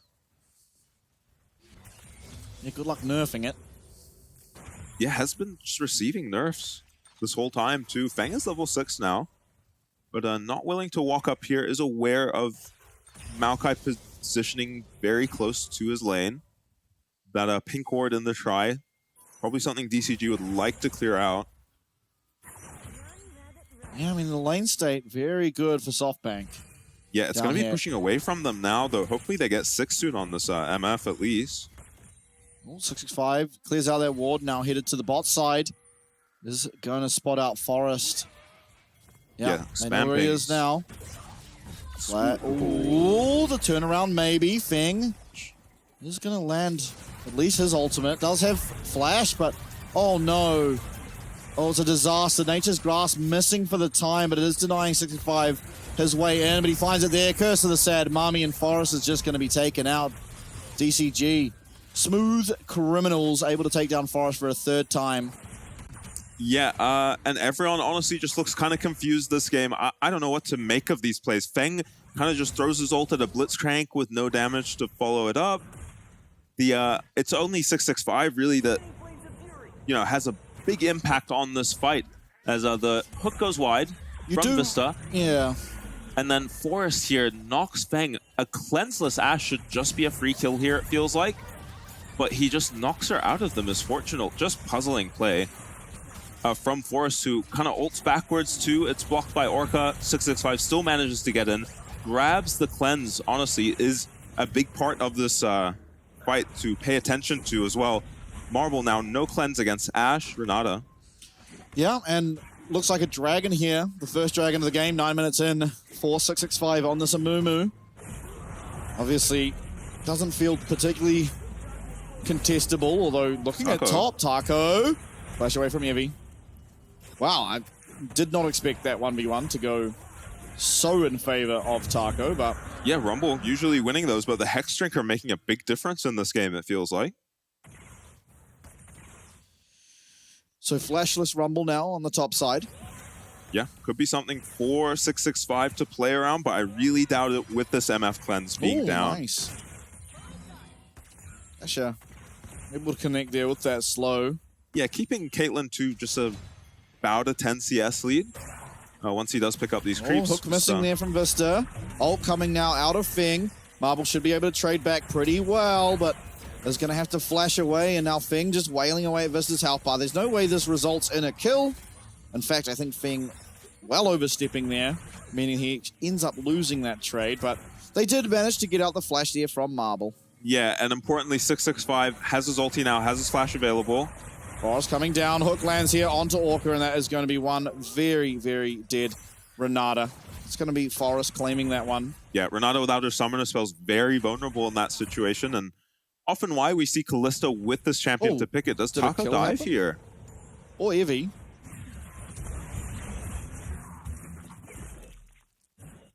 Oh, it's so close. Oh no. My lord. Evie getting that level up and just taking it to Taco. It was close. Yeah, well played. Disaster. Well played there by one of the most experienced League of Legends players on the planet. Around, yeah. Old Evie gets it done 2-0 and 1 on the Rumble now. The Taco making a very aggressive play without his Hex Drinker there. Gets punished. Forest is here to maybe try steal a Void Grub. No ultimate though here for Forest, and I mean he is just dead. Does get the Void Grub, so it won't be 6 able to come through. But oh wait, this ult from Marble's big, and 6-5 is going to be taken out, so it's a trade. And yeah, Evie has just slain Taco yet again. So once again, SoftBank, they're doing well early on in this game. This time it's Evie with all the success. Yeah, and Forest kind of makes a really puzzling walk at these Void Grubs. No ulti, no flash for him on the Maokai. Just walks in without his team there and gets picked off, and it's good play from Vista and Marble to pick up that kill. We'll see what happened to Taco here. Oh, this is assuming very he just gets barbecued.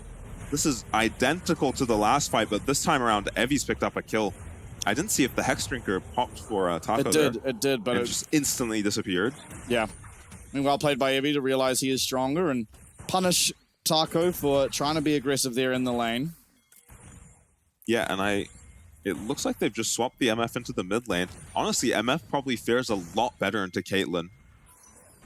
If they do want to just side lane Dasher into this Ashe. Yeah, and game number 3 is much the same as game number 2, other than it is burger flipped reversed.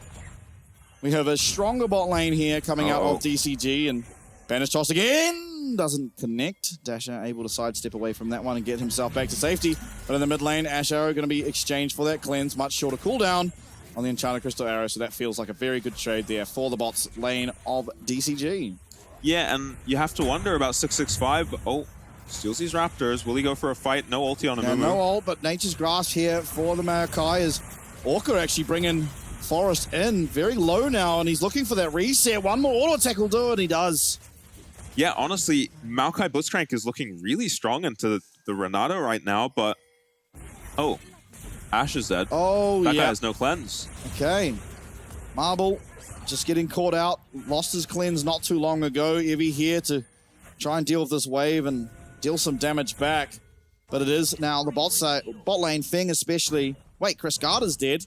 Yeah, he got killed by Marble? By Dasher. Oh, yeah, sorry, Dasher. Just in a side lane. 3-0 out of nowhere on the Zeri. Now Taco being looked at. All action, all the time. Yeah, constant fighting. Leandri's finished for Dominus this guy. popped. 665 as well as Orca on the way up here. I'm not sure who wins this, but the Rumble's looking pretty good here. Taco trying to survive. It's a nice hostile takeover. Taco's got to try and get some health back, and he does, but he's going to be taken out. Can he get the reset? They do! They managed to get the reset again! Yeah, DCG getting so much value out of this Renato right now. Orca still has heal even. And we are going to see what happened to Cascada here. Oh, he got TP'd on. Yeah, okay. That makes sense. I didn't think Dasher was at the point where he's killing the Caitlyn yet. So he is now 3-0 on the Zeri. Going to have his Blade of the Ruined King most likely on this recall. Yeah, Collector finished, though, for Cascada. So he is still strong, but nice by Evie to obviously pick himself up a lead in that top side and now use it to try and extend a lead somewhere else. And that is going to be Dasher.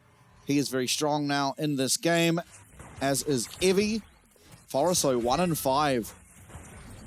Yeah, importantly though, this Zeri, however fed she gets, does not have cleanse because she went in the mid lane. Is going to need his QSS ASAP on Dasher if he's going to be able to carry this game the way he might need to, with the way DCG are kind of gaining an advantage now out of nowhere. And hopefully he's... Just oh, yeah, Walker going to be looked at again. Will he be able to get that revive off? No, absolutely not. But a lot was committed. Yeah. 3 ultimates used from the side of SoftBank. They still have the Maokai ult as looks like Taco's getting the first tower. Yeah, okay, somehow. Gonna be Taco getting himself some gold. Has that Black Cleaver picked up already. Oh, okay. We've seen 65 solo kill solo laners before. Yeah, the cannon. I remember that. Oh, and he's here we looking go. for it again. There is also the ace in the hole. Extra damage to come through. Enchanted Crystal Arrow. And 665 should be able to take him out. The Leandri's burn. We'll get it. Wow, that was so close. Forrest, I thought the Locket might have done it, and that Ashe Arrow from Feng kind of salvages the play, honestly. It's these 2 ADCs with their global ult, semi-global in the Caitlyn, backing up 665 to take down a very fed Zeri. That's, I don't know how he does it on this champion. He looks so good on the Amumu. Dodges everything. Yeah, then just flashes straight onto this guy, takes out the creep wave so he can land his follow-up Qs. And this Ashe Arrow is crazy good from Feng. We praised this guy on the Ashe. Didn't get to see much of his arrows in the previous game because they fell so far behind early on. Oh, Lord. Yeah, it is a tragedy in the top lane matchup for old Taco. Now has a Hex Drinker against 2 very fed ADCs, and he's not winning his lane with it anyway. Yeah, DCG, though, they are as a team up 2k gold, so they are definitely When ahead. did Forrest die? Oh, just follow up after they took down this area, I guess? Yeah, I didn't see. I guess so. Yeah, I guess just respawn 280 now. carries were down there, so... 6th death of the game for Forrest. Yeah, probably the most killable Maokai I've ever seen. Yeah, I think a few of these fights, Phase Rush would have certainly saved him, especially the bot fight around Krugs. Here's a play, bot lane hook lands onto Feng, it looks like, but... Oh, okay, so it wasn't actually... Wow. Yeah, okay. They actually just kill him. Nice trap from Cascada, sets up that kill. 65, he has ult, no flash though.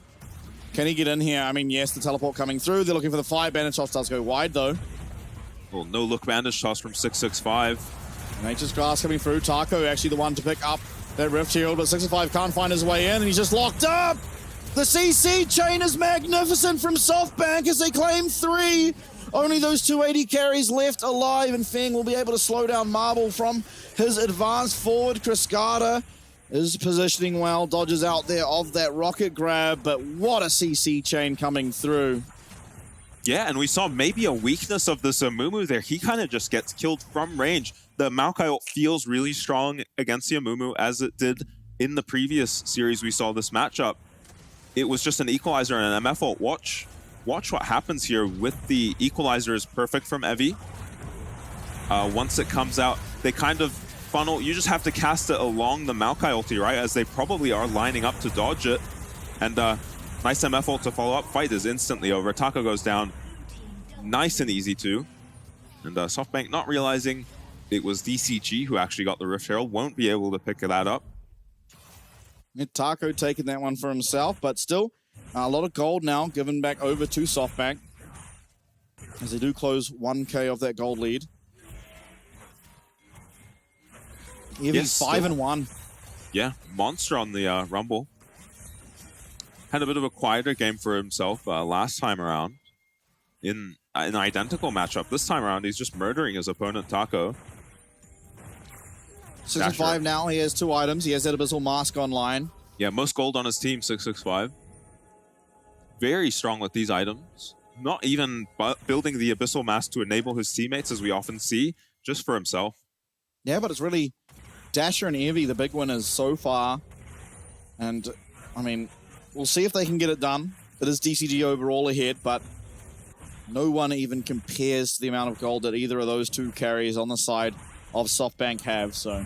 Yeah, and we saw how useful the MF. MF used to be thought of as a champ that maybe falls off, but I mean, you saw it last game, how much damage she was doing at 6 items. Marble has the MF again. 665 nearly with flash. It's where SoftBank have to start being very cautious around the Amumu. Yeah, has to play in these pockets of vision to 665 because these Maokai ultis are too strong if he tries to play a straight-up team fight. Cascada going to be getting this top wave.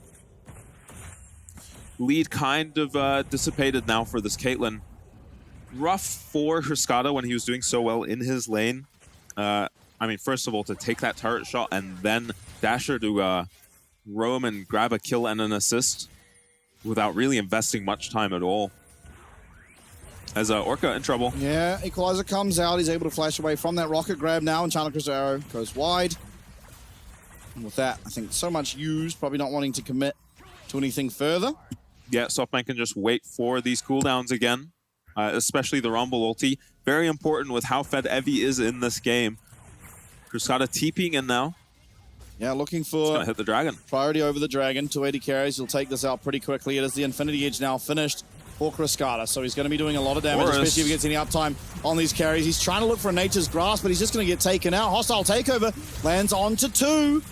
Marble doing a lot of damage to his own team as 65 gets in, gets out. And that's 2 kills very early. Both these tanks, both the engage for the side of SoftBank going down as Dasher going to have to use that QSS to get himself away, but Feng just flashes after him. He's got the barrier. He's got the damage. The flash forward from Marble, though, answers back, and Taco getting very, very low. Maybe able to survive. He will be able to do so. And it's DCG who take the team fight. Yeah, and with Taco's TP, they might actually be able to take the bear, and they decide to not go for it. Dasher using both his sums there goes down. Forrest goes down so early in that fight. Had to find a way around the trap line on the Maokai, but ends up just walking into a bunch of members of DCG and getting one shot in this fight. Way out of position on the Maokai. You have such fed carries here, but not able to utilize them at all. I mean, the Zeri isn't even here yet. Only just finished his TP now. And arrived exactly when he gets hit by that hostile takeover too. Yeah. MF ulti just to zone at this point. Back DCG up, but then SoftBank decide to chase afterwards regardless, down so many members. Understandable because of how strong they're probably feeling on these carries, but... And Marble, I mean, gets the shutdown, so it is a lot of gold onto this Misfortune, but Once again, it was DCG who take that team fight, only one of them going down, and you see the coaching staff there as well as Tide. Very happy with how things went. Yeah, Marble putting out some significant damage as well as Evie, but it's Cascada and Feng out damaging everyone else. Gianna Cristiano lands onto Evie. Nature's Grasp does come through, but it's onto Taco and it's onto Orca. Those are not the team members you want to be finding here as they engage for SoftBank. Now hostile takeovers coming through. Bandage Toss will miss there for 665. He has ability to use his ultimate. He's got the second usage, and somehow he's managed to find Dasher. He cancels the dash as well. For his namesake, he's not looking too hot as that dash gets cancelled from the Amumu ult. Yeah, can they look for Baron? And all that gold now off the map. Taco, he can teleport back. Feng starting on this Baron. There's no ult for the Amumu. Maybe there's a way back in. You see Evie teleporting in. No equalizer for him on the Rumble. But Forest and Vista are not sure that this should be DCG's Baron. Evie trying to cancel. But 665 Bandage tosses in. It's a fantastic bullet time. But 665 cancels it. He will be taken out. It's an answer back though. It's a fantastic team fighting from both teams. But the 4v5 means that DCG just have too much power. And Cascada collects a triple. Yeah, Taco getting that TP off was such a big deal. Evie almost stops him, but they do manage to kill the Amumu at the end of the day, and that is going to stop the Baron attempt from DCG. Still not great if you're the side of SoftBank. The gold lead now growing to 5k for the side of DCG, but at least you stopped the Baron and you kept yourselves in the game off the back of a really nice MF ulti from Marble. And yeah, Evie almost stops this back, and it's the the MF ulti that just makes this fight remotely playable. 665 pretty heroic stopping that. I think 2 members of DCG maybe even go down if he doesn't sacrifice himself there. Yeah, and then I think it's SoftBank looking for the Baron if that happens. I think Forest could have blocked that Q. Yeah, probably. And if that Q gets blocked, if that bullet time doesn't get cancelled, it's probably just almost a complete wipe. But 665 Amumu did the most damage in that fight. Most damage in that fight without ultimate, by the way. Yeah, kind of insane on this Amumu is 665. Now Baron once again by started up by DCG.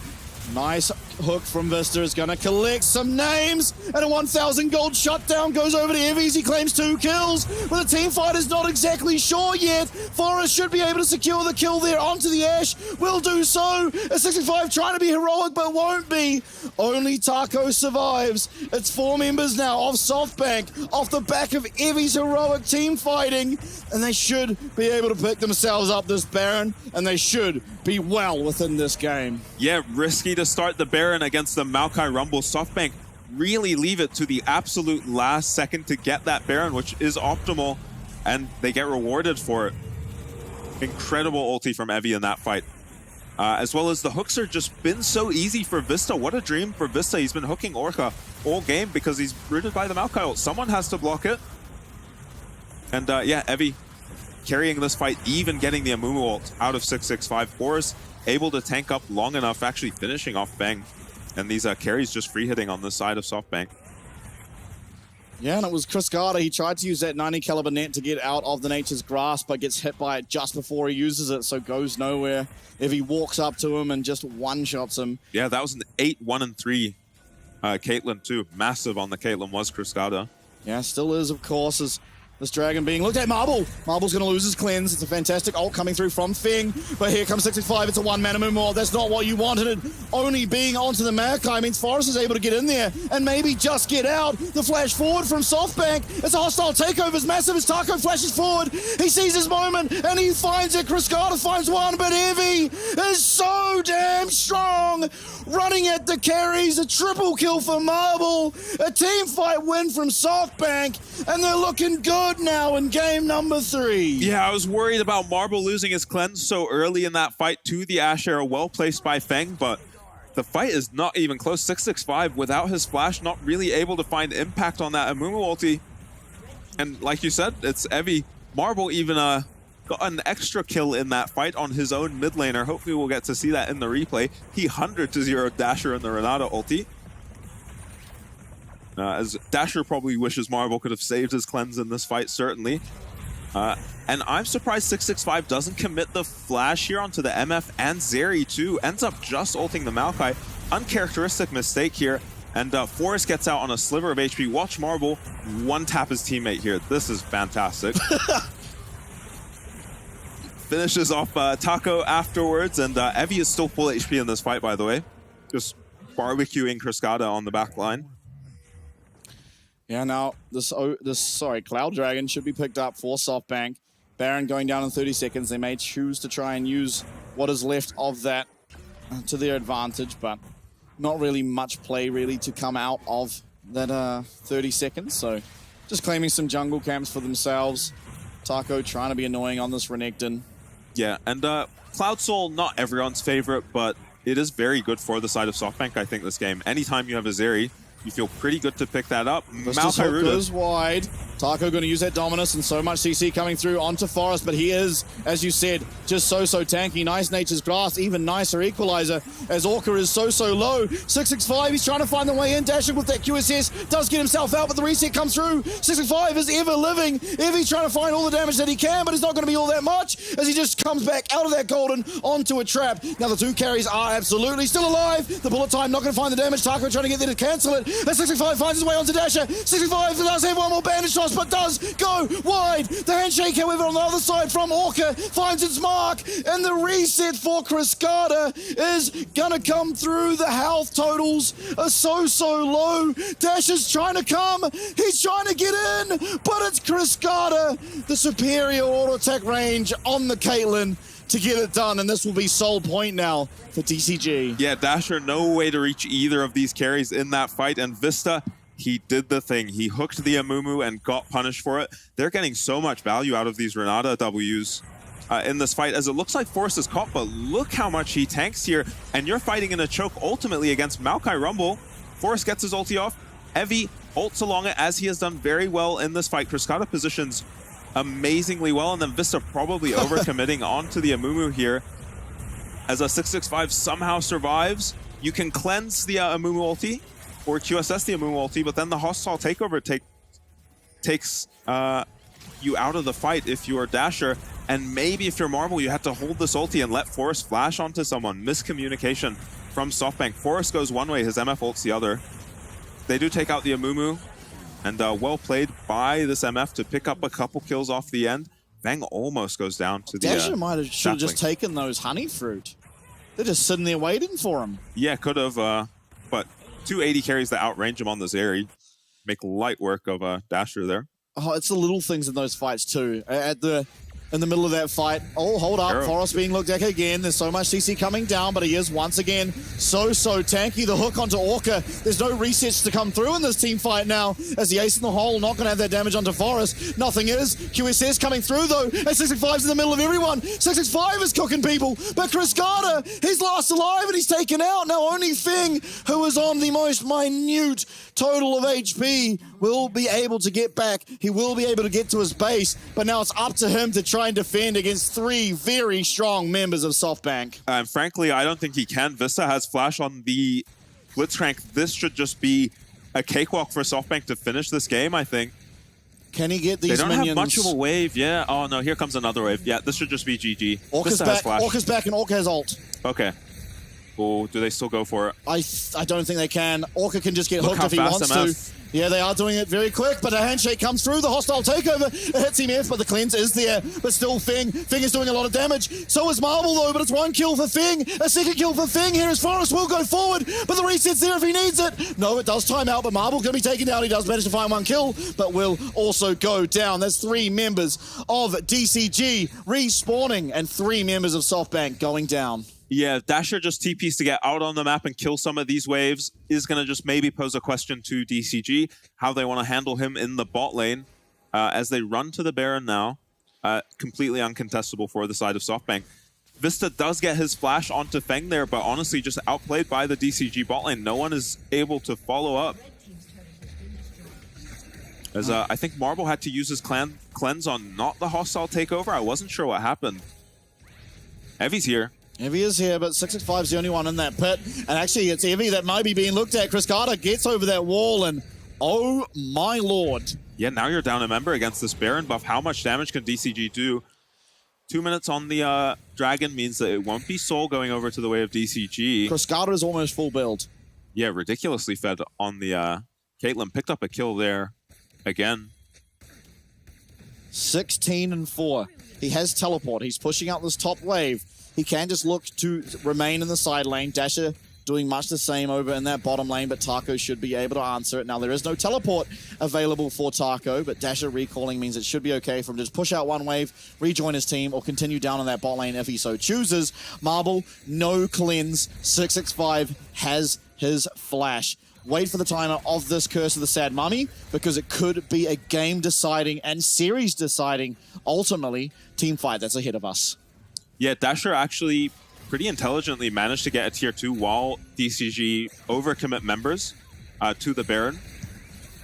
Vista almost landing a hook there onto 665. I'm not sure he would have wanted that based entirely upon Marble and his lack of cleanse, but does go wide. 65 now will start to look more aggressively, although Evie is back on the map. They don't have to commit to anything too much. Nature's Grass coming out, and Taco's not there. Taco does not have teleport, and Chris Carter's locked up, but he is surviving. He has lifesteal. Down will go Fing, though. Fing is taken out, and it's a hostile takeover. That's the Mumu ult. Everything used. Dasher, but Dasher goes over the wall and finds a Taco, and Taco at 65 is just taking him out. He has to flash over the wall. Chris Carter looking for the reset, not able to find a Marble. He's got the healing, but Taco flashes over and finds him. Now Dasher, he's got a kite away from this Renekton, and he is able to do so. Vista and Dasher versus Taco and 665, and Dasher still with that ult going, but not able to keep it up. It is just going to ultimately be a 3-for-3. No real winners other than Baron's now taken off. The pressure off the map now, and SoftBank, they have defended once again. Yeah, you feel okay about getting the Barons off of this enemy team, but they use a lot of flashes. The play is good. Feng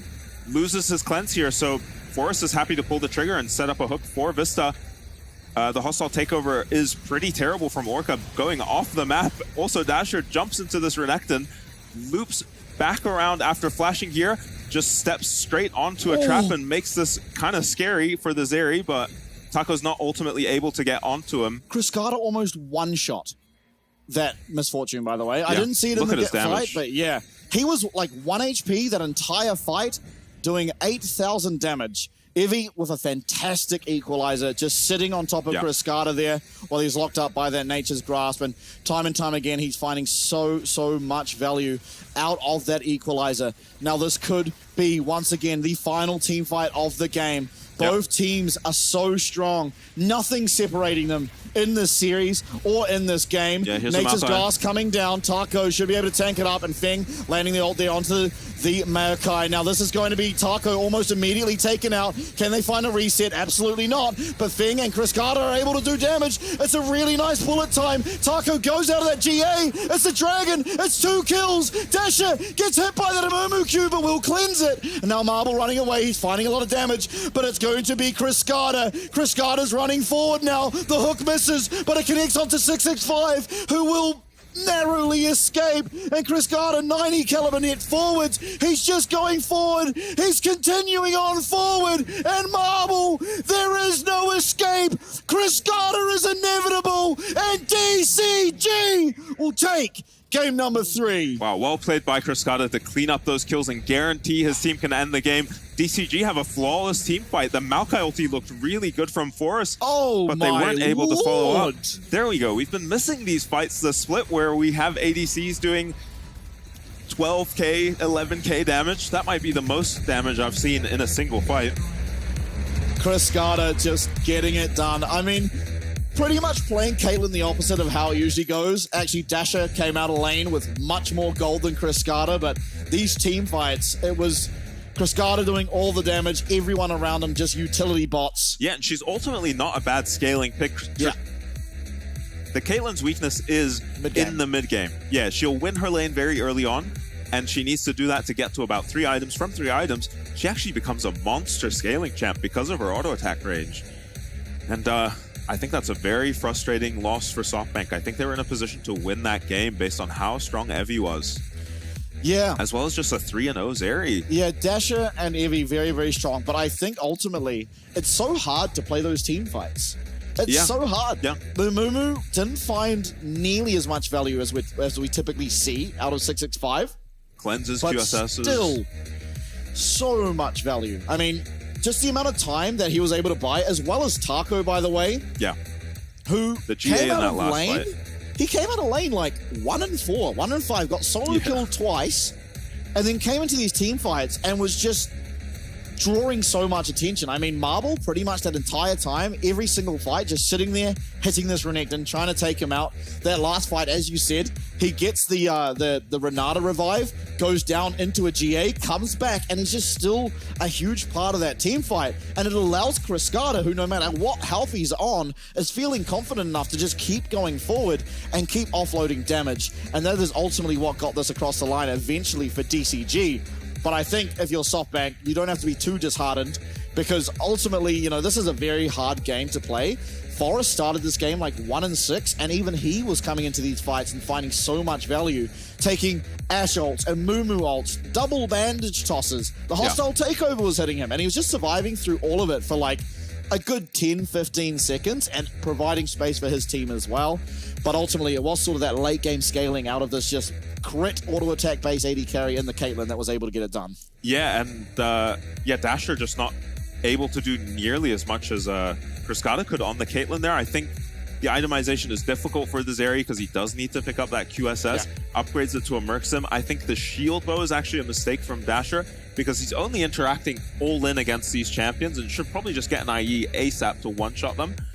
Here is, this is the fight where Vista flashes onto the Amumu here. And we said this is a play you can make onto the Amumu, who goes down very quickly to these ADCs, but they're not able to follow up through the hostile takeover. And another fight where DCG just all live on slivers of HP and just completely outplay. Marble and Forest miscommunication here. That should be Cascada dead 100-0 to the MF ult if you're going to commit the Maokai flash onto him. Need to make sure your teammates are following up if you're going to flash onto people with CC there. Look at that honey fruit just sitting there, waiting Dasher to be gobbled up. Doesn't notice it, is licking his lips, trying to go for these guys. At this point, he's a level up onto Cascada, right? The first person to level 16 in this game, I think. Not able to find impact, as you see on the damage. Cold graph, man. Yeah. What is going on? Marble, though, he played well. So did Evie. I mean, everyone is just playing out of their minds when it comes to the team fights. Yeah. But I think ultimately, you know, you saw it. It was SoftBank that had a very strong mid and top laner, but still DCG who were ahead in gold. And you really felt that in the sense that just how much time was able to be bought by 665, the value that he was finding in the team fights over Forest, the value, honestly, that Taco was able to have in most of those fights over Evie, who by the end of it, it just felt like he'd use his equalizer and then kind of didn't notice much more come out of him. Now, admittedly, he did 51k damage, so clearly he was a massive part of the game. Yeah. But it just didn't feel like the impact he was having was as observable, I suppose, as Taco's. Yeah, he had close to the highest KP in the game in the top lane, which we pretty much never ever see. Cascada sweeping, his turn to sweep the stats almost. Look Taco, how low the damage that is taken insanely for low. death. How is it Taco? He started the game 1-4, man. How is it Taco? Now, Cascada gets it, but I think there's an argument to make for Orca because those the revives ultis were crazy. And the revives also, I think too, the revives for me were so crucial. So many of these fights were decided entirely of the revives. Yeah, there were so many fights that were close or maybe even SoftBank favored, and then a revive comes out and it's like that the fight has completely changed and possibly the game has changed. Yeah. So I'm excited to see some Caitlyn headshots and one-shots on this replay. Now, he didn't kill Marble, but I really wish he did so he could see the replay because he has 1 HP, gets flashed on by, gets like stunned or something, just flash, 90 caliber net Q auto attack, and Marble is at like legit 100 HP. Yeah, probably a Ninja Tabby's making the difference there for Marble. As here is the Rumble ulti. This time around, Evie decides to not throw an equalizer. It looked like a pretty good equalizer on that Maokai ulti, but doesn't throw it. Marble the same, doesn't get too much value out of his ulti there once Cascada is out of it, and this whole fight he has been free hitting. Dasher doesn't have his ult active on the Zeri here, maybe missed it or has just let it run out, and is just a free kill for this Caitlyn at this point. Needs to be on top of the Caitlyn essentially on the Zeri, have to find angles to dash over these walls, and I can't believe Marble and Vista go down here. Cascada just psychotic chasing these guys. And you can't turn around and kill him if you're Marble, because he's got the Renata res on him. Does he revive, or does he just walk out? I think he maybe just walks out. That tower shot might kill him, and then he gets the revive. I mean, either way, they end. It'll just be interesting to see. Yeah, I think Cruscado's willing to just die there anyway. Oh, of course, yeah. Let his teammates end if he has to. Is this not just the most DCG series of all time? Cruscado ended that game, I think, with 22 kills, 21 kills. Really? Damn. But I don't know when that happened. This is just so typically DCG, where it's just like absolute killer. By the way, I remember looking, I never mentioned it. We were at like 33 minutes. There was like 36 kills for one team and like 35 for the other. Yeah. We had 2 kills a minute that entire game, and it started a lot quieter than game number 2 did. But, I mean, that's game number 3 done and dusted, and now DCG are up 2-1. Can Softback bounce back? We'll see shortly. 更有把握赢球。阿嬷，好睡吗？睡哦。家人的爱是多年的依赖，就像我多年以来依赖中华电信。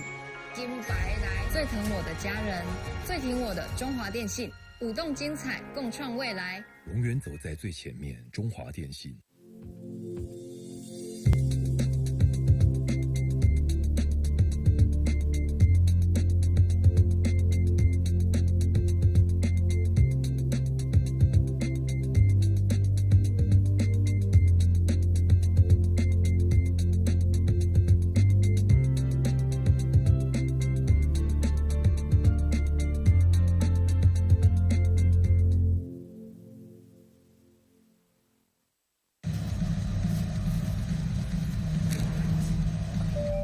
旅客陈志明，华航直飞西雅图的班机即将准备登机。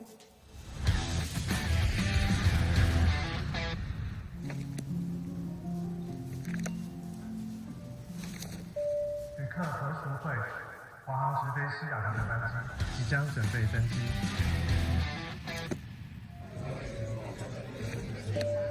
China Airlines passenger Michael Chen, your direct flight to Seattle is now ready for boarding. 华航直飞西雅图，7月14正式起航。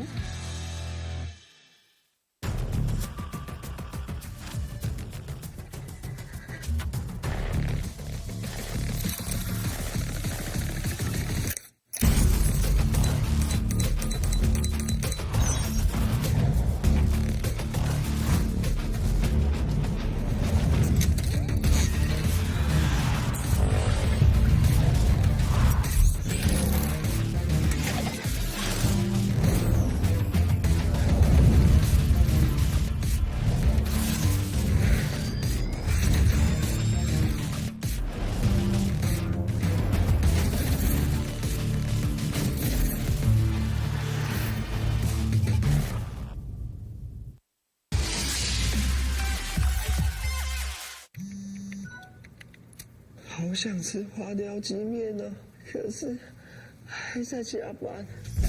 阿嬷，加班也能来碗酒香补一补哦。就是这味道。这碗花雕鸡面帮你补身又补心，好满足哦。还有麻油鸡面，赶走你疲累的寒意。要不要再来碗花雕酸菜牛肉面？暖心酒香的丰盛美味，台酒酒香经典系列。难得皇上莅迎蒙古，臣等备好贡品向皇上进献。好想吃哦！特此献上，此为酒香蒙古锅牛肉面，就是这味道，浓郁的汤头为牛豚骨风味，还有孜然香，淋上5加皮料理酒，更有层次。这真是宫廷御膳顶级享受。台酒御膳堂酒香蒙古锅牛肉面。好，我们领导，看一下二油，快直接打。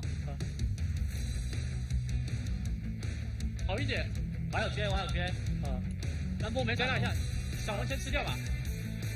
我要我3秒要。看一下这里，绑到了。我领导。对吗？好一点。女警钟。保证女警长。中路一波。走。被高了。我给你，我追不下。有药吗？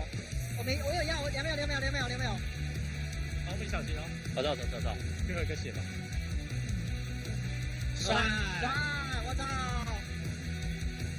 ，GG，哎，哪里？哎，你好帅啊！哇，下一场保镖。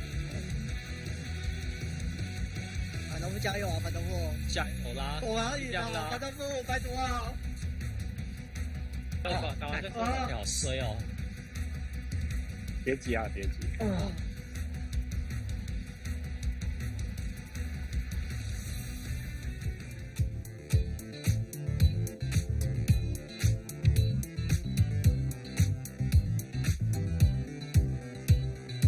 Moving slowly, so hot you're burning. We've been waiting, slow jam season. Don't be shy now, nighttime romance, golden moments. Don't stop dancing. We got tonight to be happy. Let's take our time and be happy. Come on, baby, won't you dance with me? Say, ooh la la, I like the way it feels. Ooh la la, don't be shy now, let me say, ooh la la, I like the way it feels. Ooh la la, this is what we came to do. Ooh la la, eh. We came to party. Ooh la la, eh. We came to party. Ooh la la, eh. We came to party. Ooh la la, eh. This is what we came to do. Hold up, not too fast. We got time, go make it last. Champagne glasses, hear them. I'ma move like this, you gon' buy me a diamond. So jump on it, come on, I know you want it. Raise them glasses to the sky. It's our time, we own the night. We got tonight to be happy. Let's take our time and be happy. Come on, baby, won't you dance with me? Say, ooh la la, I like the way it feels. Ooh la la, don't be shy now, let me say, ooh la la, I like the way it feels. Ooh la la, this is what we came to do. Ooh la la, eh. We came to party. Ooh la la, eh.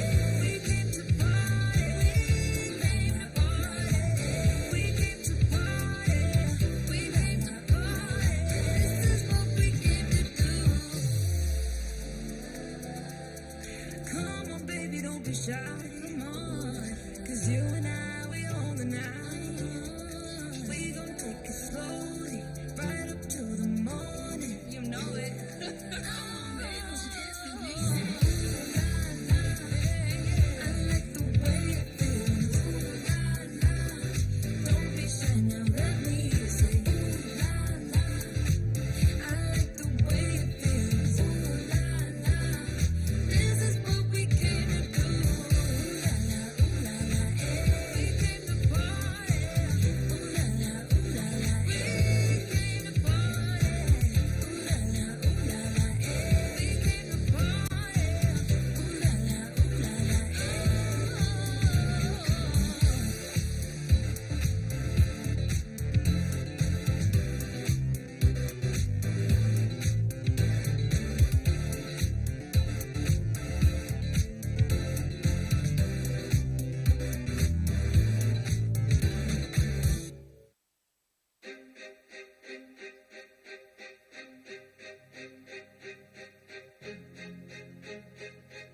Yeah.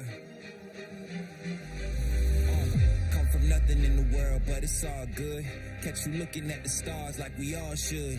I'll be lighting up the sky like a star burns. I've been standing in the shadow, now it's my turn. See me aiming at the mark with my eyes closed. I'll be shaping up the rock with the grindstone. Now I'm stepping up my game, got my mind set. I'll be dancing in the stars like a silhouette. I'll be dancing in the stars like a silhouette. Woo! What's good? I'll be dancing in the stars like a silhouette. Woo!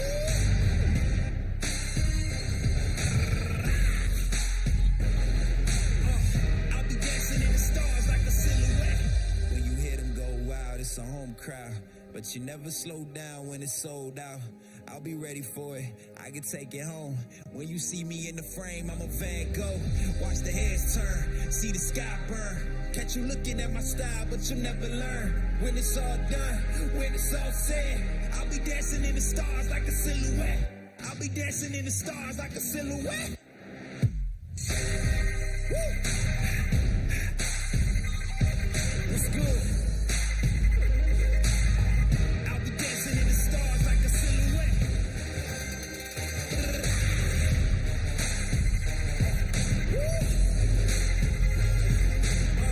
I'll be dancing in the stars like a silhouette. I'll be dancing in the stars like a silhouette.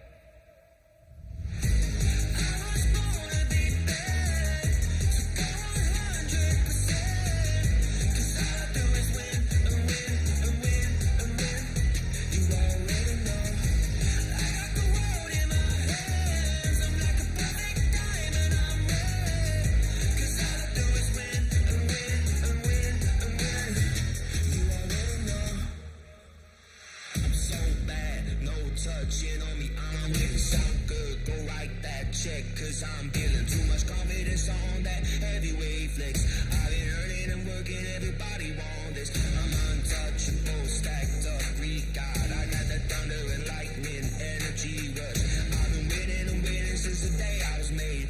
Bet you wanna be like me. I'm always on top of the game. Ain't never gonna touch second place. No, never. Always on top of the game. You know that I win. I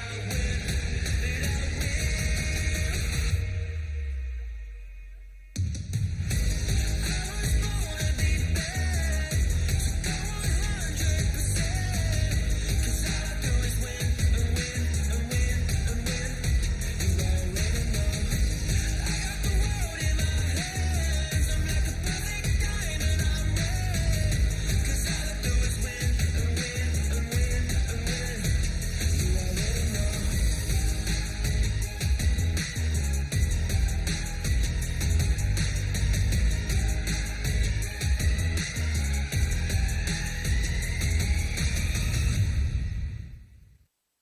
So welcome to the fire.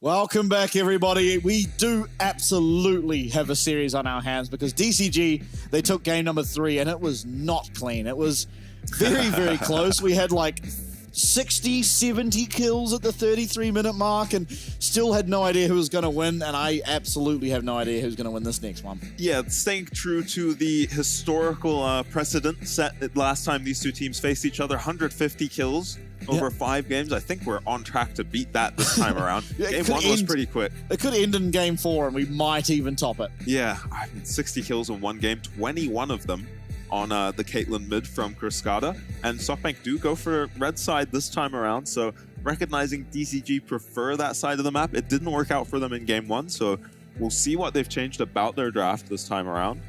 Man on your screen, Marble, performing incredibly well, especially on the MF so far. Had a game on Smolder where he couldn't really do anything, just got destroyed by MF. And Vista looking a little tense. Yeah, and I wonder what this does mean for the draft, because Evie has been picking up that Rumble first, both games that they were on the blue side, and honestly looked great on it. But Yeah, won't get it on red side ever. You either ban it or play against it. Yeah, because Taco, he is a Rumble connoisseur as well. Yeah, and I wonder if you let them have Rumble first pick, are DCG still willing to play a Mumu? Probably. Oh, Walker getting Zen. Bit of Had meditation. A great game. Yeah. Last game on the Renata. Yeah, it was just a target of Blitzcrank hooks quite often. Yeah, and still managing to have a good game for himself. I think intelligent support itemization, he got the shield one that I still haven't learned its name. No, the actual support upgrade. It's a very strong item. Yeah. Tristana banned away as the final ban for DCG. Ashe, Ezreal, gone, and Rumble. Taken out. Yeah, so SoftBank have done their research because you wouldn't normally ban the Ezreal, but with Ashe off the table, MF first pick seems like a great idea. Yeah, Marble's just been too good at it, honestly. Also, Feng, fantastic on it in game 1. Yeah, that's true. I don't think it's going to be the Kayle. I'm going to hesitate to guess. The blind pick Kayle doesn't seem like a way to win a game of League of Legends these days. No, certainly not. And the Renekton first pick was good for DCG in game 1, so... Taco pulling his hair out. Again. Sick of playing the Renekton. And, Forest going to go back to this Vi. 665 maybe on Sejuani. Sejuani, Renekton, very strong combo, though DCG usually don't play around Taco in the top lane. Only when they're really forced to, like in game 1. Oh, game 2, sorry. Yeah. They did have the option for the Diana Yasuo. Not going to go for it, though, as Zeri locked in most likely will be for Kriskata, but could go down to Feng in the bottom lane. Yeah, might have to put Feng on Ziggs or something this game, if that's the case. Because we are lacking magic damage on the side of DCG for now. SoftBank are going to pick up their damage in the top lane, their magic damage in the top lane by picking up the Kennen. Yeah, now admittedly, you're not really that forced into finding AP damage anymore, because there's not really going to be a tank. Yeah, who's tanking? Good point. Ninja Tappies get like value on the MF and the but you really need Merc Treads for these frontliners.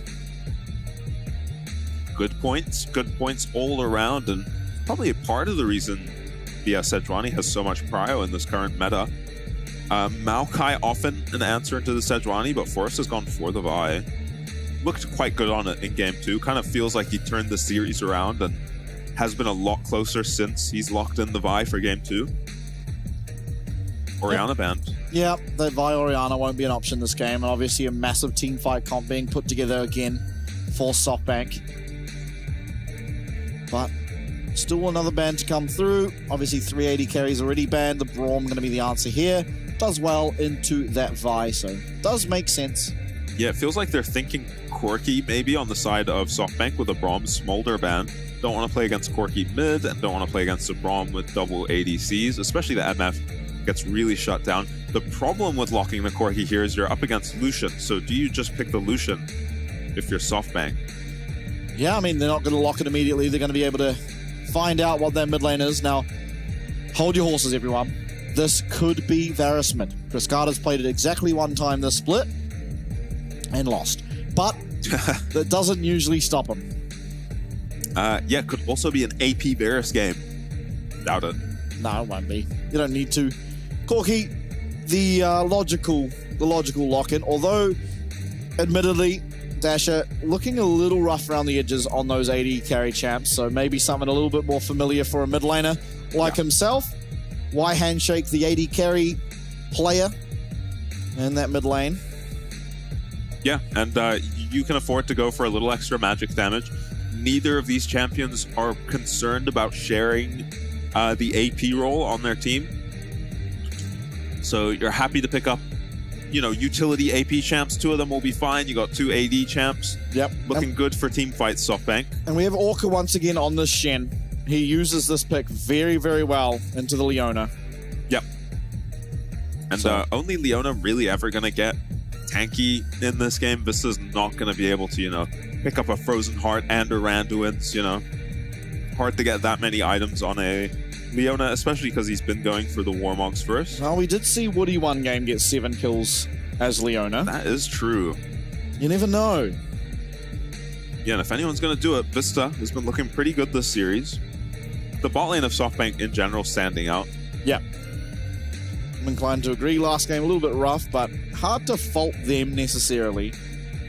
Yeah, it was Forest in last game, really struggling in the early game. And then honestly, Dasher, the Caitlyn just looked really good the whole game into Zeri. Yep. Just outranging her, outdamaging her, as well as winning the lane. Maybe something we'll see more of. Well, if Chris Gardner's involved, I'm sure we will. Absolute beast at those AD carries. Obviously, originally an AD carry player, swapped to the mid lane, and so somehow just wandered into the best meta you could ever dream of. Yeah, had to play a split of mages, and now is just unleashed, playing ADCs again. Blind picked Zeri this time around. Yeah, actually going for the teleport. Maybe because he's against that AP champion. Realizes there's a chance he just gets forced out of lane. Yeah, Cleanse would feel good this game. Is going to have to pick up a QSS at some point against Ken and Leona. Orca, look at this guy. Looks at the opposing team comp, sees a Kennen, and takes exhaust. Yeah, very wise move, I think. Cleanse needed, absolutely necessary for both ADCs this game. So much CC from either comp, and this is a game where I think SoftBank's mid-jungle are really going to have to step up. They have a nice combo again. They didn't get maybe their preference in the Orianna Vi, but Talia Vi, very similar. This is a really popular combo in the LCK. We see Damwon play this all the time. It's like a bot side start for both junglers. Yeah, and Taco, we'll find out very shortly that he is in fact on Vision. Yeah, going to get beat up a bit by the Kennen. If you didn't know, the reason Evie pushed his E there is because it gives you attack speed. It does. Quite a lot, actually. Yes, it is heaps, like 40% even at level 1, I think. Taco is, yeah, I mean, it's going to be suffering. Yeah, just blind pick Renekton in every game. Let the opponent choose if they want to take scaling or lane bullies into you. This time, Evie's gone for a lane bully. Yep, Orca usually taunts the other direction when he gets stunned by Leona's at level 1, and it's going to be punished. But he has that exhaust, which is going to be met by Marble's cleanse. Has to be careful, though. The potion is popping away, and Feng finding a good amount of damage for himself. Marble feeling very happy that there is no longer lethal tempo in this game. Yep. Little maybe overextend on the trade there at the end for Marble, but still going to feel really good to get the flash off of Orca. Loses so much agency on the Shen. Yeah, but 65's coming down already. 65 already here. No cleanse on Marble. Yeah, Marble has flash.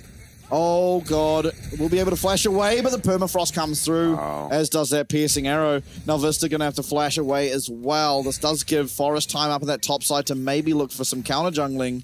But at the moment, he's just continuing on with his camps, and it's DCG who strike first. Yeah, and I don't know if he's on a ward, but he is having DCG ping directly on his head right now. Yeah, he was when he did the Raptors. Yeah, so they know exactly where this Vi is, and they know that he hasn't crossed into their jungle yet. Forest not going to take advantage of this Sejuani. Ganking early, and it's just going to be a punish from 665. Well played. Once again, getting his team an advantage in the early game, getting the better of Forest so far. Dasher's down a little XP. Maybe a ward cleared by Cruscata somewhere. Yeah, now this scuttle will be contested. 665 smite it away. Oh, no, he doesn't. Forest gets it, but the permafrost comes through. Orca's coming. Yeah, Taco on the side of the map as well, but is getting just shoved in relentlessly by this Kennen. Yeah, has no way to move there. I think intelligent to stand his ground there, Forest, when he has so much priority in the top lane. Orca ends up, roaming mid, standing around. Not much for him to do here, and Marble's going to appreciate some free time in the bottom lane. So, got a nice dash there out of Dasher's shove from the Talia. Yeah, probably certain demise. Yeah, with Vista right there. If he gets hit by that, but yeah, nice dodge away. Still, very low on mana now because of it. Yeah, so is Dasher though, so he should be okay. Forrest gonna get the double crabs here, so that is some punishment. Number 65 here, Cruscata playing very aggressively.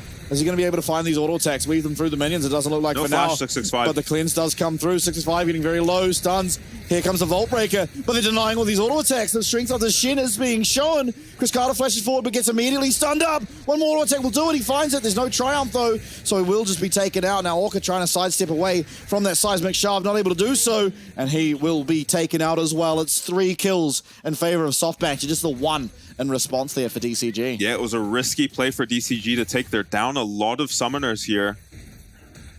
And they get punished for it. Well played by the side of SoftBank, bouncing back into this game, getting a little gold lead for themselves. And Shen no sums here, and Sejuani no sums either. And the engage is also just onto a Leona to begin with. Orca lands a CC onto the buy, but no follow-up. Nice W from the Shen, but... Oh, picture. 65 going for that dragon, won't be able to get it. Vault Breaker should get Forest out to safety, and it does. Yeah, and long story short for the replay, they clean up a couple kills and pick up the dragon for themselves. DCG looking for something, but there's no one to find down here. Yeah, but Forrest can't do anything. He is so low, and now DCG are just going to be able to deny Marble from ever getting back to his lane. Oh. Dasher, massive overstay in the mid lane and loses his flash for it. Yeah, Chris Carter does take a lot of damage, though, and Dasher, because he survived, loses flash, but able to come back to lane, and now should feel pretty comfortable. Yeah, should be fine. Vamp Scepter for the Zeri, but hard to really just sit there and hit waves. You have to be careful now, though. Dasher going to be very vulnerable if 665 can get to level 6, although he has been slowed down a lot, and partly because he found that early gank. Yeah, and his bot lane not able to capitalize on it all that massively because Orca just left lane to go roam, try and make plays elsewhere, and those plays did not work out, so Marble is feeling okay in this game. Not amazing. He's had much better starts so far, so we'll see how he does in a losing lane as MF. Not often a place you find yourself on this champion. Orca positioning very aggressively, but both junglers down here too. This could get spicy. Ulti is up for the Talia. Yeah, Feng has flash, but no cleanse, importantly. Here comes that Weaver's wall. Feng's going to be able to flash out if he needs to, but he just sidesteps that seismic shove, and now Dasher is taking a lot of damage. That piercing arrow, one more Halo arrows would maybe do it. Not able to find it, though. A lot of damage answered back to double tap, and Marble able to dodge out there of that double up, but 65 now, seismic shove lands onto him, the ignite comes through, and that is going to be another kill. It is traded, but here comes Chris Carter. He pops that lightning crash. There is no Vault Breaker available for Forest. There's no cease and desist, and Chris Carter, he dodges out of that seismic shove. No flash, though, means there's not really any true angle for him. Almost predicts the dash there from Forest, though I don't think it kills him anyway. Up top, Taco playing aggressively into Evie, who pops that slicing Maelstrom and will be able to get away. But still now, is there a honey fruit? It looks like he's headed to one. And honestly, Marble just salvages this play, plays out of his mind here to finish off Feng. Feng, to begin with, is playing ridiculously well on this Varus to almost kill Dasher there. Nice exhaust from Orca too, but this flash from Marble to finish off the kill on Feng and then sidestep the Shen taunt. Ridiculous from him. This is a slight misposition, I think, against the Sejuani here. He walks into turret range needlessly and goes down for it. Cascada looks very scary on the flank here, but Forrest was able to protect his teammates despite only being level 5. And then what happened here? Well, Taco just finds him. Caught. Oh yeah, and Feng's here. How is a Varus coming from my Raptors here? Where is this guy going? He's dead for sure. Yeah, goes down. Evie does have a death to his name and is now down 20 CS in the top lane. Taco picking up a plate for himself too. Yeah, oh my god, the Glacial Prison will find its mark in Chris Carter. Something that DCG are very good at, just giving him over that kill. Yeah, and Forrest and Vista just feel like they haven't been on the map for about a minute and a half right now. As 665 and Orca just running rampant. What happened here? Oh. Yeah, does Feng go down here? Amazing flash by Feng. They don't wait for the Talia shove. This is... Yeah, okay, so this is why they've been off the map, because they failed a mid play there, SoftBank. And DCG punished them the maximum here. Dasher thinks he is much safer than he is just down a lot of numbers here. Walks back into the Sejuani ulti. Nice skill shot there from 665. And yeah, SoftBank felt like they got an advantage in the bot lane and then immediately faltered across the map. all over the map. Yeah, but Marble's still very strong, and ultimately, in game number 2, the game they did win, it was him on this misfortune that was able to do more than enough to get them across the line, and so it's going to be looking to him to do that again. Of course, the rest of the map isn't actually that weak. 2-1-3 is Dasher on the Talia, looking pretty strong for himself, but certainly is going to be vulnerable all game to the likes of a Renekton and a Sejuani. Yeah, and we've seen what Kriskata can do in a game where he has a slow start. This game, he is 3-1, 200 gold shut down on this area. You're going to have to deal with this guy on the side of SoftBank. It's going to have to be Dasher and Forest playing cleanly in these team fights to deal with this area. Yeah, and I wonder if we just see later on in this game Kriskata picking up his Zhonya's. We see it internationally occasionally. Yeah. Because you do have magic damage scaling as aggression out of the top lane. Evie will be going down. Taco maybe? Oh, the Shin, oh, the Stand United, but 665. Oh my god, how have they done this? Oh god. Yeah, Evie's going to be out. He's actually playing aggressively, chasing. Yeah, there's no flash onto Taco, so he's not that much of a threat on the cannon. Oh, he was looking for the kill onto 665, but Orca very intelligently standing in the pathway of that Shuriken. Now, it is still Evie going to be losing stuff for this play, while the Dragon's picked up on the bottom side of the rift, and Feng is escorted as far away from his tower as possible.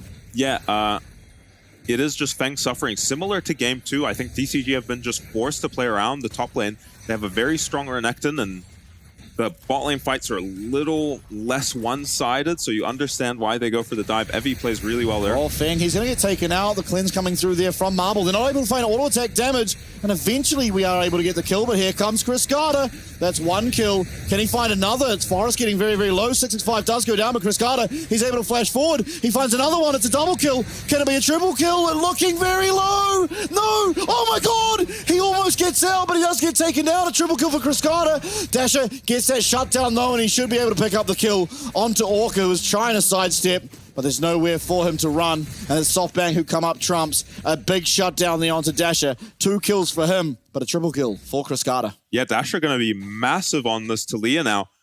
I forgot about this guy's Talia. We saw it last playoffs. He was ridiculous on this champion, so a lot of resources for him now, as I have no idea how, but it's a TP from Kriskata. He cancels his base to make this TP, get here first. Marble this time around not able to dodge out of the CC. Gets one tap by Kriskata when he gets here.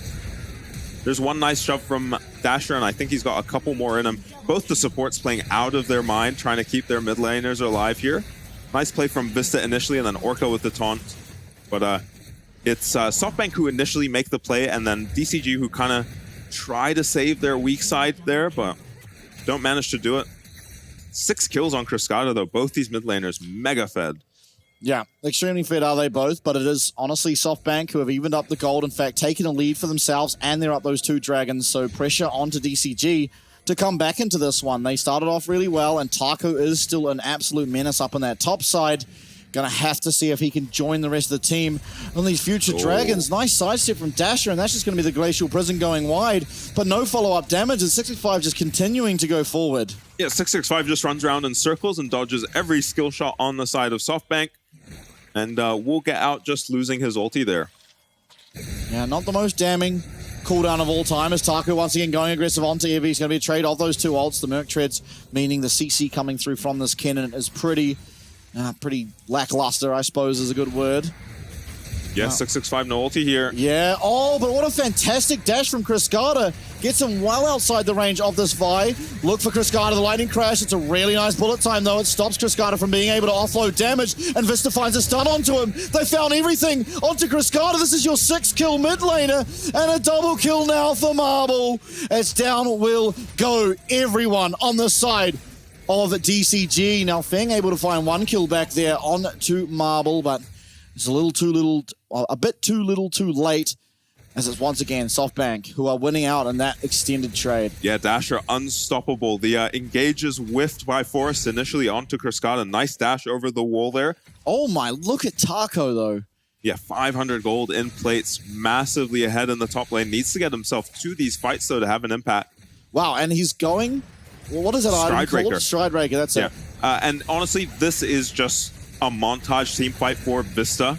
Really, he's stunned 665 here to enable his team to land all the CC onto him, then this E onto Cascada. Absolute max range there. Finishes him off. Also flashes onto Orca to finish him off.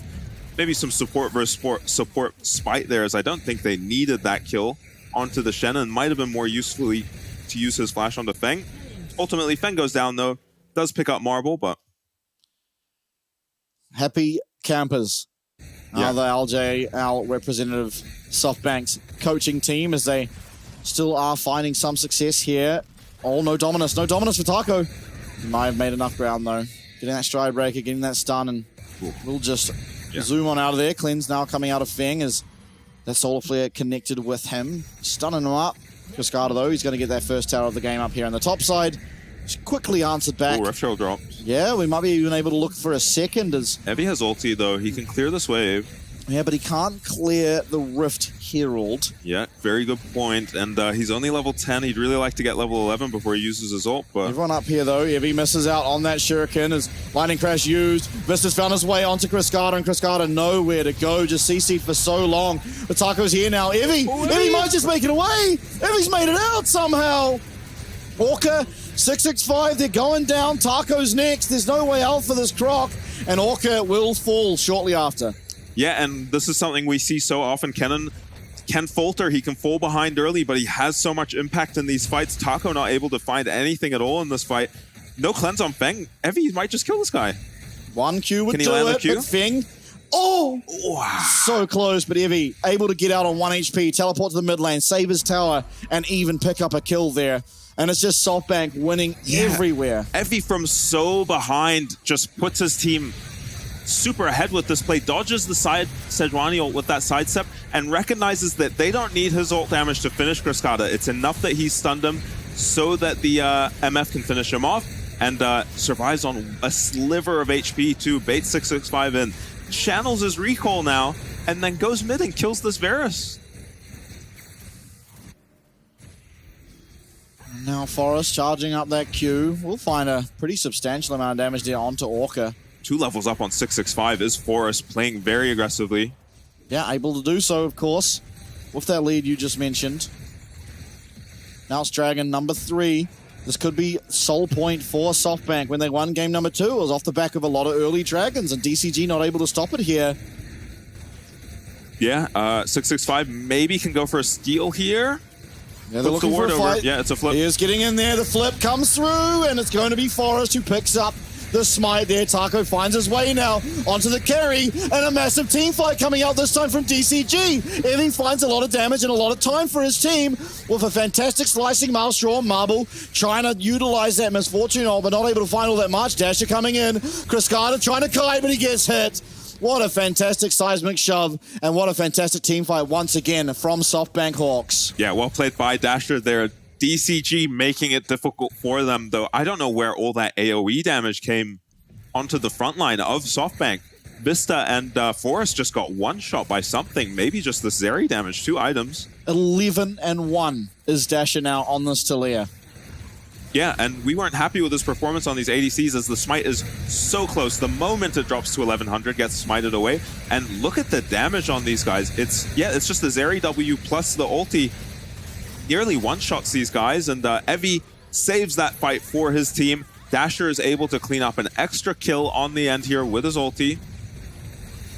As the MF ult doesn't accomplish all that much, and he almost picks up Feng too, but has to move to make sure he can finish Cascada. And the important part about that too is 665 went in to try and smite that away and does not have upgraded smite. So it was just never a winning smite. It still isn't upgraded now. Yeah, okay, I didn't even realize. He is so behind on this Sejuani. It's 18 minutes, 19 almost. Still doesn't have his upgraded smite. Now Infernal Soul on the horizon here in favor of SoftBank. It's DCG though, playing aggressive in this mid lane. Yeah, and SoftBank are honestly such a good team that you have to favor them when they can get onto soul points so quickly into a game. 18 minutes in. Yeah. DCG have made nothing easy for SoftBank this entire series though. Yeah, it won't be easy to close out if the recent games or anything to go off, but importantly, I think we are going to end up going to a game 5. SoftBank fighting back here. They don't want to go down. It's looking like the same as last time. 6-5 just facing into this bush.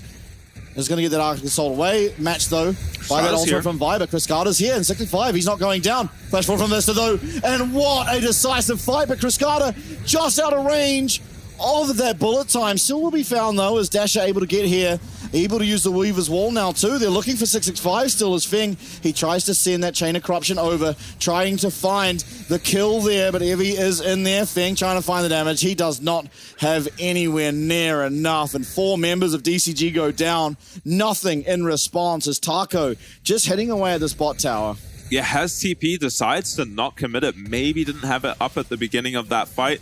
Will he TP to stop this Baron? He has a Shen ulti, maybe. Yeah, there's an angle, I think, if he does choose to go there. There's no ward. Teleport coming in this time from Dasher, so... Yeah, there's no ward for Taco. Yeah, no way for him to know, no way for him to get in. They're going to see it. He is teleporting. They are looking for this. Is there anyone else? Cascada can teleport in. We all can teleport in now, channeling over that wall. DCG, though, they can't find anything. They're too slow on the play. And it's just going to cost them that teleport from Taco for absolutely nothing. Yeah, Taco, I guess you could say they traded Dasher's TP for it, but you're not happy with that if you're DCG. It's a scary-looking engage for SoftBank as but watch Taco Vista. doesn't have his TP. Yeah, Vista playing out of his mind to get onto Cascada there. Marble not quite in range to finish off the Zeri, but someone manages to. It's Dasher, and then he walls off the Sejuani. Once the Sejuani goes down, you can already probably commit onto the Baron, but Evie gets a little bonus for them in picking up Feng on the back end too. Yeah, and that goal difference over time, you see it on your screen there. It currently sits at about 7k. Well, I guess about 6 is more accurate, but still a very sizable advantage for the side of SoftBank. They're looking for Orca. Orca's going to be able to taunt away, maybe get able to that blast cone, one auto attack. No, just taken out. And the cease and desist now. Feng's dead. Everyone just falling like flies on the side of DCG as SoftBank Hawks are truly turning it around. Yeah, and they're looking a lot cleaner with their lead this time around compared to games 2 and 3. And it's a lot of work for Cascada and Taco to do. Taco still very strong in this game. Yeah, but nothing compared to Dasher, who is something like 12-1, 13-1 at this point. Yeah, and has to play out of his mind to have as much impact as Evie just flashing in with the cannon ulti, really. Even from behind on this cannon. 13-1-10. Yeah, monstrously fed. He looks really good on these AP champs, and this is kind of something me and you have both been calling for from some of these mid laners. If you're not performing on the ADC's mid, as Dasher kind of hasn't been this series outside of the early game, just pick the AP champs. And this is looking like a second game for Dasher on an AP mid and a second win for SoftBank. Yeah, now this is Dragon Soul, of course, on the horizon. The Baron buff not going to be getting utilized all that much, but we'll see what happens here. SoftBank, they're trying to fight for this mid lane control as Cascada pushes it out slowly. Vista is going to miss on that Zenith Blade. 65 able to Arctic Assault across the wall. Now, how are we going to contest this Dragon for the side of DCG? It feels like no matter what you do, SoftBank can just run at you and they can take you out near on immediately. Yeah, you don't want to flip this if you're SoftBank. You want to make them run into you and take the fight. You're much stronger at this point, even have the Baron buffs. 7k HP, Evie just biding time on that side lane. Vista trying to find his way in. Orca on the back line, he's distracting. And this is going to be a very low Dragon! And 65 able to smite it out. Now DCG, they just have to leave. They don't need to commit to this. They got what they needed. They got the stop on that Soul. Orca flashing away, no one going down for the side of DCG. And this game could have been just extended. 65 though, he's being looked at. Cascada has to be so careful. The Solar Flare misses. He's not able to get the dash across the wall. And he's getting eliminated. There's nothing for Cascada to do. And just like that, the ivory tower comes crumbling down as yes, you got the Dragon, but it's SoftBank who once again take the fight. Yeah, for a second there, it looked like DCG had made out like bandits. Orca flashing away in the mid lane, but they get caught, they get surrounded. I think a really intelligent flank from Forrest in that fight. Doesn't lose his cool once he loses the smite fight to 665, who probably keeps his team in the game for maybe another 5 minutes by denying that, but yeah, they won't lose any inhibs, so his team is still in this game for probably another 5 minutes off of a nice smite from 665, but so much gold going to SoftBank between these towers and all the kills they just picked up. Yeah, and I mean, just take a look at the items. It is so incomparable. Cascada trying to work on his third while we almost have 4 finished for Dasher. Same can be said for the AD carries. It's 2 to 1.5. Yeah. And it's going to be a Rabadon's recall. Dasher, I have no complaints about his build this game. This is perfect out of him. And yeah, he's looking to just solo this game for his team. Also, just a 700 gold shutdown on Marble, who continues to get this MF. Maybe something for DCG to look at. Denying.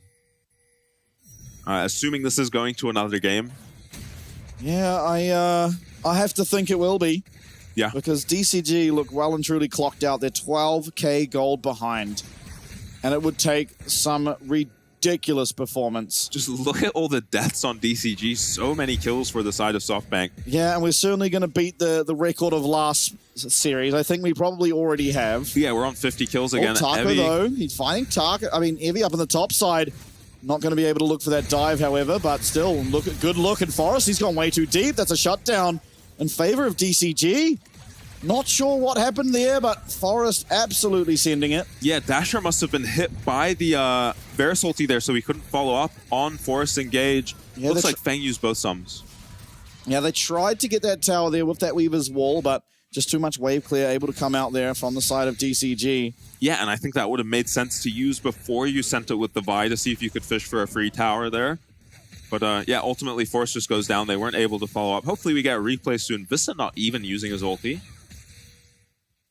Means it must have been some horrific mishap for the side of SoftBank, because DCG just seemed to be bringing it out of them. Yeah, now it is still a ridiculous gold lead for SoftBank. Yeah, and the gold also just exactly where you want it. Yeah. Kennen probably, of these carries, the one who least needs gold. Definitely, of these carries, the one who least needs gold. Yeah, I mean, Dasher, he's now going to be working on his last item, while we only have 2 for Feng. 2 items on the Varus. Yeah. Maybe trying to find Chris Carter, won't be able to do so, gets locked up, has to flash away. But here goes Forest. Forest found his way onto Chris Carter. Does hit him out of that Solar Flare, but there is just so much damage coming through. Down does go that Zeri, and down does go Taco, who just gets one shot. On Marvel, it looks like he maybe could do something to this MF, but yeah, the Kennen ulti comes back up. Yeah, flash forward, Vista finds a way into Feng. No cleanse. Yeah, no cleanse, no nothing. Chain of Corruption comes out. It's going to lock down Forest, but Vista once again able to stop this in its tracks. Now it's only going to be 665 to try and defend it with the teleports coming through. There's nothing he can do. And we, ladies and gentlemen, are going to be going to a game number 5. DCG and SoftBank continues to give. Yeah, and we'll see. We will now see, have DCG improved enough to take out this SoftBank team who took them out last time around. DCG, you can definitely see the improvements, especially earlier on in the series, but it seems like they're running out of steam a little bit. SoftBank dominant in that last game. When they flashed onto Feng in that last fight, Marvel ulted him on the MF. He died before the first wave from the MF ult even reached him. Just one shot by Dasher. Massive game from him. Yep. Dasher getting every single kill on the map and utilizing it perfectly there. No mistakes out of him. Evie on your screen, rough lane phase, but able to hang in there and pretty much do all he needed to do. You know, the majority of those fights were just 4v5. Evie was not at almost any of them until that very last one we just saw there. Just didn't need to be. Dasher was so far ahead, and it's so hard for either of these carries to interact into that Taliyah just because of the rain disadvantage they find themselves in. Yep. And it's just once again further proof to why do we have our mid laners who are used to AP champs, very good at AP champs, playing AD carries against a guy who mained AD carry for the majority of his career. Yeah, couldn't agree more. And in general, I think the SoftBank comp was just almost impossible for these ADCs to play against from behind. When you have champions like Varus, Renekton, and Shen, you kind of need to be at least even probably building advantages against such a CC-heavy comp from the side of SoftBank, because it was just so easy for them to start these fights. And 65 did his best. He found that early gank in the bot lane. Yeah, and that was very good. And was able to continue finding stuff. I mean, it was just one really bad fight around mid, where we just used all of our sums and we looked for another fight. SoftBank had all their sums and capitalized. It was a 1-for-3 trade, and it was like, well, why did we do this as DCG? And it's something, not so much this split, but something in the past we always criticized them for, is they're so good, but they're also just so eager to go forward at times that they have no right doing so. Yeah, and this is going to be another best of 5. Think about how many series DCG have just been playing, how many games they've been playing. Another 5-game series for them. Is fatigue going to set in for these guys? SoftBank are fresh. Yeah. Well, they've only played 1 series, right? So it's not that big of a deal. They're not Frank Esports, who have gone through 5. Yeah. So they should be fine. But yeah, this was... I mean, Cryscata played it well, but Vista just ended up playing it so much better than anyone else. Cryscata just zoned for a lot of this fight with his ulti up, right? Yeah. And then Vista finds him. Once he does, he's like zoned out of the choke by the MF ult. The moment the MF ult goes down, he tries to walk up, gets stunned by Leona. Marble here does go down to Feng, but Feng has to commit his flash and goes down eventually. Dasher picks up another kill and just gets too big this game. I've never seen a Talia do that much damage. People were just vanishing. Yeah. How on earth has Evie done the most damage? Well, because he's hitting against a melee champ as a ranged champ in the top lane. Yeah, he's just been punching that guy the whole time. But you did also see that anytime Taco fought him, he was losing. It was just like, oh, I'm sitting here hitting a Renekton.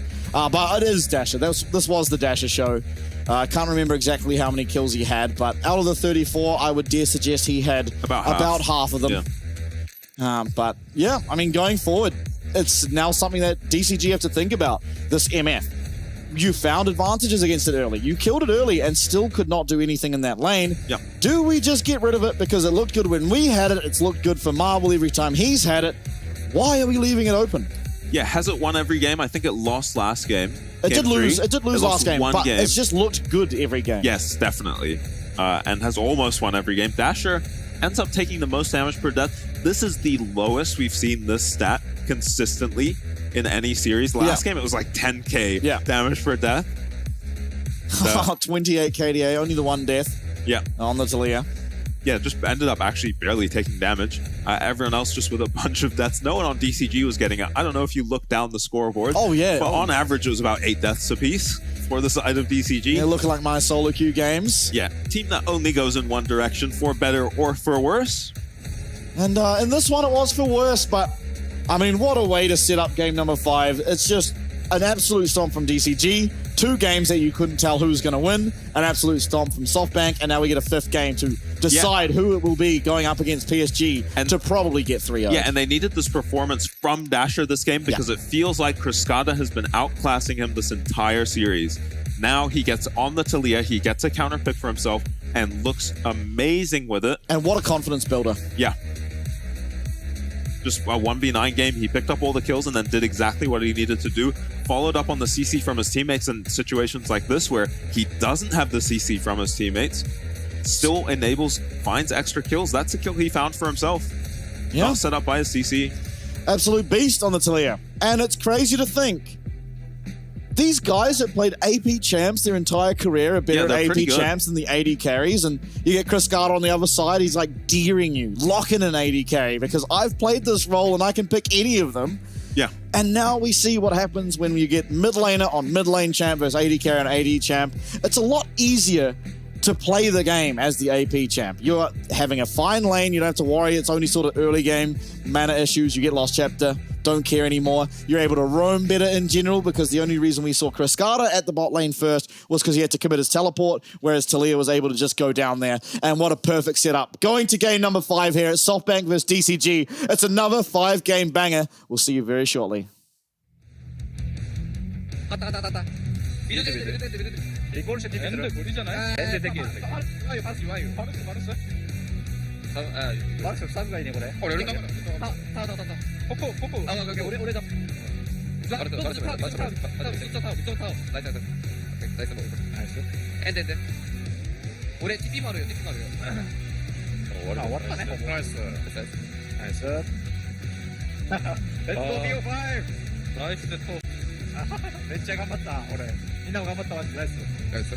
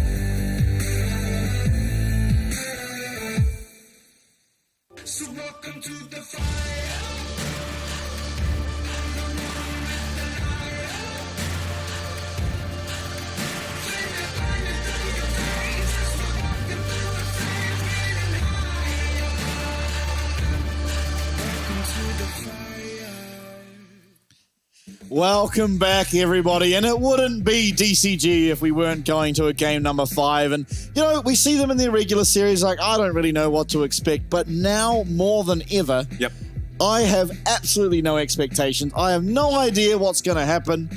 As you said just before we came back, probably going to be red side for them. But other than that... Yeah, and there it is. It is red side for DCG. And I think the trend this series has been, if you're SoftBank, you want Dasher on AP. If you're DCG, you want to pick DCG drafts. That last draft was a bit more standard. I guess they still chucked a Shen randomly in there, but when they're playing these meta champs, they just don't look as good as when they play their own style. Stuff like Diana Yasuo and the Amumu out of the jungle just looks way better for them. Yeah, absolutely. I am inclined to agree, but we'll see what they opt into because... I have no expectations, but I imagine they're going to leave the Rumble open, so we're probably going to have that Rumble versus Renekton up in the top side, which Taco had one really good game of and one really bad game of, but the really bad game of was the one he won and the one that he did well and he lost, so... Yeah, this series continues to baffle, and I don't think the baffling is over yet. That's right. Yeah, let's see this draft. I wish we'd get a stat at the end of this game as to how many kills have been in this series, because it is an astronomically high number. Yeah, and how many times you and I were just confused. A Mumu banned by SoftBank, I like that. Yeah. I like that. That's something that's worked really well for DCG. DCG yet to really switch up any bans. SoftBank hasn't showed them anything they feel is worth banning. Ash banned away. Do DCG ban MF? I would like to see it. Feels like you should. Yeah. Marvel has looked so great on the MF and goes to the Smolder. Same deal with Forest, has looked a lot better on the Vi. Actually, there are only 2 wins with the Vi in the jungle, so it makes sense to me. Yeah, and the immediate lock-in of the Rumble should be matched with a Renekton here. And ooh. I kind of like the Cassante. Come on, coach. Taco's been laning really well for the most part, as long as it stays 1v1. And, if he's doing that on Cassante, he has an opportunity to carry these team fights. His mind is blown that Cassante just got locked in. Yeah. See? He's in disbelief. This guy really just locked a tank into my Rumble? Yeah, Evie, we'll see what he can get done. We've seen Rumble run away with this matchup. Yeah, but this time, Fing going to have that misfortune this time. Yeah, massive. And SoftBank end up banning the Ashe, which might have felt like a nice response for them. Looking like Jhin Rumble, great combo. Yep. Not the best champ at killing the Cassante, but this would be a suicidal Smolder lock-in. They're not going to go for it. Yeah, maybe just taunting at the, wow, what if we put the Rumble mid like you guys did? Oh yeah, true. Yeah, I didn't even think about the Rumble swapping to mid, but assuming it was the Smolder mid, Cruscata is about the last person I would want to blind pick that into. Yeah. Alistair picked up as a response into the Leona. This is a very good combo in the Alistair MF as well. So now, if I'm SoftBank, I'm looking at this and I'm thinking, all right, guys, it's time to ban Kalista Caitlyn. Just get rid of some of this ridiculousness that Cruscata is going to pick up in that 5th slot. Yeah, you wouldn't. Yeah, the Yasuo makes sense as well. Already some knockups coming out of DCG. And when you ban the Yasuo, it feels like you at least take power away from the Diana. 665 is very happy to play the Diana regardless. Yeah, he has played it regardless of having that Yasuo or not, so... Meanwhile, DCG, maybe we see a Corki. There's no way. For the first time ever, Tristana Lucian makes me think these guys might actually pick Corki. Cruscata, back against the wall. For the first time this split, might lock in Corki. The most played mid laner by far for every other mid laner, hasn't got a single game on it. Now, I wouldn't be so sure. I don't think it's going to be the Corki. The Vex ban. Okay, respecting what he was able to do up against their LJL likeness in DFM. Oh my god! Yeah, okay. All right, there we are. We are going to get the Lee Sin at long last. 665. I mean, we saw what he did up against DFM, right? Just an absolute showcase of mastery, really, on the Lee Sin. Yeah, now don't forget, Forrest is a Lee Sin player himself, so he'll be able to get a good matchup for himself now. They've left jungle pick very late. Marble going to take advantage, or Dasher, sorry, going to take advantage of the fact that common Corki counters are banned here. And Cascada has a choice between probably Hui or Zeri. I think he has to go Hui. You kind of need some magic damage. Yeah, this time there is going to be a tank. Yeah, Maokai Corki, very good. Maokai also not a terrible champ into the Oh, Lee Sin. yeah, how could we forget? How could we forget? Yeah, that'll do some AP damage. That'll do majoritively, or... So will that. That is a good pick into the Corki. Globally. Not as much AP damage, but especially KT, BDD in the mid lane, spamming Smolder every time he sees a Corki on the enemy team. Yeah, and ultimately this Smolder pick does do percentage health true damage, but you have to get there. Yep. It's a long, long road to 225 stacks, and it feels like it's a long, long road to win this series and get your opportunity to be gracefully 3-0'd by PSG Talon. Yeah. Yeah, as we said at the top of the show, the winner of this series likely gets to lose to PSG twice rather than just once. Yeah, of course, that's not necessarily true. DCG did beat them in the regular season, the only team to do it.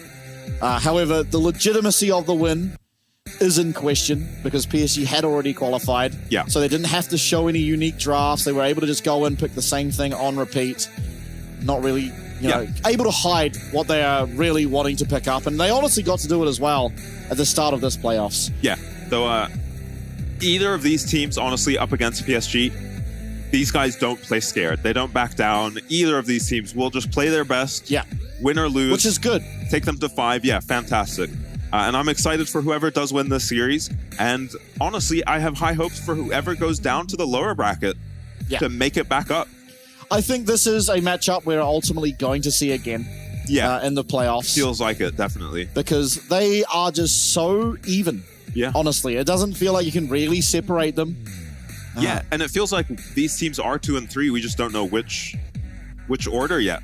Yeah, and we haven't seen these guys go up against PSG Talon here in the playoffs, so truly are still competing for that top spot, but one of them has to prove it here. Only one team can come out the victor. We now load into game number 5 here, the LJL first seed and SoftBank Hawks against DCG, our second seed out of the PCS. And what fashion it is, other than Cascada on the Smolder. We have 665 here on the Lee Sin. Yeah.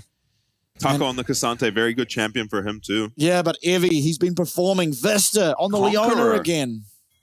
Seems to be that Evie disagrees with the rest of the Rumbles, at least the PCS Rumbles, who take Comet into this pick. Forest in trouble.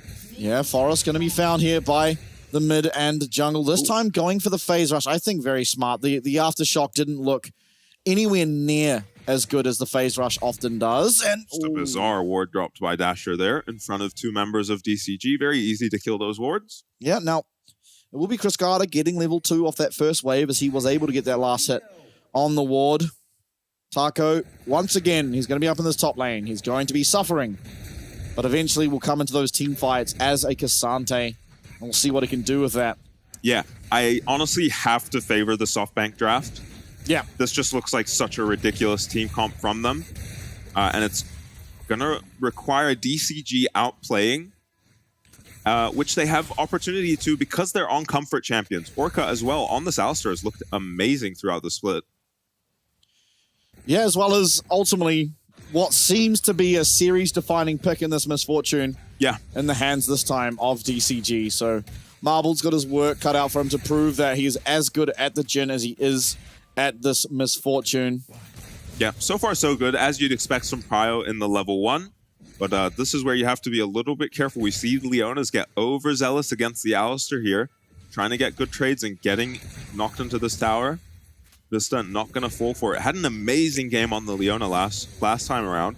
Was able to just punish Cascada for being a mid lane ADC without cleanse.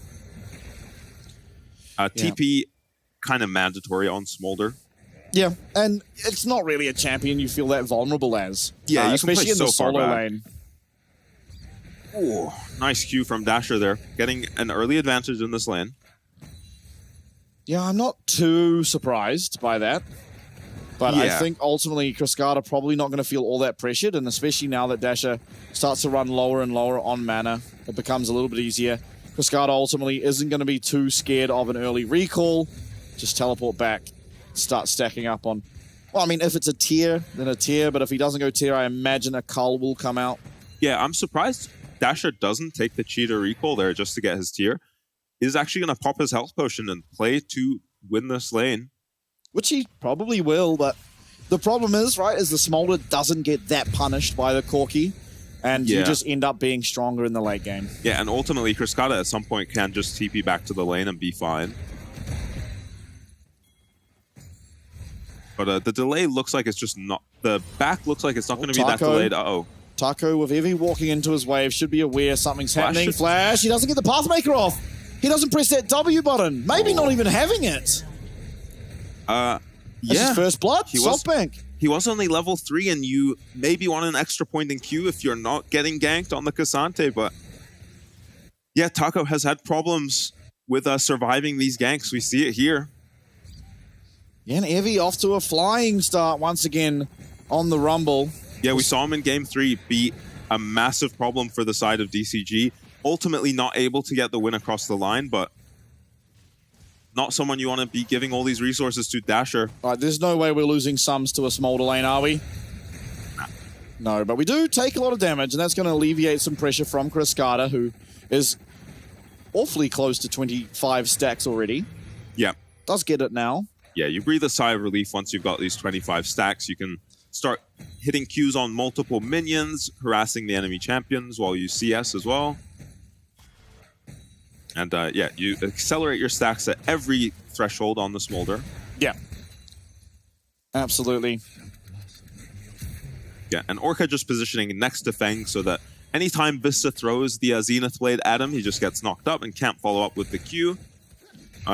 Is a good matchup for the Alistar, generally. Yeah, but with Forest on the bottom side, complete alleviation of pressure here for the bot lane of SoftBank and Feng. Look at the farm. Orca will respect it, yeah. Massive advantage. Feng will get a few here, I think 7 minions on that wave as SoftBank going to get to work early on this Dragon. They are up against a Smolder in the mid lane, so not all that much pressure will come through from Cascada, but they do have a Lee Sin against them who does have a lot. Now this Dragon getting very low, and it should be SoftBank able to pick it up, and with that, they see the health, and they do back off wisely to DCG. Yeah, you just have to give it, even though, as you said, the Lee Sin is very strong at this point in the game. The Smolder is borderline useless, has gone for the tier and boots, so no damage coming out of Cascada for the meanwhile. Evie hits level 6 now to match the level 6 of Taco. And doing well up there in the top lane is Evie, of course, picking up that first blood. Gonna feel really good. It does cost Forrest his flash, but he's not gonna feel all that impacted by it. Now 6-5 in the bottom side of the map. It's gonna give over these Void Grubs to SoftBank. Yeah, all objectives going the way of SoftBank. This feels like cool, calm, and collected, which we haven't seen from them all series. Maybe in these high-pressure situations, SoftBank leveling up. They certainly have the experience. Now, this does mean 6-5 looking aggressive in the bot lane, has ultimate available to himself. Marble trying to respect it, but he is very far away, and oh my god, somehow Orca managing to find that knock-up, and 6-5 going in, one auto attack will do it. It's Feng who takes that kill, and DCG playing that dive so flawlessly. But here comes Dasher with the flash in. 6-5 will be able to find one more kill for himself, though Dasher, you saw the success he was able to find after getting some kills early last game. This time he picks himself up one. It's a 2-for-2 trade, all things said and done. Yeah, 6-6-5 makes sure he goes down to the Leona there. Also can hold on to his flash on the Lee Sin, and SoftBank spot lane played this dive amazingly. Marvel getting this flash off, doesn't get him past the alley, and then Vista blocking the Lee Sin Q allows Marvel to live for a long time. It looks like it's all for nothing, really, until you see this Corki arriving. Dasher is here, flashes onto the Alistar to finish him off.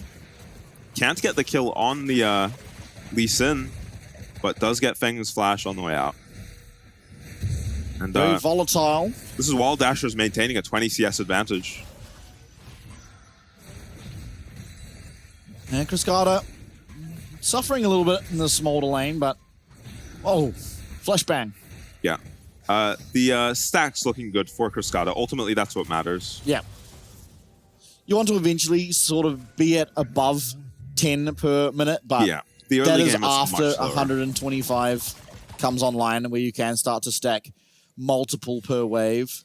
Yeah, to me, 50-something, I can't quite, 60-something at 8 minutes seems perfectly fine for Smolder. I haven't gotten to actually watch this matchup in detail. I just know it's something that's being played into the Corki. Yeah, Feng having to be so careful with Forest down here, but 665 being here now as well. Maybe a contest over this blue buff. He actually backs on out. Dragon's Rage available to him, but Forest with that smite. 665, he's landed it. Yeah, you knew he was going. Bramble Smash does come through. Is Feng going to get locked up there, but actually gets out of the snare. Nature's Glass coming through, but the Q lands, and that's another kill there for 665. Down comes Mum, not going to find anything all that impactful. Yeah, well played by 665. He has a lot of work to do in this early game to get them out of it in one piece with a Smolder. And so far, so good. 3 KP, 100% for his team.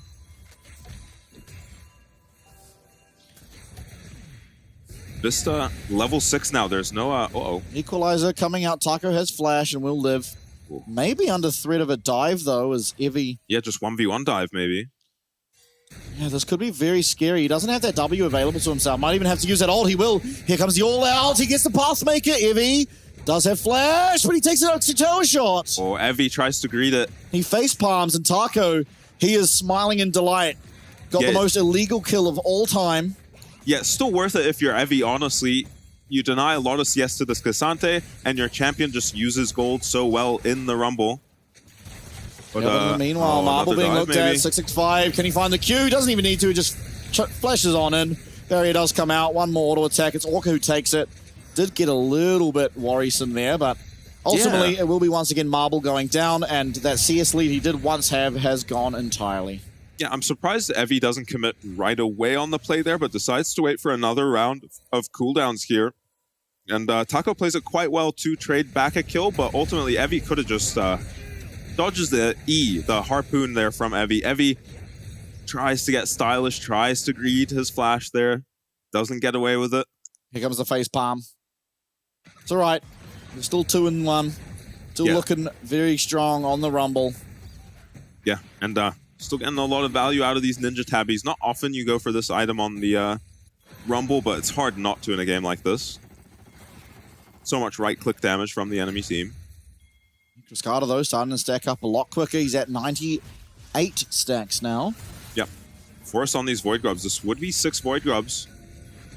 Yeah, Cascada with Teleport is trying to look for a recall, but going to be cancelled out by Dasher, who is admittedly out of mana as well. More members of SoftBank here means they're probably just picking this up. Do DCG just fight 4v5? Yeah, Taco doesn't have Teleport to get here. Marble has to be careful, though. He will almost certainly get one shot by this Eclipse Lee Sin, and DCG, with Taco being in that bot lane, are just going to forego contesting and allow those to be picked up. 6 Void Grubs, not the most impactful thing in the game. We never really see it come into play that badly. Yeah, best for Evie, I think. Out of everyone else, he's the guy with the most prio on this team and able to hit turrets. Maybe Dasher, for a while, is going to be pushing this Smolder in and can get some value out of these grubs. Yeah, but not for long. Cascada's going to be at that 125 soon, and the Dragon being contested. Cascada did get that teleport off. Through comes the Nature's Grass. The teleport TP behind. Can Feng make his way out? He does have flash. The harpoon misses. The make it rain, and there's the flash. He's got a tower there. And on the top side, though, Forest being looked at. Vista finds the lockdown, and through comes so much damage from Evie. It's once again a 4v5. As Taco is up on this top side, not able to compete, not able to match what Evie's able to do on the map. And with that, it's just more wins for SoftBank. Yeah, and DCG keeps swapping this TP-less Cassante away from the objective that they're trying to contest. They're the ones starting the Dragon here without the TP. Maybe they thought they could bait the Rumble TP here and get out. If they're giving up the Dragon, they want to get something for it. But decisive flash in from Forrest.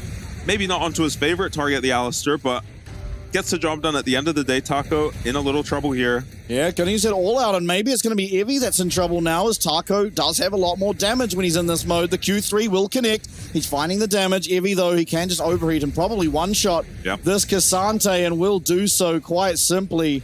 Taco's shaking his head.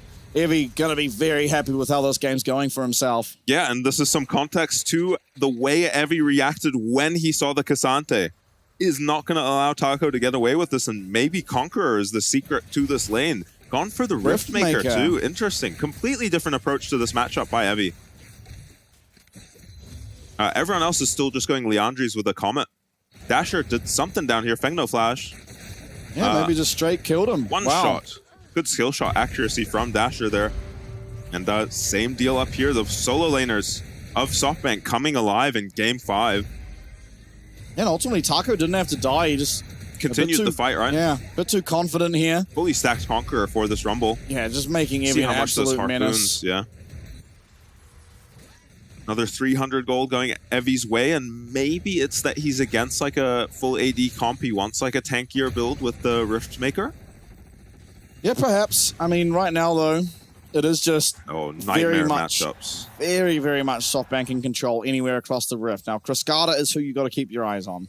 It's, again, I've said it many times in this playoffs already, it's not the Smolder of old, but he has 140 stacks. He's getting to that very powerful spike that Smolders do have as he... Look at these plates for Corki.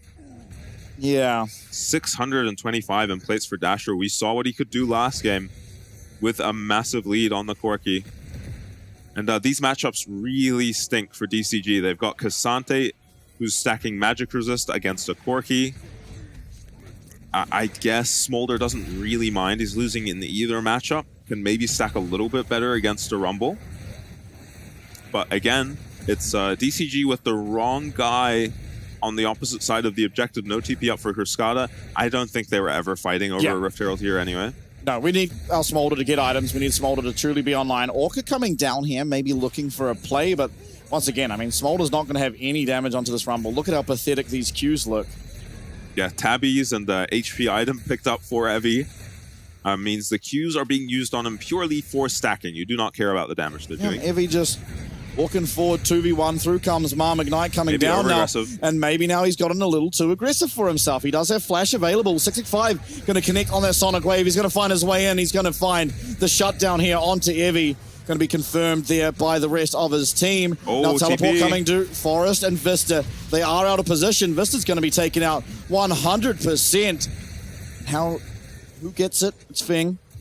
Yeah, Cruscata going to be able to TP to this top lane turret too as well and stop Corki from taking a tier 2.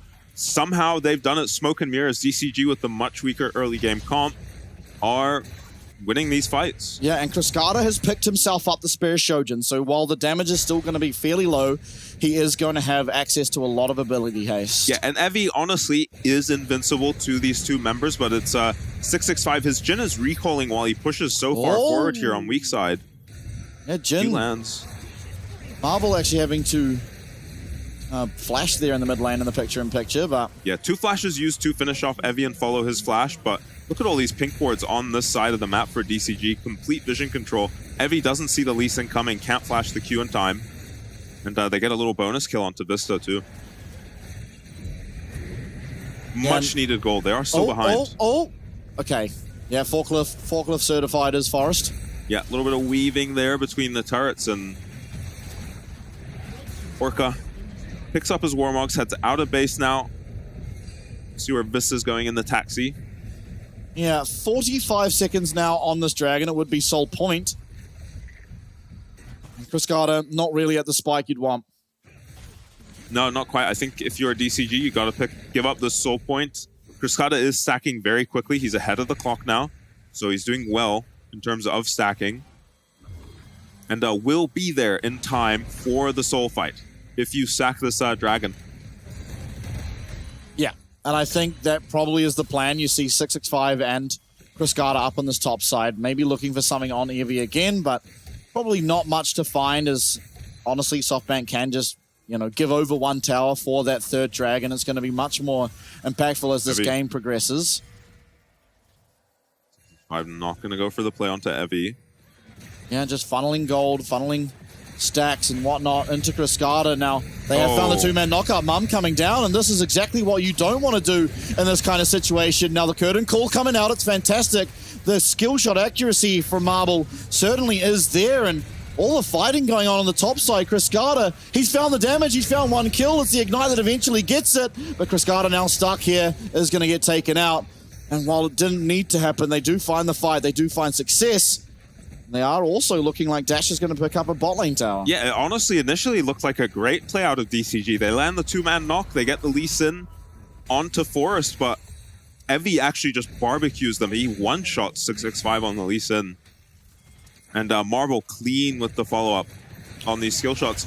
Again, it just looks really clean here to begin with. It's a 3v2 as well, but look how quickly this Lee Sin goes down to Evie, and one shot from the Jhin is all he needs. And here, Marble is very patient with his ulti. Ali ult looks like it's gone, but actually still blocks the damage on that last Jhin ulti. Ultimately, doesn't matter. Everyone just dies. Yeah, I mean, and that should be the Dragon if we come back to live. There is SoftBank on that objective. 218 stacks, so online essentially now is Cascada. He's working towards that mirror mana. Yeah, and you're pretty sad it's a Hextech Drake as the soul here for DCG. Definitely the strongest soul in the game, at least it feels like it is. Yeah, but still, I mean, there's points of strength for DCG. They're not out of this entirely, but 4K gold lead for SoftBank, and they're looking great in here in game number 5. It was back and forth the whole time. Evie going to be looked at by 665. He's going to go aggressive. He does this every time. Able to get that ward jump away from the equalizer. And down will go Evie again. Feng now 3-1-3 on this misfortune. And this champ continues to deliver. Perfectly timed pick there by 665. If he does this even 30 seconds later, he's at risk of giving up the Baron. But they're able to rotate this many members because the Baron hasn't quite spawned yet and SoftBank cannot threaten it. Jhin not the best at doing the Baron, but you've got a Leandri's Maokai, and you've got a very fed Quirky in Dasher. Actually picked up a tier 2 bot at some point, I recall. So probably the most gold on the map right now. Yeah, I think probably far and beyond almost the most gold on the map. Cascada going to be able to get away from Vista there, who was searching for that Zenith Blade. Taco maybe trading back a tower here, going to be able to... Doesn't have Demolish, but should be able to kill this and grab his team some bounty gold. He is killing this so slowly. Yep. Cassante is real sad when you get to a tower. Yeah, without the Iceborne Gauntlet, especially here. Does get it though, and that is objective gold, as you pointed out. Now, honestly, Mirror Mana feels like the big spike we're looking for the side of DCG, whereas on the other side, the spikes really have come through already. Rapid Fire Cannon, maybe you'd argue for the Jhin, but it seems like he's building towards a Last Whisperer, which I do somewhat question. Yeah, same deal for the Quirky going for a Last Whisper. Not sure what has prompted these builds, these early Last Whispers. Unless Marble's going for some item I've forgotten about. And Cascada has just recalled for his Mirror Mana, has it online now, so you are online on the Smolder and you're allowed to fight. IE finished for Feng as well, so well-timed spikes for both these carries. Going to be Marble recalling to pick up his second item. We'll see what that is. LDR. Picked up immediately. There's just one Chain Vest on the enemy team, so I don't really get it, but... So I think right now, maybe even DCG spiking harder. Yeah, could be. Honestly, I think the itemization a little questionable. Now, it's always all going to come down to how you play it out, because Evie is massive on this Rumble, despite getting caught out a couple times. And it's a lot easier to find value as a Maokai than a Lee Sin. Engage coming through from Orca. They're finding a bit of poke damage onto Forest, but he's able to heal that up. Equalizer comes down. It's a massive Equalizer. The bullet time, though, to answer, and the Solar Flare to answer back. We're just trading damage at this stage. There's a lot of damages coming through. Mum comes down and tags on the end of Marble. Taco going to have to recall after getting hit by 3, if not 4 of those curtain calls.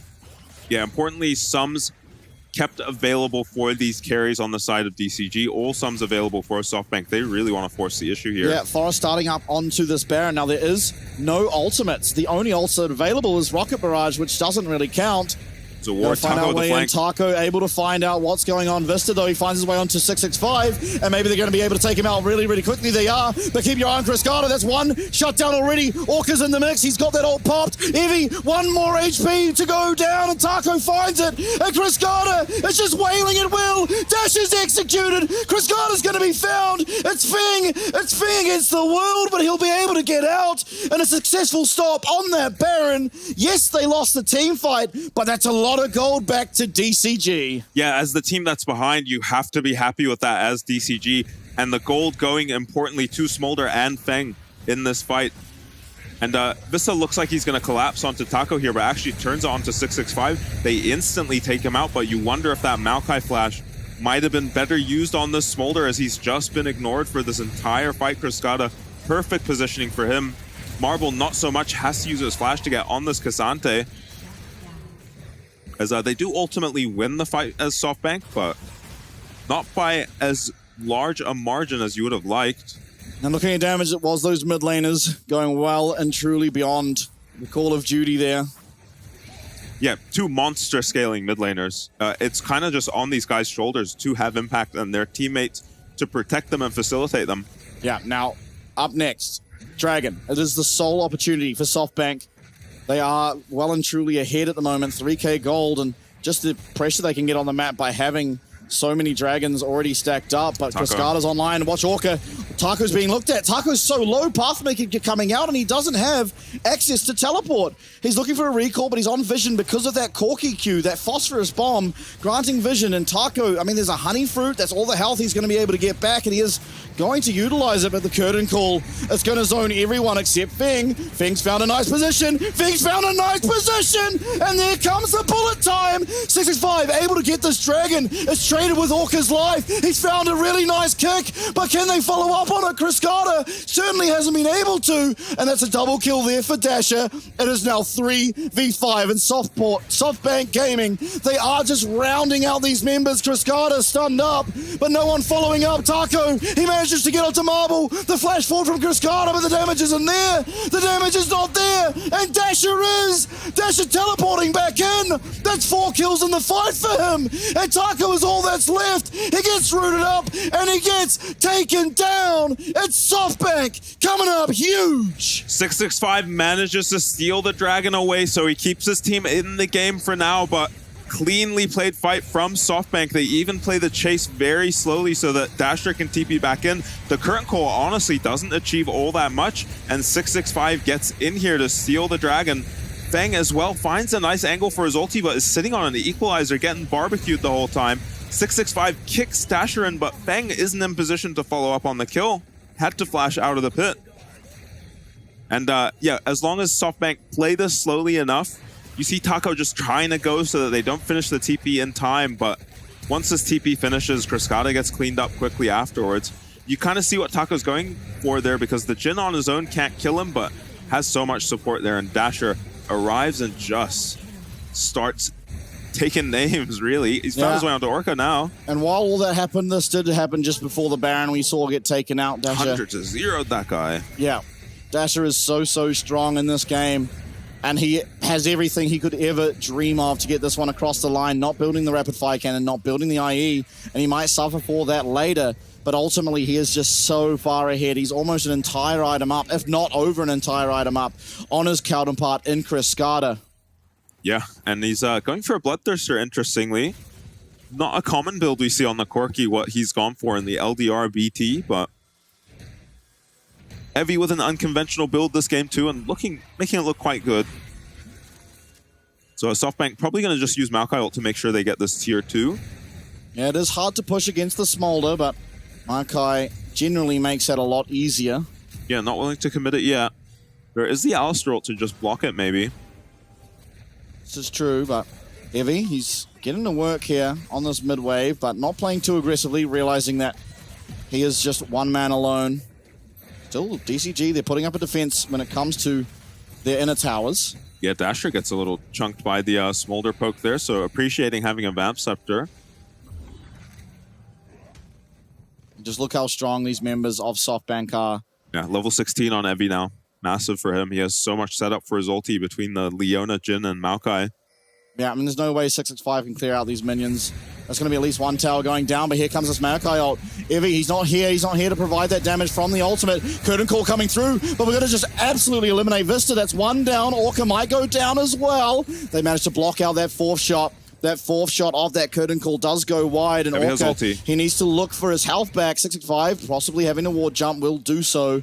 But still, the defense has been mounted. They've lost one tower, and seemingly going to be able to defend this one. There's 1 minute left on the Baron. Oh my lord, that's a lot of damage. Cruscada using that flap to remain safe. Equalizer comes down onto these AD carries. So just Feng kill burning. Feng is burning. The movement, the shielding from Cassante not there. Feng managing to get out though. He does just survive despite all that burn damage coming through from the Rumble.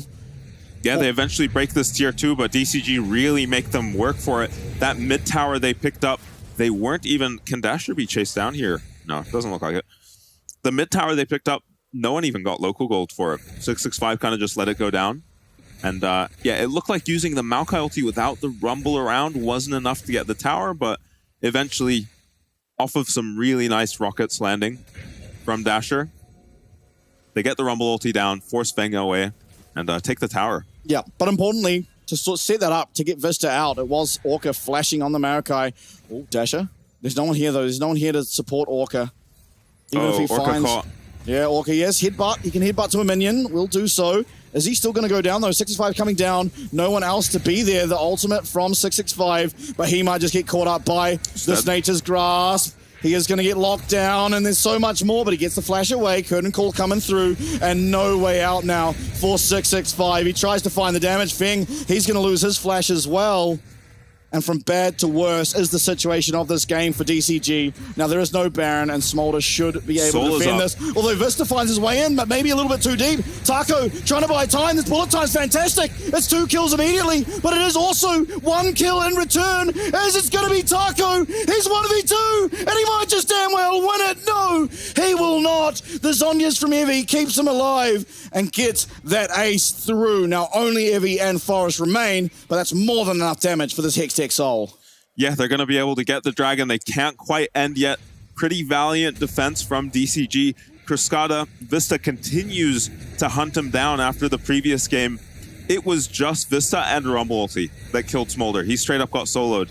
Now, how fast does this go? 665's on the way, and he's very quick as that leaps in.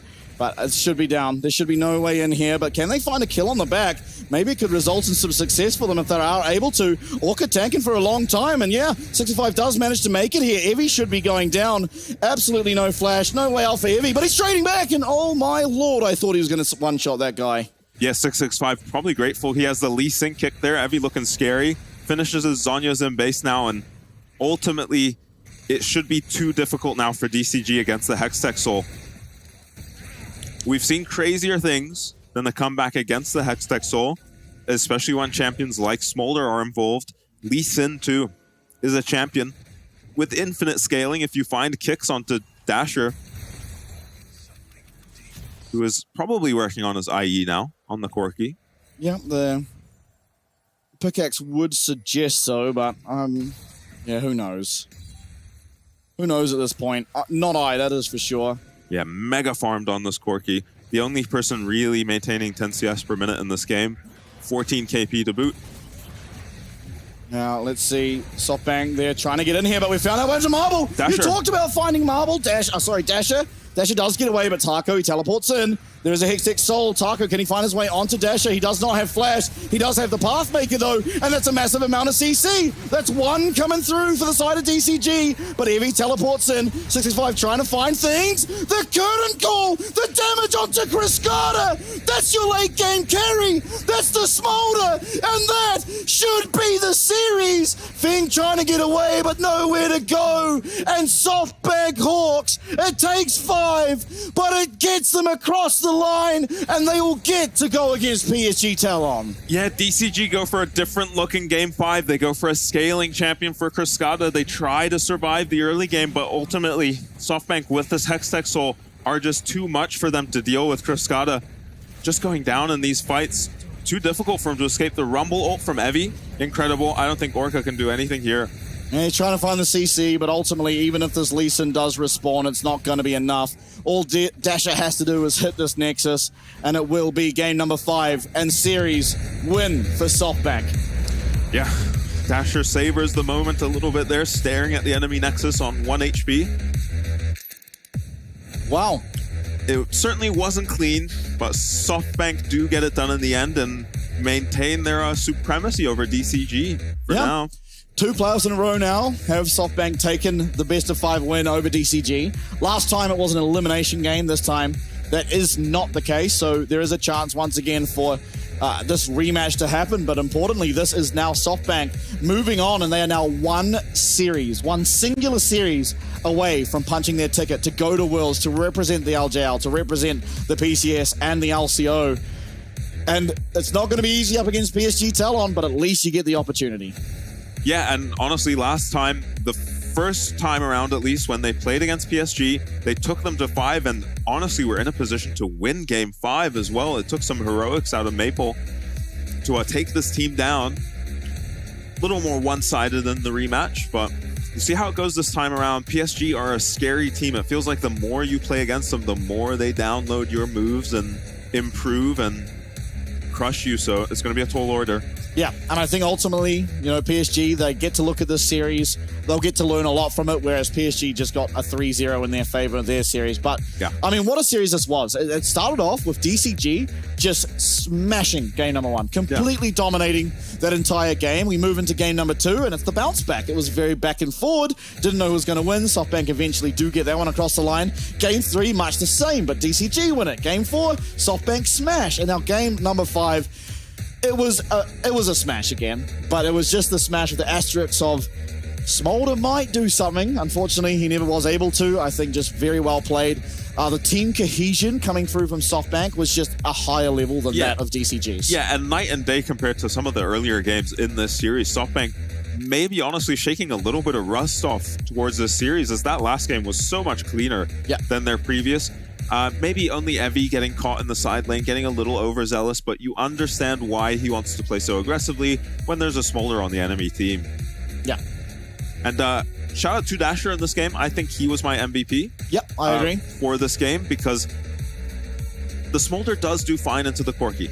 You farm okay, you get your stacks. Cruscata got his stacks very quickly in this game, able to get to 10 stacks per minute at around 16, 18 minutes. But Dasher, with the priority he was given, the biggest play of that game was being able to roam down. DCG pull off a ridiculous dive onto his bot lane, but he's just there on the Corki somehow to clean up some kills and again put himself in a monstrously strong position, as well as just picking up 625 golden plates, I believe. Yeah, a ridiculous performance from him. And we obviously in game number 4, we saw what he can do when he does get the gold. And honestly, this was a big turning point as well. Yeah, DCG just gone better. Yeah, they think SoftBank are just committing to the Dragon, which admittedly Evie lives. Look probably at him. should have been a smarter decision, but they don't, and they're all up here. They realize DCG are going to go for some antics on the top side, and they counter it perfectly. Yeah, Cruscata almost picks up that kill on Devisto with the splash, but it is the Ignite that gets him, and it should have been a 2 for 3. Evie just got away on like a sliver of HP, the Lee Sin kick not quite finishing him off, and he ends up escaping off of it. Cruscata able to claw back some of the damage in the late game, but yeah, it is just Corki, Dasher on this Corki, looking like a monster alongside Evie, who was questioning the Cassante pick into him, it looked like, and we saw why that game. Taco struggled up there. We've seen Cassante do a bit better than that into Rumble. Yeah, no, absolutely. There was some team fights though, and you see why you picked the Cassante, right? In the team fights, there were moments where it was like, oh my god, Taco is about to completely take over. And you know, that bottom one strikes me, the one that ended up being the Hextech Soul. It was like, if that Seekers wasn't picked up yet on the Rumble, that's probably just all 5 people getting killed by Taco. And that is why you pick it. It's very good in these team fights, but the team fighting around it just wasn't there.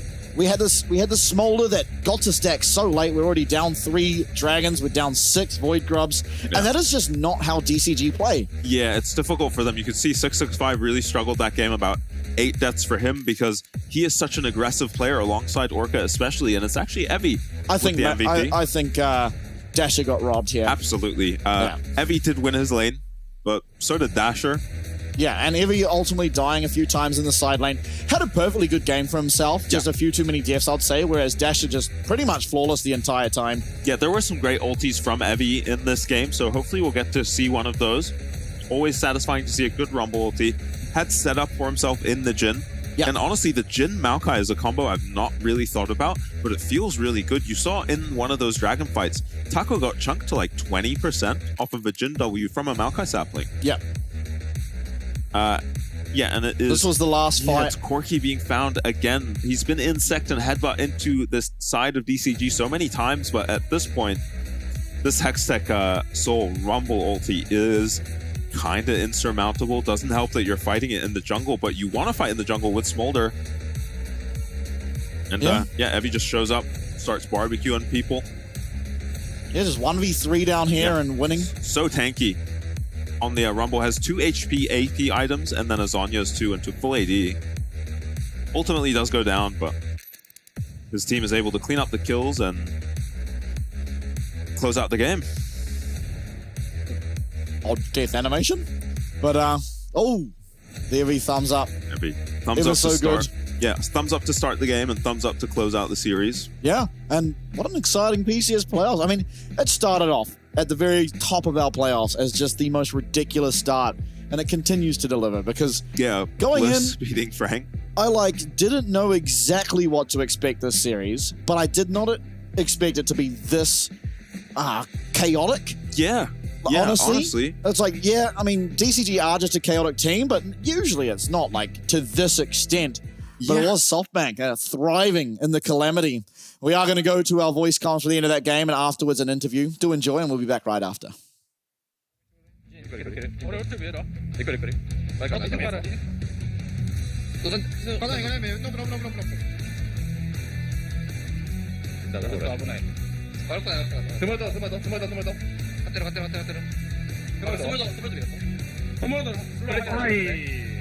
계속? 엔드다네. 맞았고.下まだ終わってないでしょ？まだ終わってない。終わった。ノップ。ナイス！終わったか本当に？ゆっくり？終わった。100終わったこれ。終わってほしい。終わらせた。2년 왜来た?俺タンクはできないね。俺ら6ヘラルあるからめっちゃいいだね。俺いいするわ。めっちゃいいそれ。めっちゃナイスチームよし行こう殺す余裕ある殺せ俺タートだこれで俺もこれで負けたらやばいわ敵倒してもっともうわかんないナイス俺そう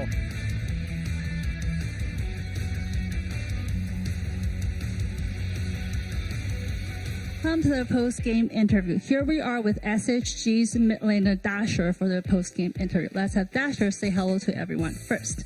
欢迎来到今天的赛后采访。我们今天邀請到的是 SHG 的中路選手 Dasher， 請 Dasher 先跟大家打聲招呼吧。本日ダッシャー選手をインタビューさせていただきます。挨拶の方お願いいたします。SHG のビットダッシャーです。ありがとうございます。So we actually just watched one of the most exciting, most crazy game the entire summer season. After winning this crazy game, how do you feel right now? 我们刚刚其实看到了，有可能是整个夏季赛最疯狂、最精彩的一场比赛。在赢下这五局的疯狂大战之後，你現在心情如何？このサマースビットで最も熱い試合を見せてくれました。久世ながらも DCG に勝つことができました。今の気分はいかがですか？DCG はPSG も勝ったし PCS の DB チームなのでめっちゃ強いチームだと思って危なかったんですけど勝って嬉しいです。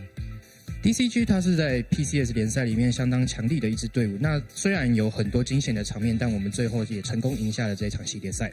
So DCG is a very good team in PCS, even though there are some really crazy and really scary parts in our series, but we're able to win it off, so overall I'm very satisfied. So you guys actually play against DCG in spring too. It was also a 3-2 game. I also went to game 5. So I want to ask you, how do you feel playing against DCG and Cryscata in the lane? 你们其实在春季赛的季后赛也有对上过 DCG， 那当时也是打到第5局以3-2赢下来。想知道你对战 DCG 以及对线 Cryscata 選手的心情什么样的看法？春のプレーオフ DCG と対戦した時も 3-2 でギリギリ勝ったということで DCG やそして、同じロールのクリスカタ選手についてどう思いますか？クリスカタ選手はなんかもともと ADC の選手だと分かってたんですけど戦ってみたら春の本当うまかったし、なんかメイプルさんの次のうまい2番目にうまい PCS のミッドライナーと思います。那我知道原本 Chris Carter 选手他是一位 AD 的选手，那他实际转到中路之后和他对战之后，我认为他是在 PCS 联赛里面仅次于 Maple 一位强力的中路选手。So actually, I know Chris Carter used to play AD carry, but after he changed to mid lane, I think he's one of the best mid laners in PCS just after Maple. So you guys were actually in a do or die situation after Game 3. I want to ask you, how were you able to adjust to win off Game 4 and Game 5? 你们其实在第3局输掉的时候是被对方停牌了。那想问一下，你在第3局输掉之后，你们队伍是怎么調整才能贏下第4、第5局的呢？ゲーム3負けた後、先にリーチされてしまいました。どのような修正をして最後に勝つことができましたか？もちろん DCG のプレイもうまかったんですけど、なんか僕たちのミスが多かったと思って、自分たちがゆっくりするとして生き返りましたね。はい。那 DCG 它当然是一支非常强力的队伍，并且他们的表现也很出色。但说真的，我们这边的失误更多一点。那在 Game 3之后呢，我们就是慢慢的去做修正，那最后也成功的赢下这场比赛。So we know that DCG is a very strong team and they have really good plays today too. But we know that more so is that we make mistakes in our first and second game. So we're able to fix those and win off the game today. I think that's why we were able to win the series. So some good news for you guys. After winning today's series, you will be going to the roadshow game. So I want to ask you, as LJL representative, do you have anything you want to say to LJL fans? 在有一个好消息告诉你们，就是在赢下今天系列赛之后，你们将去前往台北篮球館、和平篮球館去打線下賽。那有没有什么話想要對 LJL 粉絲說的呢？因為你們作為 LJL 的代表。今日の勝利をもってファイナルズウィークスの出場が決まりました。 LJL の代表としていつも応援くださるファンたちに向けて伝えたいことはありますか？今日はちょっとギリギリなゲームでしたんですけど、やっぱり応援してくれてるファンたちのおかげで勝ったと思うし、ここからも追いつけるようにみんな頑張るので、最後まで応援よろしくお願いします。虽然说我们今天真的是赢得很惊险，但这也都是要归功于各位粉丝的支持。那希望各位粉丝可以一直支持到最后。So even though we win a very close game, really happy for your support, and because of your support, we're able to win today's game. So hopefully you'll be able to support us until the very end. では本日のインタビューは以上となります。ありがとうございました。Thank you so much for the interview and congratulations for your win. 再次恭喜你们获得今天比赛的胜利。我们把镜头转回主播台。谢谢。Thank you very much once again for the interview. And he just didn't even answer that question. Which question? The last one. They're like, oh, what are your thoughts? How do you feel that you're going to go to the roadshow? And he's like, yep, thanks for supporting us today. Because of your support, we were able to do well. So I hope you continue supporting us. Grateful to the fans is his answer then. That's right. That's right. And to be fair, they did level up. Especially him, actually. Especially Dasher throughout that series leveled up a lot. And I mean, you got to be somewhat confident because Chris Carter's a beast. Doing well against Chris Carter is not easy. Yeah. And you have to have leveled up because if you're struggling against Chris Carter at the start of the series, you wouldn't want to look the same way going up against Maple, who you see on your screens they will be going up against on the 23rd of August. Yeah, he almost had to have those two performances in Game 4 and 5 for us to have any hope going up against Maple, because Maple has kind of been destroying Chris Carter when they go up against each other, even in this ADC meta. Yeah. And so our upcoming match will be on Tuesday this time, so one day earlier. Definitely mark it down in your calendars. It's going to be Frank Esports up against DFM. No idea what to expect on this one either. Honestly, going in completely dry. What I go in and hope is that we get to see finally Wako on some damn carry champions and not this lame sit back and hope you get to 30 minutes, because Frank have looked a lot better when they do that, and I think if they don't do that, DFM are probably just going to run away with it. Yeah, honestly, Udapon is no slouch either, but you have to give it to Wako. He has just looked very impressive when he's given resources and able to carry the team. It's just about how Frank, they need to find an identity for themselves, and they're kind of running out of time to do it. Losers bracket now. Yeah, losers bracket, which means our upcoming games next week, I believe there's 2 of them to start off. They're both the losers bracket games. So the first one, as you saw, Frank versus DFM, and then CFO versus DCG. We just found out. That's right. It was DCG. So, I mean, it's going to be exciting next week, but of course, I do have to thank our sponsors once again, Changhua Telecom, who if you sign up in the near future, you will get yourself 12 months of Hami Video free of charge. It is a fantastic way to get some entertainment in your free time, so do check them out. It's the Sheraton Grand Taipei Hotel, who now, for the long stay, have to continue giving some nice hospitality to our team here, SoftBank, who without it would not have been looking so good at the back end of that series. And China Airlines, who got them over here in the first place, delay their tickets, fellas, because they're making it at least to the road show. They're going to be here to at least the 31st. So they're not going anywhere, but thank you for getting them over here in the first place. And, of course, Carry Energy, our new sponsor, who keep everyone nice and sharp. And honestly, going into Game 5 in a series that looked like that, you needed something to keep you sharp because things were looking rough for both teams there. But SoftBank winning out, maybe having more energy drinks. And last but not least, TTL brand noodles, who they probably had them before the games, to be honest, because I know when I had them, I was able to perform in the grand finals last year, and they performed here in this one. So thank you so much to all our sponsors. Without them, we would not be able to put on this show. Now, guys, next week, banger after banger after banger. Yeah, it's only bangers. As I said, I think, Frank, if they can find their way to draft to give Waco resources, probably looking good. But if they don't, I think I just have DFM in that series. Yeah, DFM, it's hard to get a gauge on this team, right? They've won one series, lost one series, I believe. Yeah. They immediately qualified. And they won two because they started in the lower bracket in the first phase. Oh, right, yeah. And they immediately showed that they were just a caliber above the rest of the teams in the lower bracket.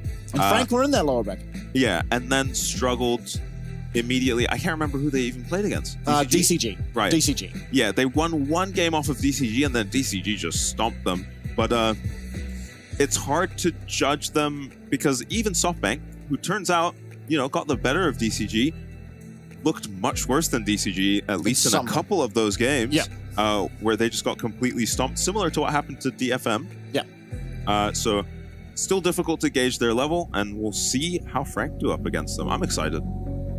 I too am excited. Thank you so much for everything tonight, guys. I hope you all enjoyed the show. It was an absolute thriller of a series as DCG and SoftBank continues to be. Now, we will see you next week. It is Tuesday instead of the Wednesday, so I hope to see you all there. Now we're running out of time.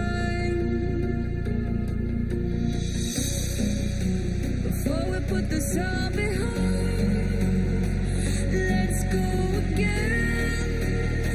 We feel so